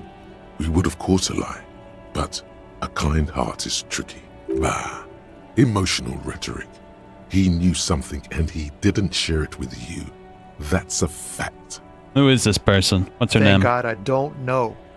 People here call her the lady driver. She kept her name a secret. From me too. Now I see why. What does she look like? A youngish woman. Gruff, but in a cool way. What color hair? Blue and violet. Dyed. It was violet when she got here. Blue before she went. Then she may have dyed it again. Who's she to you? A friend? An acquaintance. I don't know. She was the only person in this damn jam I could talk to. She's someone I don't want to rat out to the law, okay? When did she leave? Damn, I don't want to... Please just let it go. Whatever she did, it can't be that bad. She's not a bad person, I know that much. We can't just let it go. It's part of a police investigation. That's how it always is with you, isn't it? All part of the investigation. The girl's troubled. If you hunt her down, she may not survive it. I can't have that on my conscience. It won't come to that. We won't pursue her on this. This is information only. I don't believe you. You said she's troubled, how? She's got the darkness in her. That young person's darkness when you think it's all over. And you're looking for a way out. She shared this with you? Yes. Which is why I don't want to snitch on her. I was told everyone's afraid of her. You're not? I heard the rumors. I saw the other drivers looking at me strange when we talked. And she told me, too, that she's had a violent life. But I wasn't afraid of her. More like for her. Did this violent life include drug trafficking? Well, it looks like it did now. But we didn't talk about that. We talked about life, you know? She talked about her mind. When she left, did she leave her lawyer behind? Fuck, man. Go grill someone else with these questions, okay? There are plenty of drivers here who couldn't stand her, or were afraid of her. They'd be more than happy to rat her out. He's right. There are other options. The raceman, for one. The grey-haired woman. Maybe she knows something. Wait, this guy says they're friends. Then, acquaintances. And he's okay with others ratting her out. Yeah, that's true. So you're all right with others ratting her out? You just don't want your hands dirty. Fine. I don't want to be a butcher. And I don't want to be a knight either. I just want to be a person who can sleep at night. A little fame wouldn't hurt too. Fine. I'll drop the matter for now. Thank you, friend. Yeah, we do have other options. Let's exhaust our options first. We don't have to push them. Let's talk to the special guy over here. Looking for something? I know you've been giving me the runaround. Fess up. Where's the lady driver? I don't know what you're talking about. First, your new ceiling didn't do it. Just tell me which one's her lorry. Listen up, fuckwits. You don't scare me. You cops don't run Revachol West. You don't run Martinez. You don't run anything. So who does? The lady driver? No. He means La Puta Madre. A legendary, and not in a good way, crime boss from Jamrock. Controls what is probably the most powerful organized crime outfit in Revachol West. Yeah, him. Cross your arms and nod. Then I presume you are familiar with his peonies. Yeah, they're his little bitches. He's got them all over the unions. Not just the unions. He has peonies everywhere. Some say he even has them in the RCM. Dirty fucking peonies who'd do anything for him. Multi-ethnic drug addicts. The lieutenant adopts a rodentine quality. Be cool, sire. He's getting into this. Yep, let him do it. Say nothing. You're not peonies. You wouldn't be investigating a drug thing if you were. No, of course not. We are not peonies. But if we were, and one of Madre's drivers were to be stealing from him, then it's a good peony's job to find out who that is. He's surprisingly good at this. Not bad at all. Look at him lurching. Yeah. It's not a hard job. It won't take a long time. It won't make Padre Madre angry. But a stupid fucking racist is standing in the way, protecting this fucking thief. I'm not scared of you or the mob. I'm under the protection of the Lorrymen and Carters Guild. You've seen that corpse in the ceramic armor there. Did his shitty little guild protect him? Nah, you wouldn't just leave him out there if you...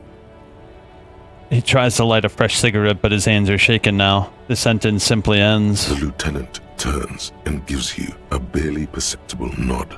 Be careful. This man's still got some fight in him, by the looks of it. Shit. It won't be easy to break him. The main thing is to not overdo it, even when you're trying to scare someone.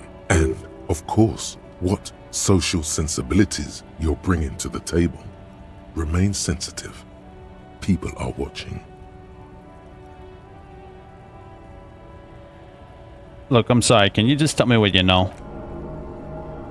Make me run. Let's just go and ask Tommy, alright? We are wasting our time here. Damn, that sucks. I don't like those skill checks, bro.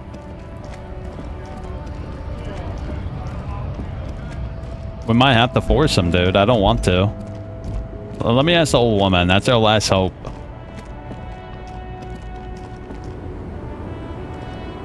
The woman is still hunched. Huh?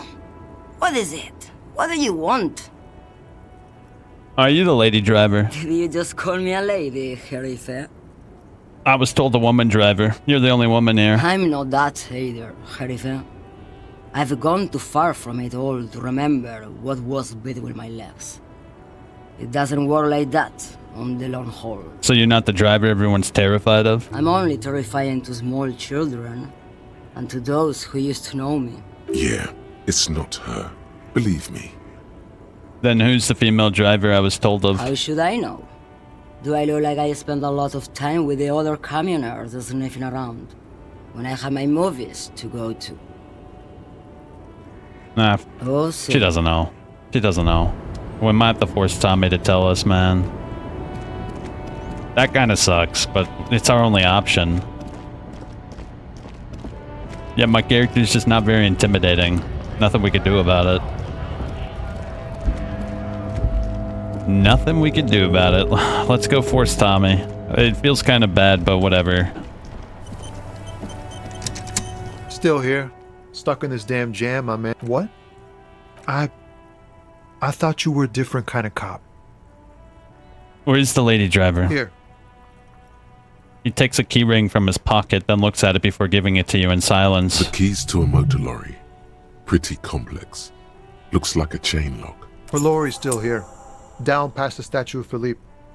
The cabin is green. You can get in there with these. That's all I know. When did she leave? Last Friday. He blinks, his eyes are half empty now. Nah. Thank you for your cooperation. Let's just leave him. We don't I need know that. It was hard, but you did the right thing. You don't really think so? I really do. If I didn't, I wouldn't be in the RCM. Take care, sir. Yeah, let Kim handle that. Alright, past the statue. Let's go. The green one. Green, green, green.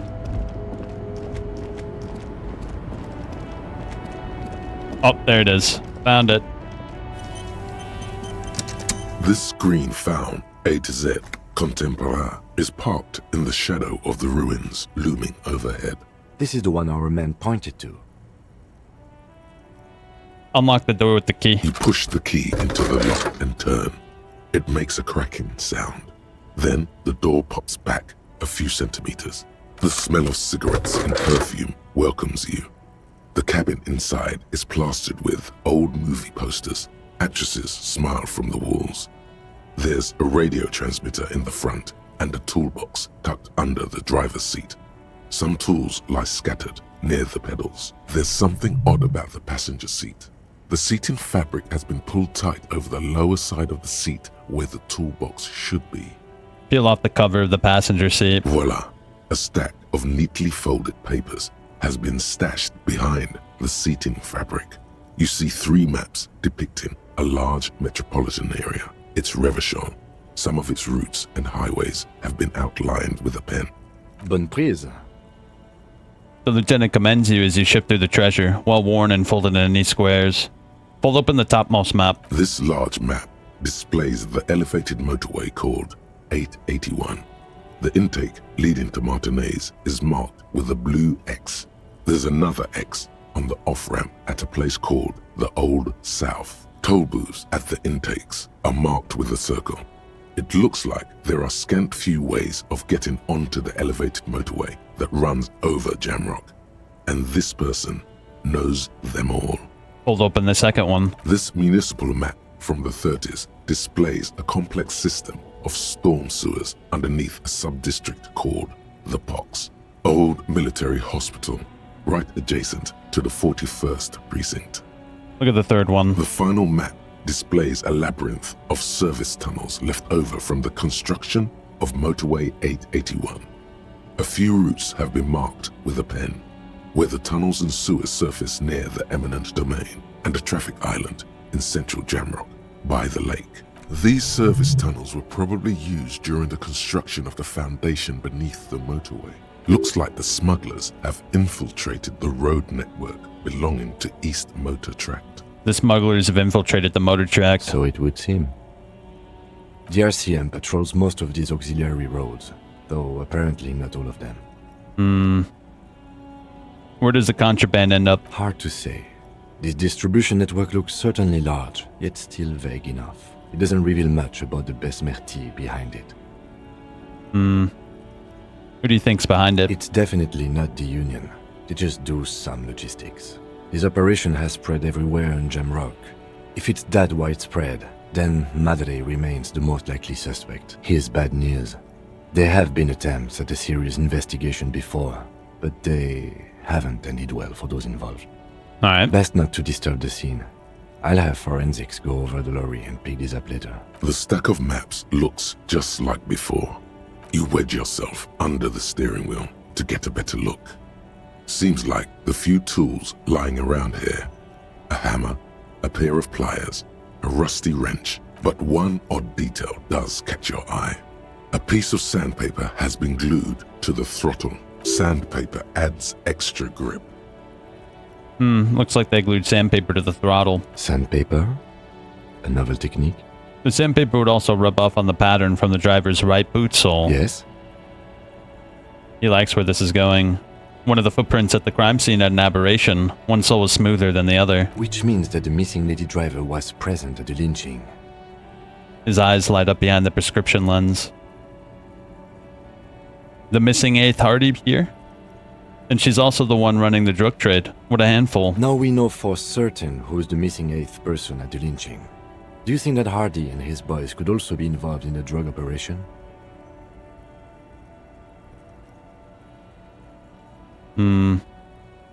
This would fit what Joyce told us, but I don't want to make any assumptions. Understood. We should still go and see what Titus has got to say on the matter. Are we finished with the lorry? The movie stars are still smiling from the walls. A metallic drawer slides out from this. It's an issue of Peripherique from last Wednesday. A piece of paper falls out from its pages. It looks like an article ripped out from a radio enthusiast magazine. Complex mathematical equations explain the basics of something called the Ulan frequency system. The Ulan frequency system? I've never heard of that before. I know of FM, AM, UKV, but... The pull-out toolbox slides back into its nest. Could have something The to do rest with those is computers. As it was. Posters. It looks like the frequency dial is absent. It requires a key to work, but the key has been removed. Likely by the missing lady driver. Strange. There are so many radio stations saved here. Must be over 100 at least. It has to be an advanced model to fit so many frequencies next to each other without blending them together. Is there anything we can do with the radio? Doesn't look like it. It's completely inoperable without a dial key. Why would anyone need so many radio stations? For contacting an entire fleet of lorrymen, for example. This is all shortwave, UW and UKV. Looks like we are dealing with an impressive organizational tool. The nerve center of a huge operation. With quite a range too. A 20-kilometer radius at least. Perhaps extended by an attachable antenna that's not here right now. What else is here? The ghostly actresses. And these are movie posters featuring starlets from long-forgotten films from the 20s, the teens, even the 90s of the last century. One of them particularly catches your eye. A centerfold of an ingenue attached right above the back seat. There's definitely perfume in the air. It's spicy with a hint of amberette wafting through the bitter air of the cabin. What's that smell? The remnants of a sweet juniper-scented perfume. Probably granate number 5. Study the centerfold. The actress is draped in a sheathed dress, one of her shoulders bared. The faded remains of an autograph run across the poster. She's looking past the camera. This is Tijon, a starlet from the dawn of cinematography, less known for her talent than her tragic, untimely death. What happened to her? She wasted away in a drug den called the Door to the River, not far from here on Boogie Street, a mixture of cocaine and morphine. She was afraid of the world and the camera too. Enough. The actress closed the rusty old lorry door. Great. I think we got everything. A word, detective? Before we return to Joyce? Yes. Oh, we have a new thought. Finger pistols. What's this? -2 savoir-faire. Snapping doesn't help. Let me look that up real quick. Finger pistols 9mm. What is this one? Finger pistols 9mm +1 reaction speed. Empty hand slots give suggestion +1. If Harry has 5 composure when first talking to Ceiling and chooses to produce fingers with guns, he'll gain this thought. Nah, -2 savoir-faire is probably not good. Let's not do it. Alright, Kim, what you got for me? Alright, we've finished here. Let's quickly debrief and go over what we found, so we don't do it in front of the company rep. Seems like something police would do. What do you think of all this, Kim? Honestly, I'm quite worried by what we've seen so far. The evidence seems to point to a rather extensive and well-organized operation. Yes. I'm especially intrigued by that radio transmitter, particularly the sheer number of stations it can connect. Looks like this alleged drug trade casts a wide net. This means it's well-funded. Technology like that, a major player must be financing it. I'm not sure what the Ulan frequencies are all about, but they may hold some significance. Perhaps it's a better way to connect between fleets while avoiding frequency bleed, or maybe it's used to tap into RCM networks. That's probably it. Oh, and the maps we found. They reveal the geographical extent of the operation. Looks like they've used abandoned tunnels and access roads to stay hidden. This is useful info. Very. And last but not least, it looks like the Hardy Boys knew this driver, as we know that she was present at the lynching. This may be the Union connection we've been searching for. What about the movie posters? As elegant as they are, I don't think they are relevant to the drug trade. Maybe the trade is some sort of cinephile? Yes, well... So it turns out this is connected to the Union. Like Joyce told us, yes, logistically. But don't expect to bust this open during our stay here. At best, this is an angle we can use against them, to other ends, as extra ammunition. Yeah. Meaning, someone as slippery as Everard won't be caught by a couple of cops and some stuff they found in some cabin. Will the RCM open an investigation? We should return to the murder case. See what Joyce tells us about the lynching. When we are done for the day, I call my station and suggest our narcotics department look into it. Okay. There are more than enough grounds to start an official investigation. Sometime later, when we are done here. We do not want to get caught in that. Yeah. What are you thinking? The fact that one hasn't started already gives me pause. An investigation, I mean. Especially if the Madrid grouping is involved, and I can't imagine they aren't. It's certainly worrisome. Corruption. All the same, I don't like the idea of internal affairs descending on the matter. That won't help anyone either. Alright, debrief over? Debrief over. After you. Wow, we make a pretty good team, I'd say. I feel like we could make an awful partner, though. Like, if you choose to make your character like a dumb retard who just have brute strength, we're probably like a really shitty partner. I feel like we're both similar stats. Alright, let's talk to the Hardy Boys real quick. We have new ammunition. What about her? I've got nothing to say to you. No. Let's talk to the Hardy Boys. Looks like the circus left town, but the clowns are still here.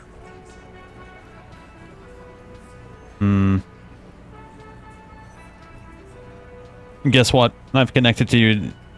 Guess what? I've connected you to the local drug trade. Like hell you have. There is no local drug trade. This place is as clean as a rifle. Go back to Jamrock and ask the local junkies how clean your streets are in Precinct 41 Kilos. We'll do that. In the meantime, did you know that there's an abandoned lorry at the intersection that was used to move raw ingredients for drugs from Terminal B to Jamrock? The person driving it was present at the hanging. It was one of you. We've connected the footprints. Detective, do you want to deliver the coup de grâce? The thought forms in your head, like a lightning strike branching in the sky.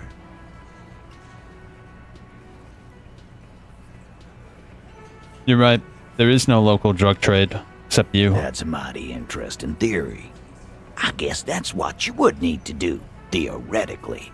A big, strong, state-run monopoly would outcompete the runts on the street. Yeah, man. Theoretically, that's what you would do. To get rid of the gangs, the dealers, even some of the junkies. You would need good, trustworthy people to take their place, of course.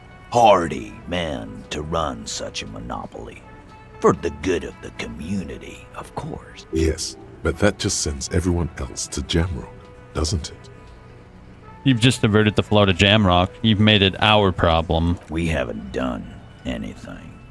But theoretically, it has to be someone's problem. So it might as well be yours. Titus, I'm amazed. Where is the same professionalism when it comes to other topics? You're doing great. I hardly have to interfere at all. I don't know, Lizzie. I guess theoretical things don't make me emotional. Now, was there anything else? Not quite yet, Mr. Hardy. There were 8 sets of prints on the crime scene. There are only 7 Hardy boys here. The 8th Hardy, the one who's missing. She runs the thing, right? My answer is... fuck off. Mind your own business. There is no 8th Hardy. I run this goddamn scene. And here we go. Back to the usual. I know! Fatty walked on all 4s. He's so fucking fat he left 2 sets of footprints. Despite everything, the little man is quick on his feet. Go fuck your mom, Dennis. That's more like it, boys. You heard him. It was Angus on all 4s. Anything else you need to know? Still not enough authority. I don't think I have anything that boosts my authority stat, do I? Let me see. Anything? I don't think I have nothing, bro.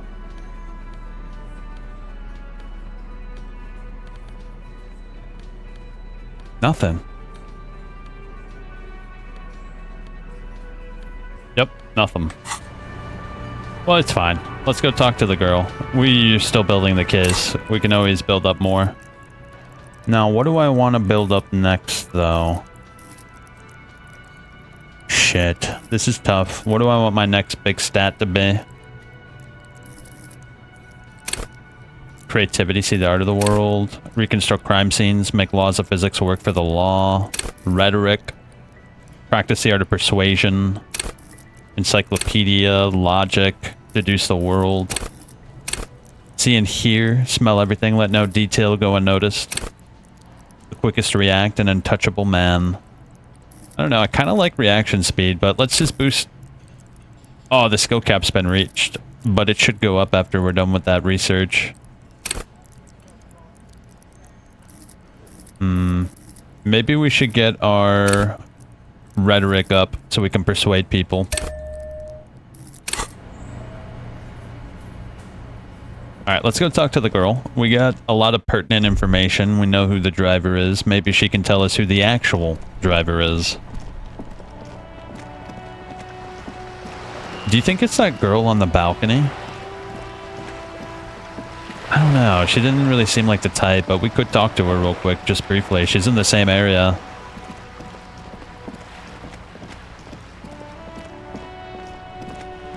I don't think it's her, but I'll talk to her anyway. Why not? It's like literally right here.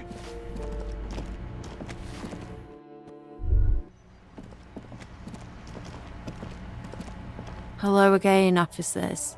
Have you come to admire my mural? Has that been the coal room years? Ooh. Not only have you found my address, you've discovered my biggest secret. I'm a coal miner. She does have eyes that seem to be smeared with coal.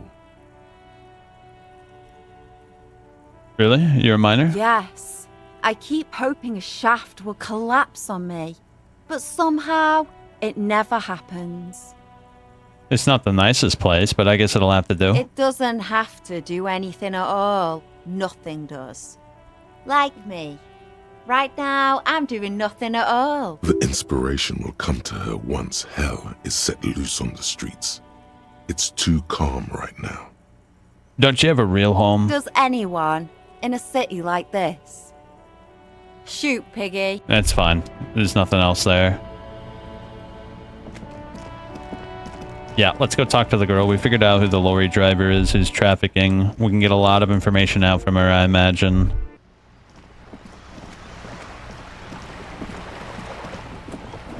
Let me see. You're back. Good. What can I help you with? I spoke with the lorryman at the roundabout. Yes, my eyes on the harbour have sent word to that effect. What have you discovered? We've discovered enough to conclude for now. Yes. And will you start an official investigation? If there is an investigation, it will be part of an ongoing operation, subject to confidentiality.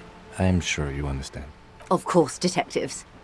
In any case, you've held up your end of our arrangement. I trust you with the rest.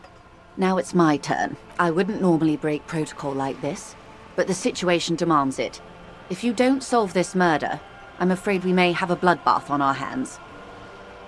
I've already heard about the connection between the lynching and the strike, but I need your testimony. I have an indirect role to play, I'm sad to say. My employer experienced a momentary lapse of faith in me. In that moment, they elected to deploy a private military contractor as an insurance measure. They called it my security detail. Do you need a security detail? Absolutely not. These mercenaries are muscle, pure and simple. They are meant to intimidate the Union into surrendering. Who are they, exactly? Crenel, an Oranese military company. As far as I know, 3 arrived in Martinez. They report to me sporadically, but they do not answer to me. To be frank, our relationship is deteriorating. They wear ceramic armor, have semi-automatic weapons, and years of combat experience. They also have trauma and stressor disorder, and no idea how to conduct themselves in an urban civilian environment. Very smart. So, what happened? The story is, One of them, the colonel, I don't know his real name, sexually assaulted a local woman while he was drunk and separated from his unit. This allowed some of the more militant Union members to subdue him. Yes. He was taken out behind the whirling in rags and lynched last Sunday night. Then? Nothing. Mr. Clare refuses to let me into the harbour. I have not been able to discuss this matter with anyone there. The remaining 2 Crenell contractors carry out their orders, for now. For now? It's a smokescreen. In secret, they are conducting an independent military tribunal into the lynching. Once this investigation is concluded, executions will follow. What is the nature of this so-called investigation? Whether to execute one, some, or all of the Union militants. Maybe the investigations can team up, share resources and intelligence? Surely you're joking. These people are killers. My only hope is that yours provides a single, concrete suspect before they indiscriminately pick theirs. Simply put, if you don't pin this on someone good and do it fast, they will identify and execute everyone present at the lynching. This in turn will force the Union to respond. The débardeurs have over 2,000 men. It will be 1,000 to 1. Have you ever seen a hornet invade a beehive, Lieutenant? It's not pretty. Yeah. The Serai's giant hornet, the world's second largest insect, can kill 40 honeybees a minute, while a group of 30 can decimate an entire hive of 20,000 bees in less than 4 hours. Fascinating. These men work in tandem using semi- and fully automatic firearms. Their armor is virtually impenetrable to muzzle-loaded weapons, even yours. Most Union workers don't have guns at all. The muzzle loaders need to be reloaded after every 1 or 2 shots. The automatics every 1 or 2 minutes. Quite the disparity. As I said, a bloodbath.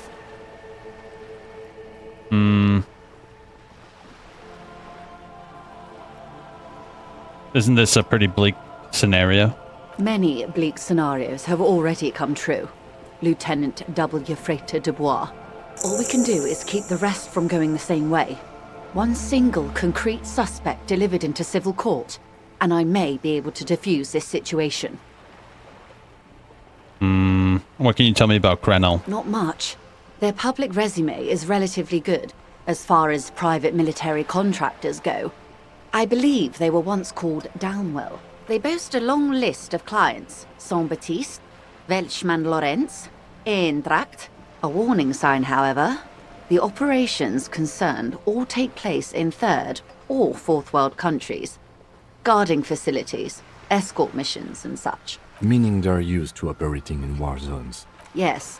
All the good conflict corridors, Supramundi, Yesut, the Seminese Islands, countries that don't have a good record reporting atrocious military conduct on their soil. Anything else you got on them? Sadly, no. Before this happened, I had little interest in them. Now that I do, I don't have the resources. If you still have access to the ICP's database, you could run a better background check than I ever could. It may take some time, though. Do you know a lot about the inner workings of the RCM and the ICP, ma'am? In my line of work, it pays to do your research. I was prepared to deal with the RCM. I did not think I'd be dealing with a group like Crenell. Could you contact the company? Tell them to call it off? I have. And they will. However, these orders take time to reach what is basically a rogue unit out in the field here. Until they do, it's all on us. She's being truthful. She is pressing them as hard as she can. You said the deceased assaulted a woman? Or he didn't. This is information passed on to me from some teenagers loitering around the canal. I cannot testify by it. What do the teenagers by the canal say? That the man was killed because he assaulted a local woman. I've asked around a bit. This seems to be the accepted story around Martinez. The lieutenant consults his notebook, his eyebrows knitted in concentration. Odd. We haven't heard any reports about an assault in connection with the lynching. Where did it take place? And when? Oh yeah, he wasn't with us when we heard about that from the Hardy Boys. It happened at the Whirling Rags. Last Sunday night, at the Whirling in Rags, the hostel by the gates. Supposedly, the colonel was drunk. Maybe on narcotics, too. Either way, he's alleged to have sexually assaulted a woman. Sometime later, a group of dock workers got their hands on him. Who was the woman? That's a good question, officer. I don't have the slightest idea. As I said, it's a rumor. About a rumor. In any case, it's what the Colonel's remaining colleagues believe. This colonel, the one who was hanged. Did you know him? If you mean did I see him alive? Yes. But I did not know him. His name was? Lely. His service name. A nom de guerre, most likely. He wouldn't divulge his full name. Only one of them did. A bad sign if there ever was one. Tell me about the others. One is a man. Corty, they call him. A nickname as well. The other a woman. Phyllis DePaul. Corty is the gunner, I believe. DePaul is a radio operator. What would you say was his eye color, the deceased's? She closes her eyes, trying to picture the man's face, then shakes her head. I can't remember. There's a pang of regret. The lieutenant was testing her, asking a small detail first to see if she knew him better than she let on. She passed. That's all right, man. Anything else? Nationality? What would you say was his age? He was 40. Or 50. It's hard to say which. He had a combat injury on his lower jaw. It made it difficult to estimate his age, or gauge his facial expressions. Indeed. This matches the dental reconstruction we saw on the body. What else? Nationality? Accent? He was, Occidental, I think. Light brown hair, a mixed accent, Oranese, or Messinian, maybe. His injury gave him an accent all his own. And that seems to corroborate the ethnicity we gave. The lieutenant is pedantically happy about like it. Like a crossword puzzle solver, or a master at the guessing game, Peng. What was that about a bloodbath? Yes. I'm afraid this strike may descend into a small-scale civil war, with possible consequences for all of Rivershoal West. Since you are sharing, ma'am, this is also the RCM's worst-case scenario. Then we're on the same page, as grim as it may be. Where are the two mercs now? They've gone to ground, as it were. I don't recommend seeking them out. For one, they're almost certainly armed to the teeth. They don't have the same respect for the Revershoal citizens' militia as I do. To put it bluntly, they think you're vigilantes. Ghetto savages. It will not be a fruitful meeting. We still need to know where they are. You're likely to run into them eventually. When that happens, I'll be in a better position to mediate if I don't appear involved. Where are they? One must be at the harbour gates, causing trouble. Directing strike breakers, perhaps. You can hear the sounds of the ruckus coming from there all the time. The other has a vantage point in a building south of the roundabout. They were keeping tabs on you while you were canvassing the lorry drivers. I'm thinking the company put one of the leading strike bearers at the gates. What do you think? That may be so. I still hope you heed my advice. There's no need to kick the hornet's nest. For all your talk of averting this catastrophe, the situation at the gate is a powder keg. Does this not bother you? Of course it bothers me, Lieutenant. But my hands are tied. How would my employer react if it appeared I were intervening on behalf of the Union? Your concern may be appearances. Ours is keeping the peace. One is probably in a building overlooking the roundabout. Would afford a good vantage point. In any case, it's practically inaccessible. Where is your radio for contacting them, if I may ask? Do you have an earpiece? Heavens no. I'm not an undercover agent. There's a shortwave at the ship's wheel. I hope I can answer it better. How much time do we have? Until the executions start? Truthfully, I don't know. It depends on their progress identifying the members of the lynch mob, and their impatience. They don't report their progress to you? Not on this matter. I'm afraid they consider this a personal initiative. Seagulls squawk over the bay. It's a matter of days, not weeks. I am sorry to have been the bearer of bad news. If there is anything else I can help you with, please ask. Now, can you tell me about the tattoos? Of course. Excuse my hesitation before. For about half a minute, in silence, she wears fingerless gloves. Her fingernails are cut short and fractured, like those of a working woman. It was taken with a trigger not long ago. This is the man's upper body. There were no more markings on his hands or legs. Her mouth is relaxed. The accordion lines near her mouth vanish. The pearls of her eyes move slowly on the photo's surface. What do you think? Sorry. I was trying to see if I can read the web of interdependencies between these points. The stars. I can't. But that's how you read this story. The points themselves don't have letters, numbers, anything. Their size, location on the body, and distance from each other tells you what they represent. Like blooms in a pattern? Close. Port cities. This is an Oronese map of the waterways, a sailor's tattoo worn by wayfarers of the Dolorian century. Over 300 years ago, the sailors would mark their bodies to map their travels. What is the use of this map? The sailor's soul would use it to fly back home if they should die abroad. This is a sort of contraption to be reeled back in by. The silver cord, they would call it. What travels did the dead man make? Quite a few.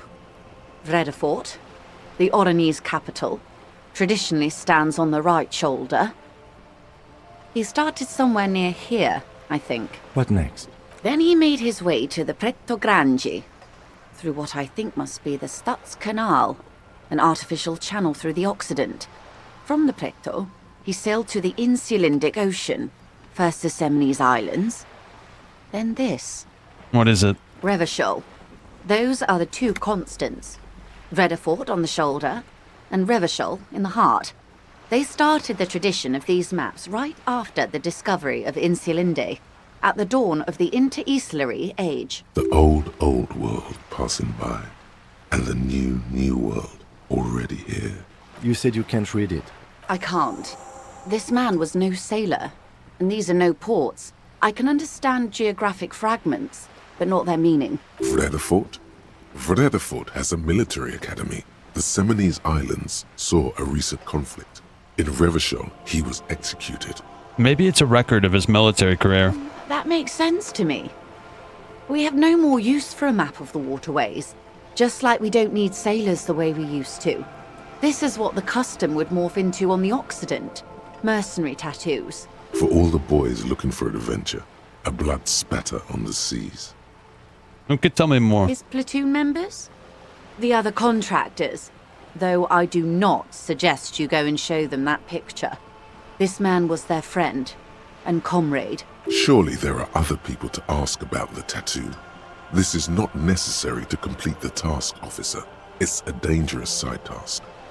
Search elsewhere. Mark it down. Do what you have to do, Detective Dubois. I don't think deciphering that tattoo should come before public security.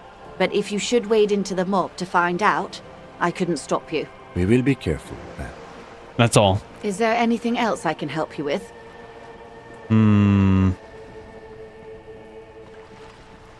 I'm just gonna skim through these. There was she not. What we... There was a touch. The pie and that. The wild son. Why thank... I'm not at liberty. 20 billion. A conglomerate. Yeah, I'm just gonna skim through these. Centuries of care. I just You want know our more than character to you know mean these aside. things. We built... We.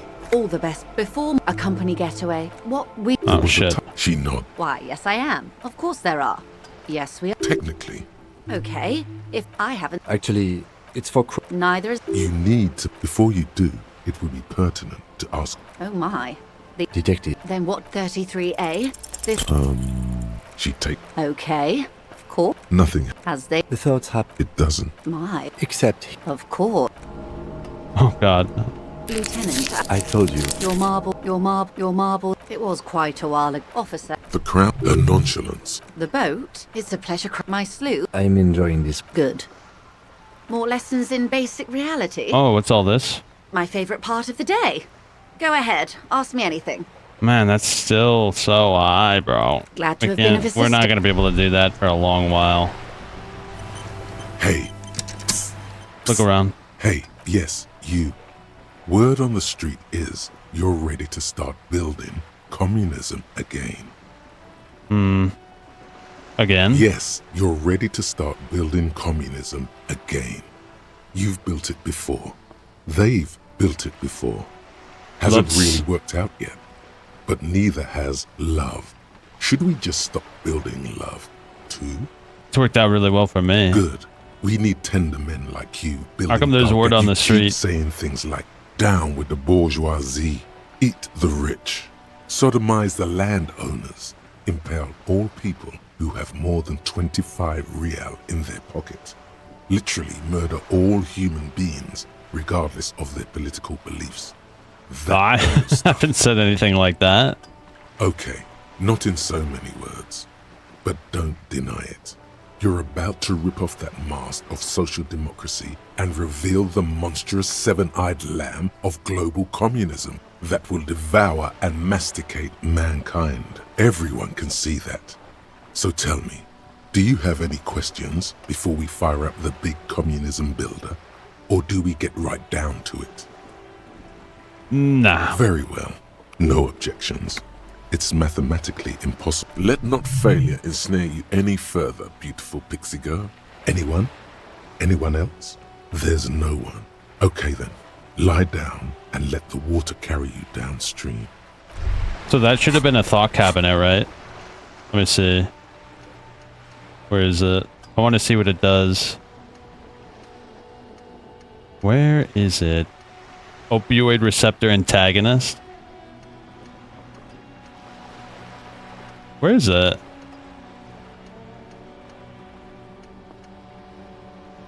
Am I not seeing it? There are a lot here, to be fair. Yeah, I don't see it. Whatever, who cares?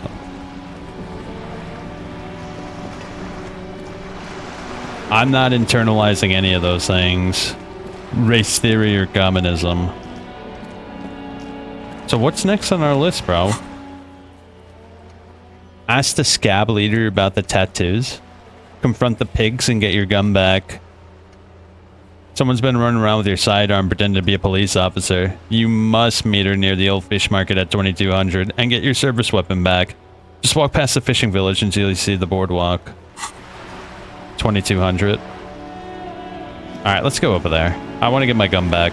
If we're going to be seeing mercenaries and shit, we're going to need our gun. Ain't no way we're doing this shit without our gun, bro.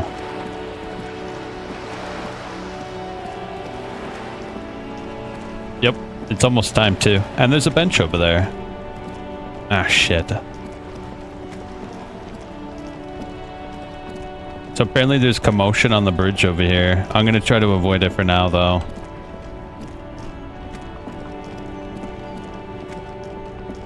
Wait, what's this? Huh?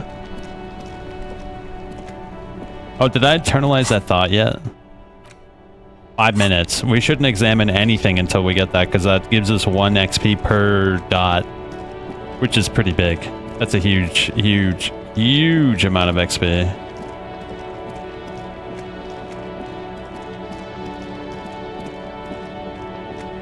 Yeah, there's a bench over there. We can wait until 2200.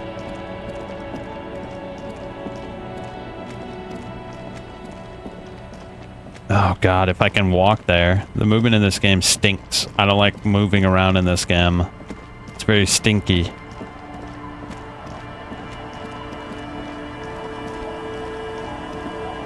Okay, here's the dock. And there should be a bench right over here. It's the last thing I'll do today. If I can remember where the bench was. I think it was over here, right? Yeah, right here. The warning. You can revisit the bench. Oh, I can't use it right now? Come on, Kim, go away, bro. What are we gonna do for 2 hours? What else do we have? Help the ravers start a nightclub. Look into the spookers in the church. Yeah, we never found that. You met a mysterious smoker. Visit apartment 28 after 21 to see if anybody's home. I guess we could do that. Let me reload my autosave since it was over there. Ah, shit. I thought it was way further back. Whatever. Let's go to that apartment. That should take enough time, right? What a shit show. Yeah, I want my gun back, so we kind of have to push it a little bit with our sleep schedule here. Oh my god, dude. I wish we could run faster, bro. One thing I love about 99% of other CRPGs is there's like a time button and you can make it so you can run faster. It's very, very Kino. This game doesn't have that though. Very unfortunate. Very sad. Not good. Not very good. And it's this way. Wait, can we go from... Ah, shit. We gotta go this way. I actually think we can go another way, but I forget which way it was.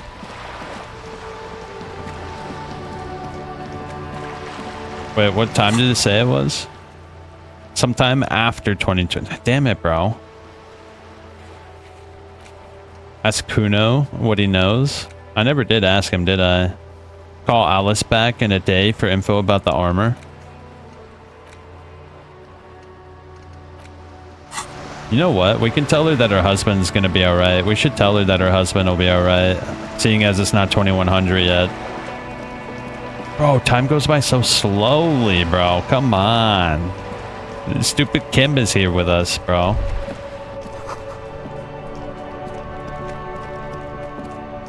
Yeah, let's go tell her that her husband's alright. We can get XP for that.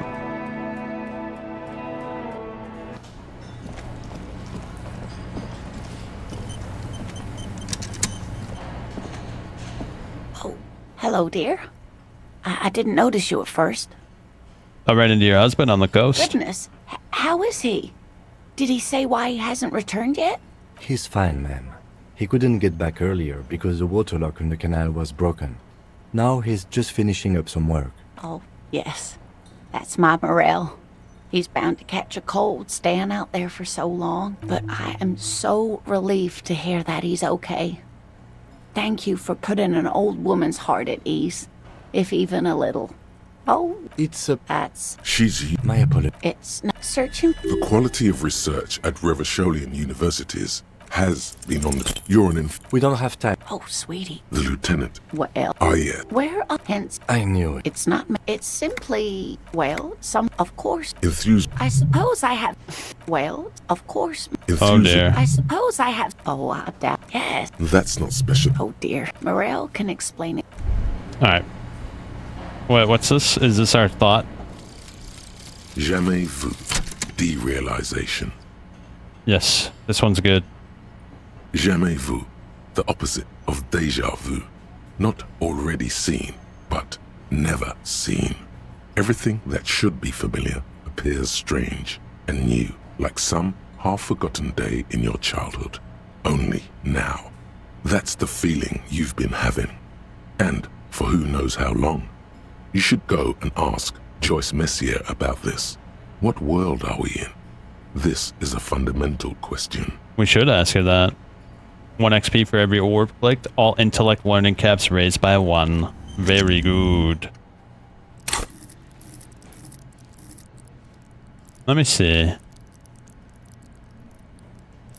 I think we should get rhetoric up again. I want to be able to persuade people. Can I help you? I found a new bird from the whirling. What is this thing? The man takes a stuffed bird. It's no biggie. I just thought it would look nice on the wall. I'm that kind of cop. What, the interior decorating kind? You know, I'm sorry. This is actually a nice bird. A competent piece of taxidermy. I can fix it to the plaque and have a new bird in the establishment, I guess? So, I don't know. Thank you. I'm gonna go with thank you. I feel good about our work here today. It's all about the little things, like bringing people random stuffed animals. Yes. It's not actually about that, but he liked it. Guard, I need to sing karaoke. No, you don't. It's not happened. He tries not to look at you. It's dangerous to acknowledge the karaoke man. You need to approach this situation logically. Ask him why he has the PA system installed if you can't use it.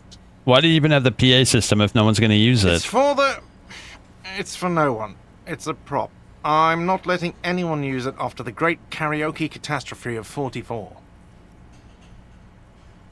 What happened in 40? No, it's a prop. It's for your clients. I know it's used. Okay, yes, it's for some clients. I'm a real client. I paid my bills and I have the right to use the karaoke machine. Ha! Well, we don't have any tapes. They all got stolen. He's lying. But whatever, you don't really need his lame tracks. It's alright. I have my own song with me. The man in the vest and the violet shirt stares at the tape you've just given him. He begins to frown. Hard. Fine, fine. Climb on that stage and do your thing. Just get out of my hair. I'll plug it in for you. Damn this karaoke machine. I'm having it uninstalled, he mumbles to himself. Alright, let's see what happens. The stage is all set up for your performance. Feels silent. You can hear the pellets creak under your feet. You feel a little dizzy, a little unsteady suddenly. So, are you ready for your thing now? Let me know when I should turn on the karaoke carousel. I'm ready, Gert. Hit play. The air is thick with anticipation. Someone dims the lights as the music starts. Okay, here we go. Oh boy, here we go.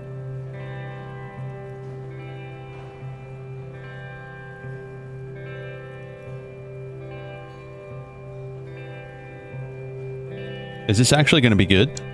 I would often go there. To the tiny church there. The smallest church in Saint-Saëns. Though it once was larger. How the realm may rest there. Down through the mist there. Toward the Seven Sisters. Toward those pale cliffs there. I would often stay there. In that tiny yard there. I have been so glad here. Looking forward to the past here. But now, you are all alone. None of this matters. No, none of this matters at all.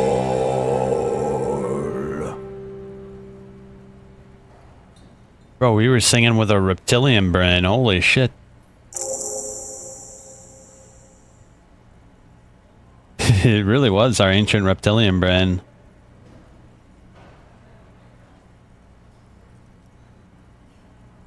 A lazy applause fills the room. You feel your hands shake as awareness of your body returns to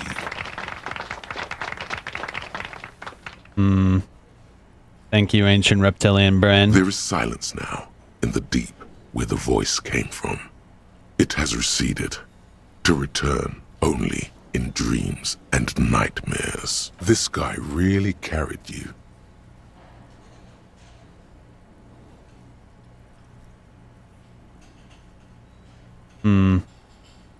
I'd like to dedicate this song to my partner, Kim. The lieutenant doesn't say anything, but gives you a quick smile before turning away. He's incapable of blushing, but if he weren't, he'd blush. Good, good.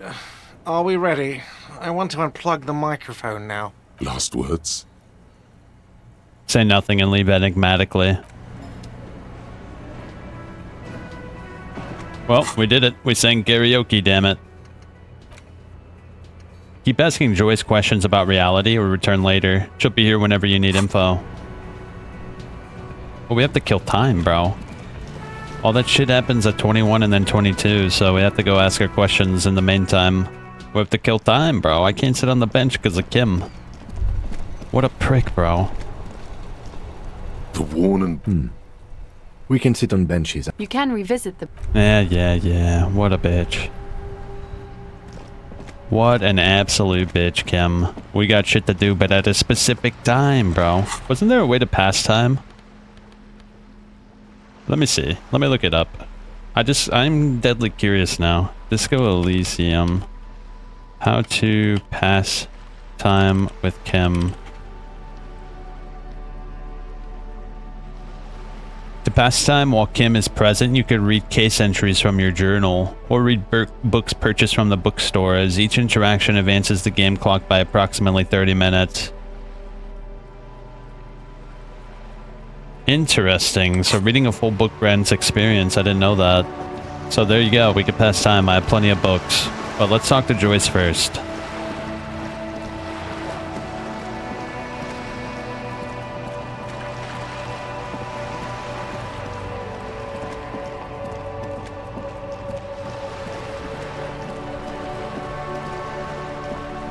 We got a new question to ask her too, by the way, after we internalize that thought. You're back. Good. What can I help you with? More lessons in basic reality? My favorite part of the day. Go ahead, ask me anything. Oh, look at this. What is all of this? The scent, the sound, the air. What world is this? What world? The only one, I suppose. The world of matter. And its pale antipode of bodies of water and forest-covered surfaces, clusters of light where the cities lie. You've seen the montage. We all have. This world is enough. There is a term of endearment they coined for it in the DeLorean century, when humanity was high on this world, discovering more and more of it, these archipelagos included. What is it? Elysium. Elysium. The world needs a term of endearment. It does. There are those who would call it hell. What is hell? A term of hatred that originates, like many such things, with the Mesk petro-fascists.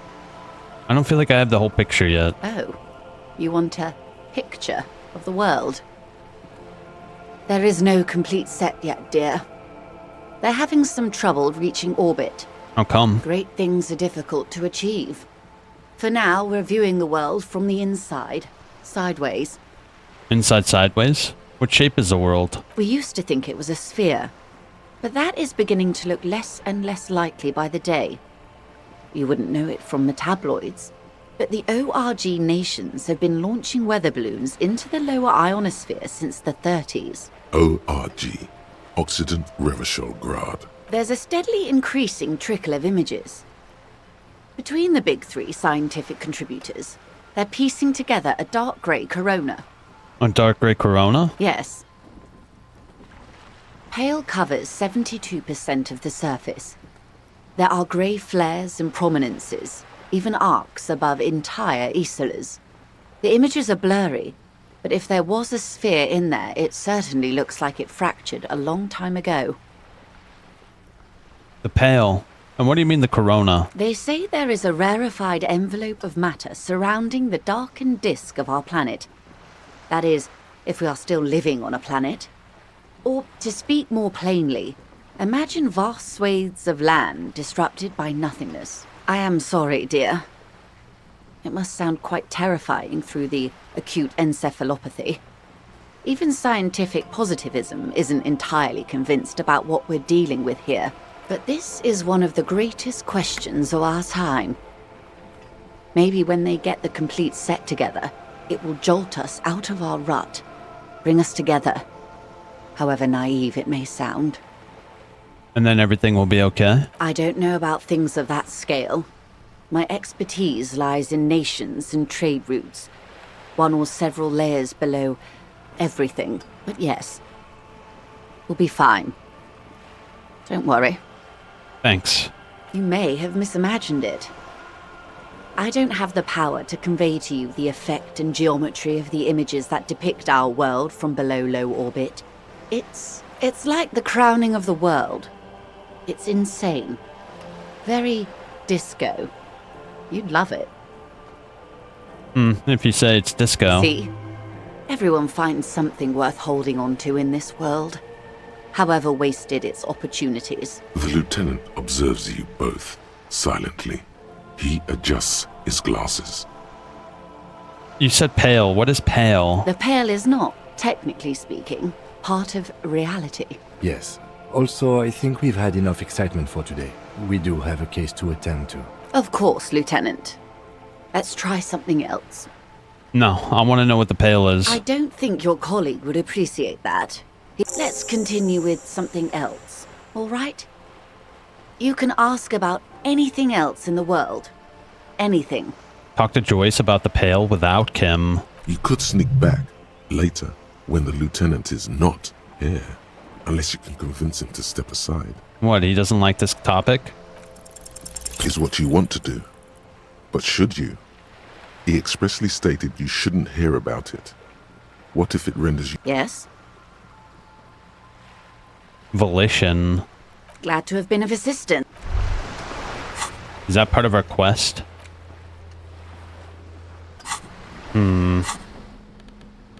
Damn it. Volition is not very high. And I don't have any stats either. Damn it. I wanted to finish that. Either way, we should go to that apartment real quick because we could pass the time actually real quick.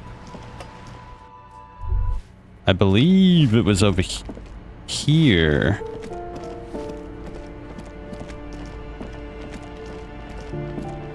This balcony.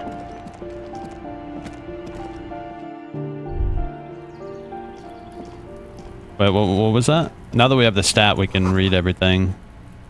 You hear distinct traffic. Night is falling on the city. Hold up, let's read that book. A cockatoo. This book talks about that despite it, where to even begin. Pet owners, it is not recommend. You're right. Ouch. Not great. Performing. Perhaps in the word, it must be despite its Oh look, the time passed. What else do we have? Do we have any other? An intricate web. The pattern's gone. For you, someone who knows. No, that didn't count. The bullet is safely sealed away in a plastic bag. What do I do with you, Bullet? What? I said, what do I do with you, Bullet? Well, if I was the Bullet, which I'm not, I would say, find the weapon that shot me. Good idea. If we find who owns it, we will have likely found who used it, possibly to kill our victim. In conclusion, the more we know about this bullet of yours, the better. Feel the bullet through the bag. The squashed bullet has some sharp edges where the jacket has split open. It feels cold, even through the bag. You wouldn't ordinarily have cause to handle jacketed bullets. The citizens' militia uses cast bullets only. Little pebbles of metal loaded from the muzzle, usually in a cartridge. Inspect the bullet closer. The jacket of the bullet is made of a yellowish metal. It has blossomed out to reveal a dark grey core. The base of the bullet is close to 5 millimeters in diameter. Look at the jacket. You can just about make out a few striations near the base of the bullet. Little hairlines, linear. It feels standard. And the core? It's quite destroyed. Some of the fragments are still lodged in the wound. What can you say about the bullet so far? It's a jacketed bullet, close to 5 millimeters in diameter. A jacketed bullet. Okay. It would have been shot from a military-grade breech-loading rifle, not from a muzzleloader, like those typically found on the streets of Martinez. Highly unusual. The people of Revachol haven't carried breech-loading weapons like this for nearly half a century. Even the RCM uses ordinary unjacketed conical bullets. This is strange. Very strange. I like this, officer. Strange means unique. Unique means incriminating. We need to find the gun that shot it. Try to determine the weapon. A rifle. Revolutionary period. Your bullet looks to be an old 4.46 millimeter from the surplus left over from the turn of the century. Probably an antique or a retrofitted antique. Make? The 4.46 caliber was widely used with the Belmargrave rifle, Ooh, I have a one. Revacholian manufacturer. The BM dominated the battlefields of the Insulindian theater of the anti-centennial revolution 50 years ago. Incidentally, you have just such a rifle with you. The dusty old thing you found hidden in the basement below the commercial area. It's unusable, sadly. If it were, the bullet would probably fit the chamber. Is anyone still making these rifles? No, but Zeliger, a major firearm manufacturer, ended up with a surplus after the war. So there are still a lot of these old military rifles floating around, usually broken. The quality was appalling. Who uses Belmargrave rifles these days? Antiques enthusiasts, guerrilla fighters in distant countries, a few lucky jamrock bangers. You're looking for the same thing you found in that hidden weapons cache, only in working order. What are you thinking? I think I know where this came from. Dangle the bag thoughtfully. Okay. And? The shot probably came from a Belmargrave rifle. An antique. That makes sense. There can't be many breech-loading rifles floating around in Martinez, or anywhere in Ravachol, really. Why not? Sure, there's some arms trafficking, but the laws prohibiting the use of breech loaders we inherited from the monarchy have been effective, from what I've seen. Some new RCM recruits get impatient with their muzzle loaders once they've trained with military-grade weapons, but they realize it's worth it in the end. Prohibiting peacetime law enforcement to front-loaded rifles is a policy enforced by the Moralist International in all the nations of the Real Belt. I think we should have more powerful guns. Imagine if everyone, cops, citizens, had access to firearms that could shoot multiple rounds without pausing to reload. After the first shot, the second, third, and so on come much easier. But back to the investigation. Could the victim have been mixed up with foreign guerrilla fighters? Have well-armed jamrock bangers? Could the victim have been mixed up with foreign guerrilla fighters? Let's find out. Next step, finding the gun itself. Okay. There we go. We looked at the bullet. Oh, we should look at our own freaking Police thing. badge on which you see the photo of a man. You. Some seaweed is stuck to the back. I found my As badge. if something good came out of all this. Study. Encased between two durable plastic sheets is a bluish card with lines of information and a watermark in the shape of the street grid of Revachol West. You see a photo, a name, a rank, a document number, the date of issue, and, in the lower right corner, your precinct. Our name. Harrier. That's long for Harry. So you are Harry. Evrard was half right. Probably not a lot of people know your full name. Whoever told him you're Harry Dubois didn't. What kind of name is Harrier? It's a wartime name. Revolutionary. The kind mothers give their sons during troubled times. Like Undying or Boxer or Ironhide. A name like armor.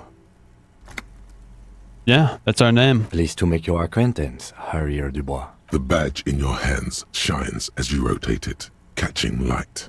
You see lines of information. What about our rank? Lieutenant W. Freighter. What is lieutenant? The lieutenant is a rank above sergeant and below captain. It's the highest rank in the RCM that still does field work. I am a lieutenant. And W. Freighter? The title of Freighter is added to your rank when you decline a promotion to a higher rank. In your case, captain. You have declined twice, thus you're W. Freighter. Declined? There are many reasons one would do this. The rank above you in your precinct's decomptage might be taken, or sometimes promoted officers do not want to replace their superiors, out of respect. And sometimes they just prefer the type of police work available to their current rank, in your case, lieutenant. Okay.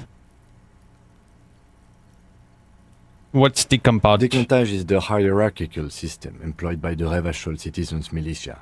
It means counting down to twos. The countdown is modeled after the dual leadership system employed by the left during the revolution, which, in turn, was developed by last-century experimental psychologists in the University of Königstein. The lowest rank is junior officer, usually teenagers. Then there are the patrol officers, then sergeants, lieutenants, and then a captain. That's basically it, except for a few kinks. What kinks? Kinks like satellite officers and the additional freighter rank I already explained. So you've been putting up with all my bullshit because I'm your superior? Thanks for explaining My all pleasure. this. Such a small yet precious thing. Expensive paper caught between thick plastic, like a fly in amber. What about the serial? That's just the serial number. Revachol, Jamrock, Precinct 41, with some numbers thrown in there for good measure. The numbers are not there for good measure. They have an administrative purpose. One that's unfortunately been erased from your memory. Date of issue? 4 months ago. I'm guessing that's when you were promoted to the rank of Lieutenant W. Freighter. A new badge usually comes with a new rank. You seem to have been doing well then. You're pretty sure you weren't doing well. But better? Probably yes. Precinct? Yes, it's the designation of your precinct. 41. Like mine says 57. The 57th is mostly industrial harbor. A lot of asphalt. The 41st is... What? It's a tough station to work in. You have all of Jamrock to cover. That district should have 3 precincts, but money is what it is. But then again, it's a legendary district, and a hell of a station too. It must be an honor and a curse to work with people like Price, McCoy, Berdiaeva. Roberts, Feuerbach, Dimitri. Suddenly, names from your decomptage flash in your forebrain. He knew all those people, although they're not from his station. They must be big. The badge in your hand shines as you rotate it. Okay. I do want to check the picture, but I don't want to have a picture. So I'm saving, and if it does give us a picture, I'm getting rid of it. A police badge. The man keeps winking at you with his green-gray eyes. The photo is old, no doubt about that, but the badge is new. You used an old photo for a new badge. How old? 8, maybe 10 years. The guy in the picture is rather good-looking. He's got a nice haircut and is distinctly lacking in massive sideburns. And he's winking. Why? What do you think? His face is already contorted by the expression, although it looks less grotesque on him than it does on you now. It looks like you had quite the charming face way back then. Your hair is brown and slightly curly. Your eyes seem more clear somehow. The lack of alcohol swelling is a bonus, though there's a pinch of that in your cheeks already. The badge in your hand Okay, cool. shines We still as you kept our rotate it, portrait. catching light. You see line. All right. We have to just read an old book. You hold in the alphabet, every page. Yeah, A, apparently when you H flip through is an for home, old book, Q, that's it. time passes, so we need to do this. See, look, the time has book, passed. The alphabet, every page. A, H is for Q, that's it. So how does that... There you go. I also... Cool. Time passed. That's excellent.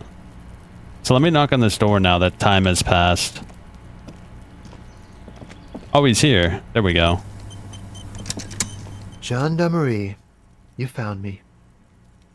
He gives you a bright smile before taking another drag. His slender figure is backlit by city lights, its distant streets and motorways flashing like diamonds. We found a key hidden under a stone. Was it yours? It was mine. My friends use it from time to time to visit me. So tell me, are you here to make things right again?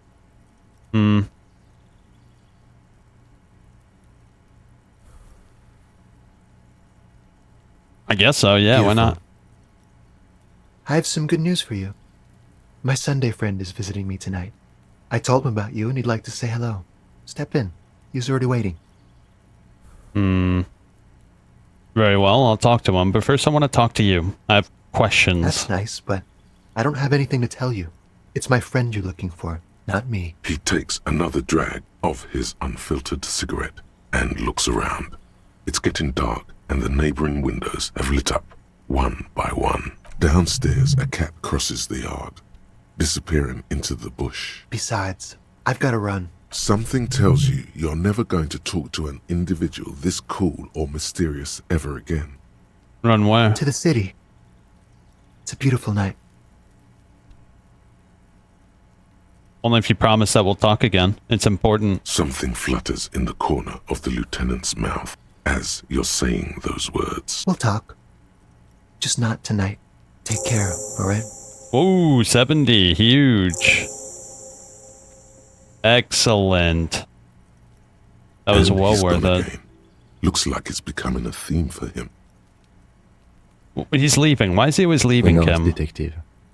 It's a mystery. There's something different about him. I just can't put my finger on. Different, of course.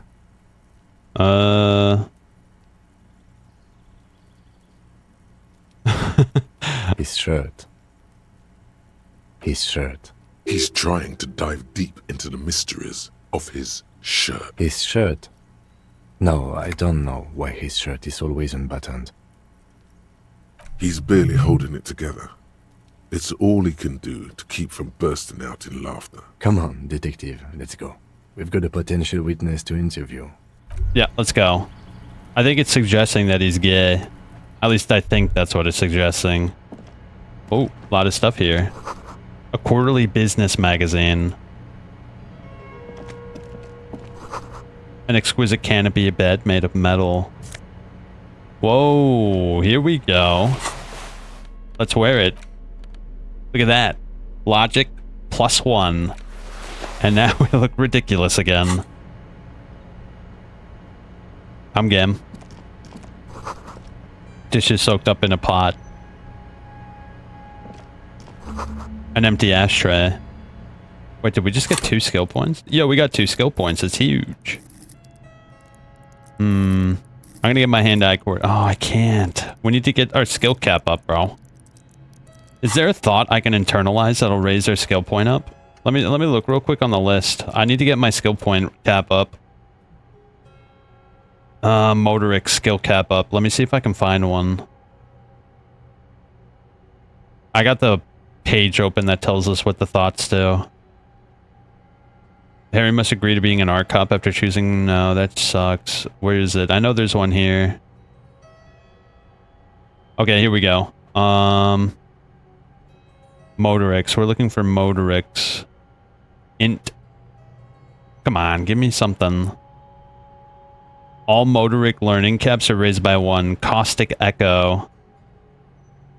After Harry successfully opens the hidden compartment in the damaged ledger, you must throw the card into the wind. Dang, I missed my chance on that. Yeah, that's called Caustic Echo. No, we can't do that. Is there another one that raises our Motorics up? Ah, shit, I don't know. I don't think there is, bro.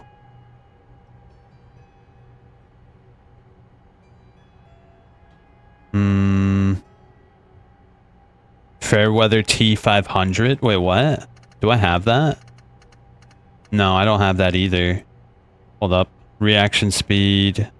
Whoa, all... Oh, no, that's psychic. That sucks. Come on, learning cap for shivers. Bro, there's nothing here. What the shit?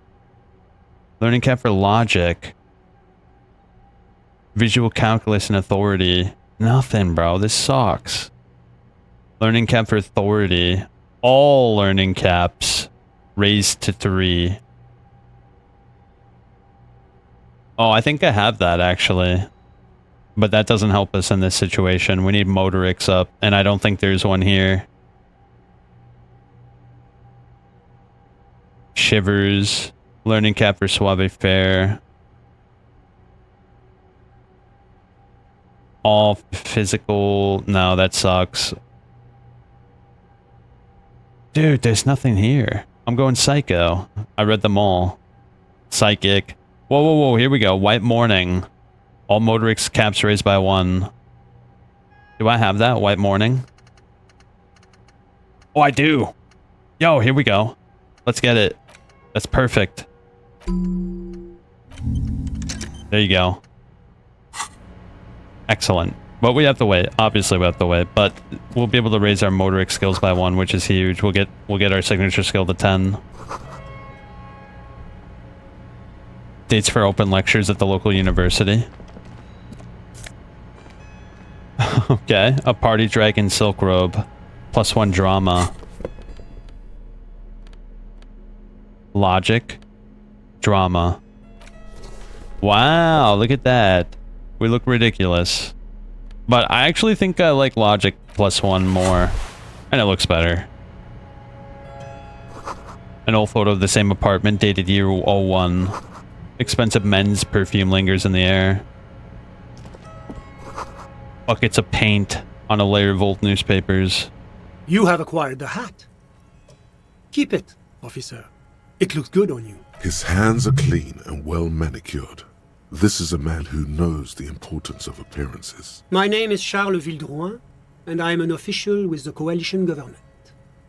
I work for the Institute of Price Stabilité on assignment from Sur-la-Clé. I heard you talking to my friend outside. Very good. Super. I am here to assist you in any way possible. Ask me about the hanging. Hanging? What a drag. He seems like a cultured gentleman.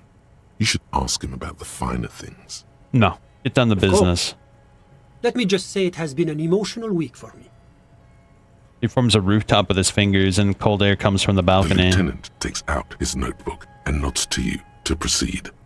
You actually witnessed the lynching. I'm sorry to say I did, officer.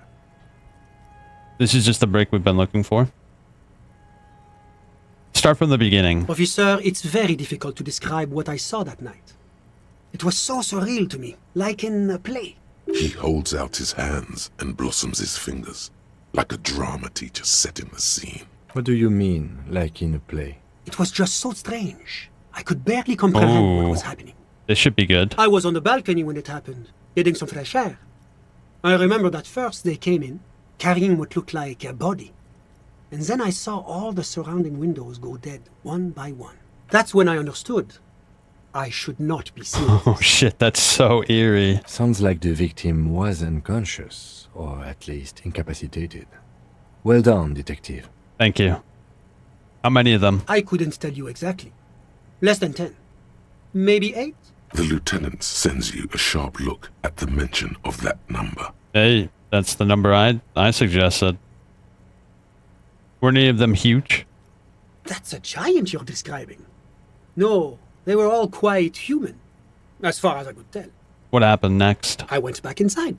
Were you able to see anything from inside? Officer, the yard was pitch black. There was nothing to see, but I could still hear their voices. They were threatening to kill that poor man. Were they men, women? All men, I presume. But again, I couldn't see very clearly. But we are fairly certain the lady driver was present. Are you sure at least one of them wasn't a woman? It's possible, officer, but I cannot say with certainty. It was very dark, you must remember. Were they Kochkos? Kips? Those funny squinting men? Those funny... Oh, officer. That kind of language is unbecoming of an officer of the RCM. I believe they were mostly white, though I believe I saw 2 Areopagites among them. And I am quite certain that one spoke with a Mesk accent. Oh, we got him pinned down. What happened next? Well, that's the strangest part, officer. Nothing happened. It was oddly quiet for a public lynching. What do you mean nothing happened? They lynched a guy. Eventually, their shouts died down, and that was all. There were no gunshots, no celebratory shouts, no anything. You're right. That does seem strange. I'm afraid I don't have anything else to add. About what time was all this happening, approximately? All I can say is that it was late. So let me get this straight. You didn't actually witness the hanging itself, did you? No, I didn't see the corpse until the following day. Those are my questions. Of course. Anything I can do to assist the RCM. What's an official like you doing in Martinez? The coalition is only looking out for the price stability. Inflation is a killer, like a heart disease blocking the normal circulation of the economy. It must be controlled. The economy impacts the entire international community, which is why it requires international oversight.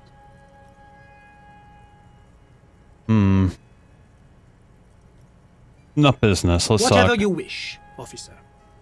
Thanks. I got all I Moment. needed. Do you have everything you need from me?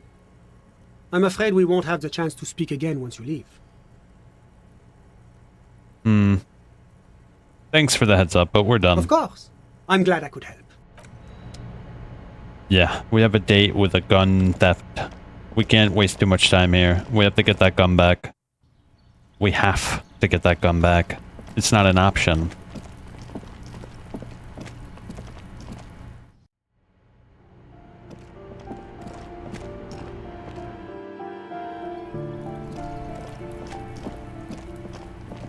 Oh, these kids are still out here? We do actually have to ask Kuno something.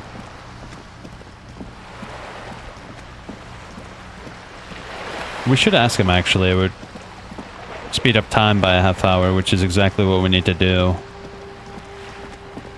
Let me ask that little brat questions real quick.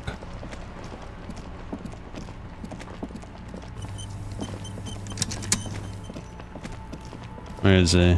Whoa, what happened? You finally got tired? Necromancer pig. That shit was dark.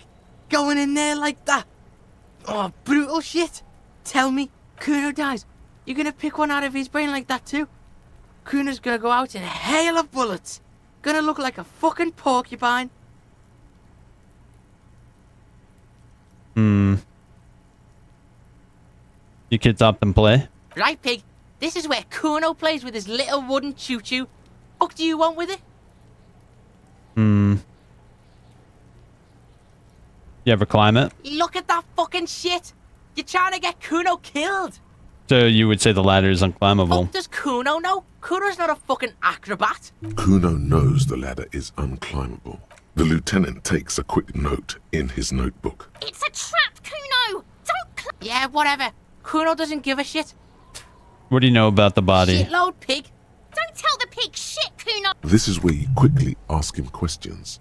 Real cop questions. Like a cop. Where's the rest of his armor? Besides his cuirass, I got that. Kuno doesn't give a shit about the armor.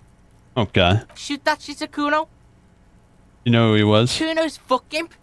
Kuno uses the fuck imp for target practice. He's trying to hide the fact that he doesn't know. I mean who he was before he died. Kuno knows what you meant. Kuno's not a snitch. That's all. Trying to make Kuno sing into the popo phone. You know how it got up there? Probably climbed. Kuno was busy down the road when that shit went down. So you didn't see it? You heard Kuno. Kuno wasn't even in Martinez. Kuno wasn't in Revachol. Kuno wasn't regional. The city's too large for him to have left. But he wasn't here either.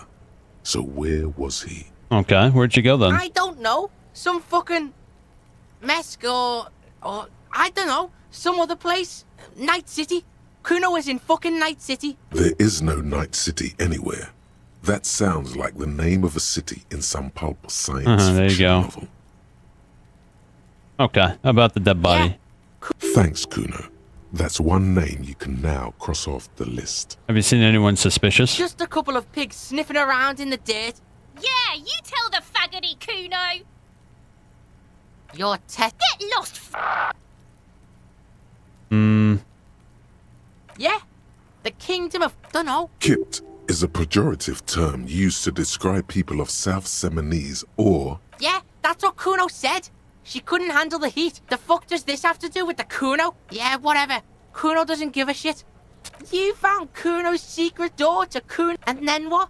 You fucking there? He's trying to fuck at you again, Kuno. Oh, that? Kuno decapitates pigs. That's just a Kuno demo tape.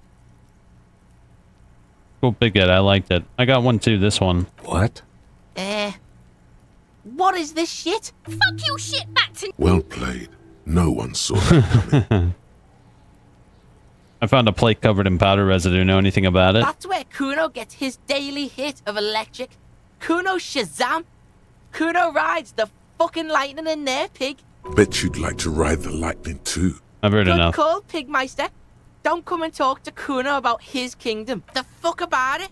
There are contusions all What are you over. talking about? He says you're stupid, Kuno. They want to make you stupid again. I hit words too. Words are fucking shit. Make you stupid. Has Kuno been to some kind of school? Probably a school for children with behavioral difficulties. Shouldn't you be at school? That's the past, pig. Kuno's not there anymore. Kuno did his time. Pigs come to take you back. Get lost. Who's Kuno? Kuno's Kuno, pig. It's always Kuno, never I.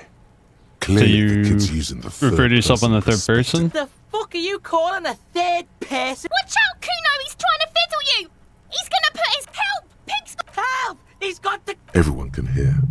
You need to get the hell out of here before.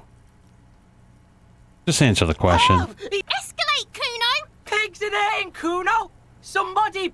Nip it in the bud before it gets... Scare him. How did this happen? You can still get out of this. Appeal to his reason. Be logical, kid. I haven't done anything. Fucking logical. Help! The logical pig is fiddling. Look. For emphasis, a ghost is saying this. A shit-eating psychopathic ghost with an ace up his sleeve. I know you wanted to hit me. You got that I'm gonna fuck that Kuno up look. The Kuno's dad gets. The murder look. The rage look. Relax. He can't read your mind. He doesn't know you were thinking that. There's a dead body, remember? That's what you were doing here. You're a cop on a case. I want to go back to that thought. Good you said that. Here it is. Here we go. Kuno. Oh no. You pass you around. Kuno turned. No, you're not. We can just leave. Bitch, you're gonna be in this shit with. A peepo is a type of hat, by the way. Nice peepo. You don't talk to me about my fucking peeper. Okay. Kuno is kind to his bitch. Click, click, click, click. Talking to these people is absolutely exhausting. The fuck do you want? It's a vibe. You could use some. Okay, oh, don't teach him, Kuno. You're not getting. Fuck you. Good call, Pigmeister. Are we done? Hear that? Magnesium. That's what you're lacking. Nope. Ain't happening. Wait, magnesium? Too late. Too late. It doesn't matter. I don't want it. Did we get that stupid thing? Locate a working firearm that shoots 4.6 and 446. So did we talk to Kuno or whatever? I just want to see if that shit's done.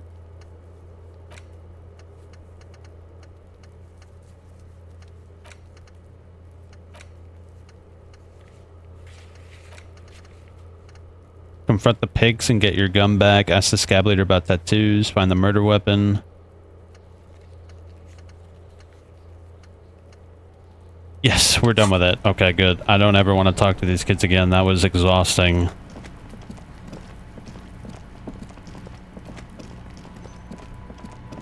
Alright, let's go get our gun, bro. We have to get our gun. I want my gun. Please? Please? Damn, it gets cold at night, huh?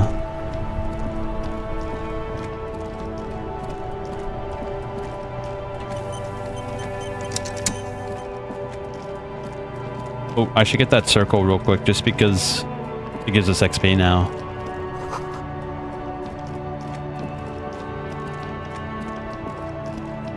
Come on, quickly. I want my gun. I feel so much better with my gun.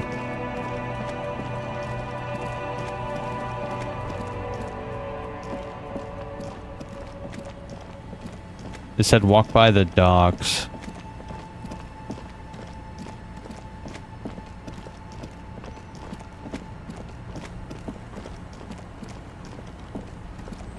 Where is it? Come on.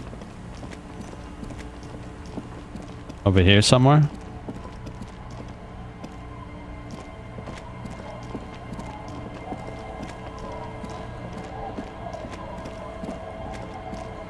Shit, where is it?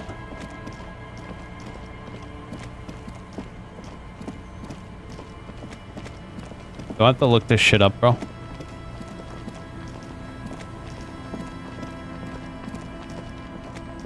I might have to look this shit up. Seems the walker was either just confused or drunk out of his mind. You must meet her near the old fish market at 2200 to get your service weapon back. Just walk past the fishing village until you see the boardwalk. Oh, past the fishing village.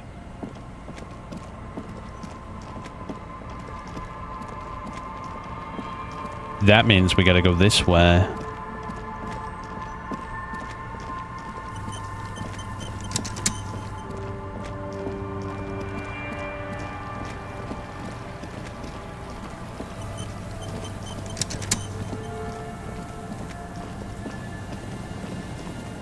I'm not seeing anybody.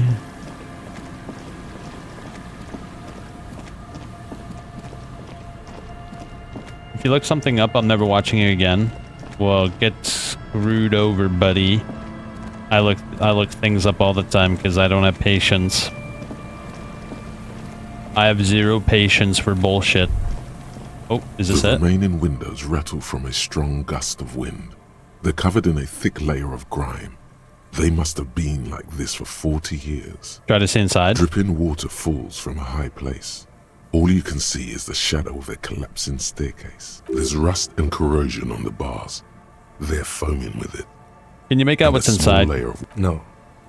I won't even try. You know, I had a partner once. They called him Eyes, because he had to show me things. It's that bad. Can you still shoot though? Well enough, actually. It's odd how that works. I'm no sharpshooter, but I pass my shooting courses 7 out of 10. His hands lead the way when it comes to that. And his shoulders. It's reflex. Unsubbing buddy? Oh my gosh, bro. I thought we were friends. Wait, what kind of friend calls someone a buddy? Yo, that's not friendly. I don't know why. It always feels like buddy is like passive aggressive in some way. Oh no. What the shit is this? Put your hands where I can see them. The aging woman under a mountain of police paraphernalia mumbles to herself and then notices and reaches for the megaphone. Show me your hands. This is the pigs. Show me your hands. Right now! Scavenged, battery-powered police lights protrude from her back. The flickering light show reveals a gun in her shaking hand. Her hand is trembling from some sort of neurodegenerative disease. Madame, please drop the firearm immediately.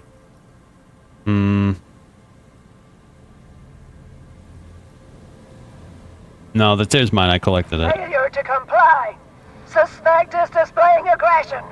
Officer, under duress! Officer, under duress! Her eyes bulge with terror. Veins protrude on her forehead. Has this game turned into a 10? Nah, it's still sitting comfortably at like an 8.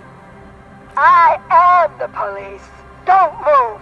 Don't move. Hands on your head. Suspect is armed and dangerous. I'm not moving. Suspect is on the loose. Suspect at large. Officer, administer street justice at our own peril. That one extra lick with a baton or extra knee strike above was what was actually required. Suspect is under control. Be careful, detective. Don't do anything that might set her off. Whoa, what the shit? The situation looks bad. Calm yourself. Steady your breathing. You'll have to go for the gun sooner or later. Perhaps you can learn crucial facts before you do. This is dangerous. You're 70% certain. Nope, just grab it. All right. This is how we do it. You hurl the tear bag in her face, already darting right, and immediately close the distance. Damn. Left hand grabs the barrel, right one breaks the wrist. Holy shit, that sounds bad to the bone, dude. No, that won't be necessary. Look closer. The gun, all 3 barrels, red and blue light shining through. It's not loaded.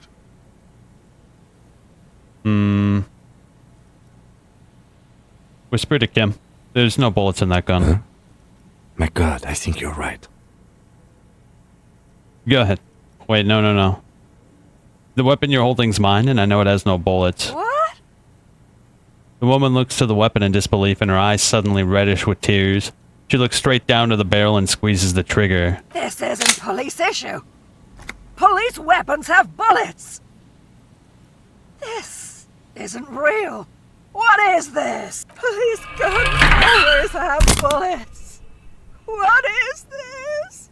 Why did you sell me this? Grab the gun, right now. This might be your only chance. Pick it up. No one ever cares anymore. Why would they treat me like this?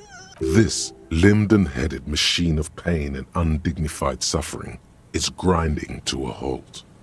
Tired of walking the desert, it doesn't want to feel or think anymore. Poor woman. We need to figure out what to do with her now. Nobody's ever around. Nobody ever comes to visit. Should we just arrest her? I don't think there's any need for that.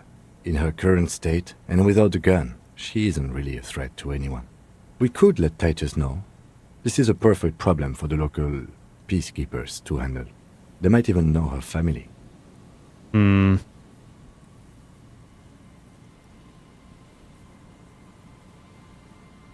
I don't want to endorse the Hardy Boys' inflated sense of self-worth. Okay, that settles it. I'll contact my station after we wrap it up for the day. They can contact the sanitarium and handle the logistics. But I think we're done here for now. Let's head out. This is done. Please, leave the radio on. She mutters. It seems like a reflex, a half-remembered sentence. Reflex to what? Being left alone. She stands motionless. Just a heap of clothes and fleshes now. Maybe if you search her once more.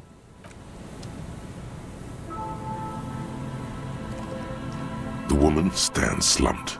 She looks catatonic under her mountain of RCM paraphernalia. Is one of those things a police cap?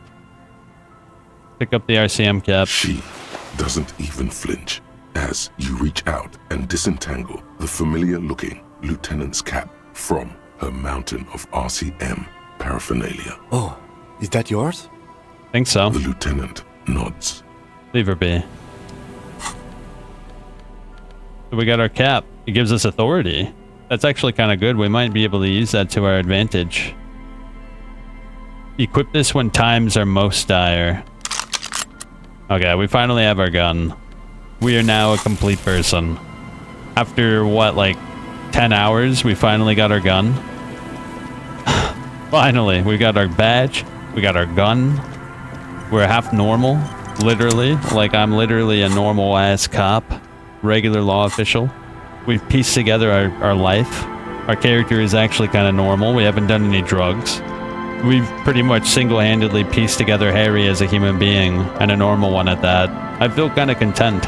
I feel like I can end the game right here and be happy with the outcome.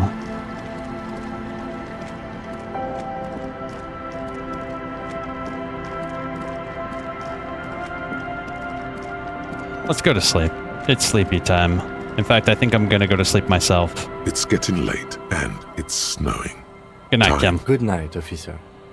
We'll meet in front of the shack in the morning. Yep.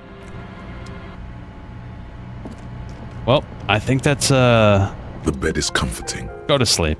Go to sleep. I don't want to hear no more. Across the room, the heating system hums its soft lullaby. The mattress feels soft and sheets warm. It only takes you moments for the world to fall away. Yeah, better than the whirling rags, that's for sure. Thoughts, baby. A million little lights in the dark. You're one fine instrument, brother.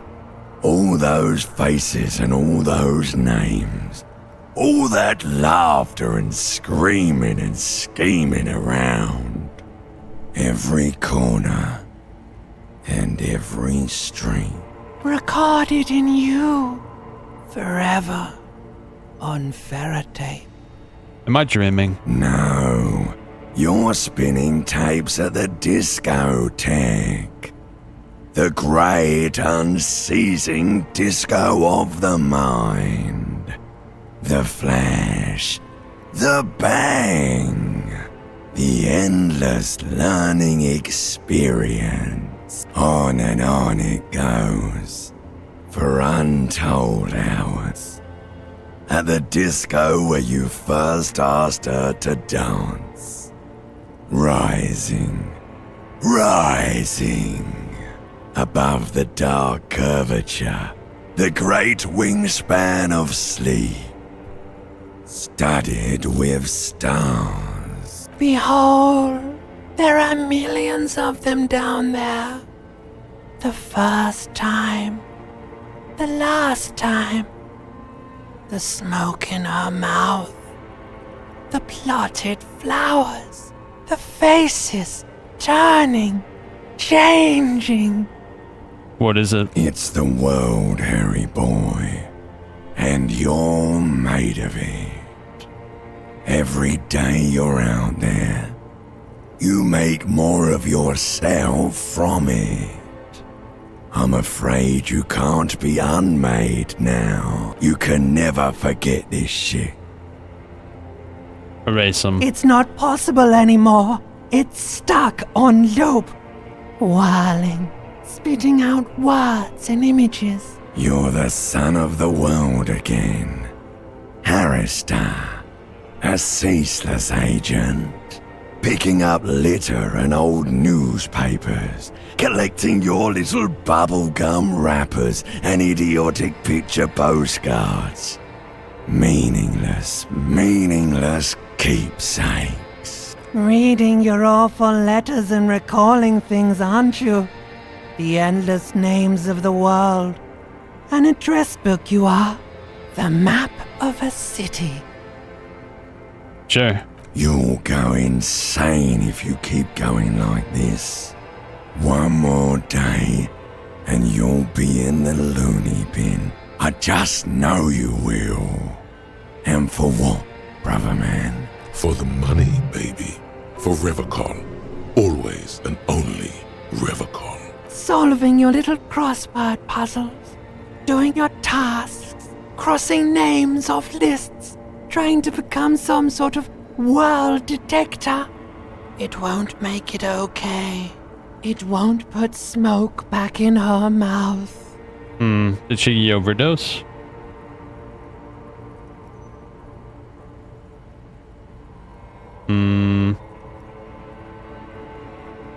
For Revacol, why There he not? goes again. He's a real political animal, our Harry. He still doesn't see that it's the world changing around him. He's got no idea what he's in for. The other pillow. Beep, beep, beep. The alarm is ringing, Harry. The disco circus goes on and on. You barely slept 3 hours last night. Do it for the picture puzzle. Put it all together. Solve the world. One conversation at a time. There you go. Logic is correct. Oh, what's this? You were right, brother. Oh no. What's going on? Back there, in your sleep, all the weak-willed delinquents, dilly-dalliers, foreign moneylenders, insane anarchists, and yes, the women. They've run this place to ruin. Those sons of bitches. The game was rigged from before you even knew how the pieces move, soldier. What's going on with my gut? Did I not eat enough? No, brother. Forget about your gut. We've got much more pressing matters to focus on. It's time to turn back time. I will send you back to the time when the sun had not yet vanished, when it was still setting into the sea. The time of the suzerain, the time when love was still possible. Sure. Think of the possibilities. To go back with the knowledge and the experience you now have, and to do it all over. Do it richtig this time. Protect the suzerainty, clean up the city, revive disco music, and get her back. You could save Revachon. You could be the man, brother. How do we do this? There must be others like you. Men who long for the days when words like loyalty and love meant something. People whose yearning for the past is so great they barely live in the present. Those are the men you need to find. Those are the guys who know. How do I find these men? Think. Maybe you've already met someone like that.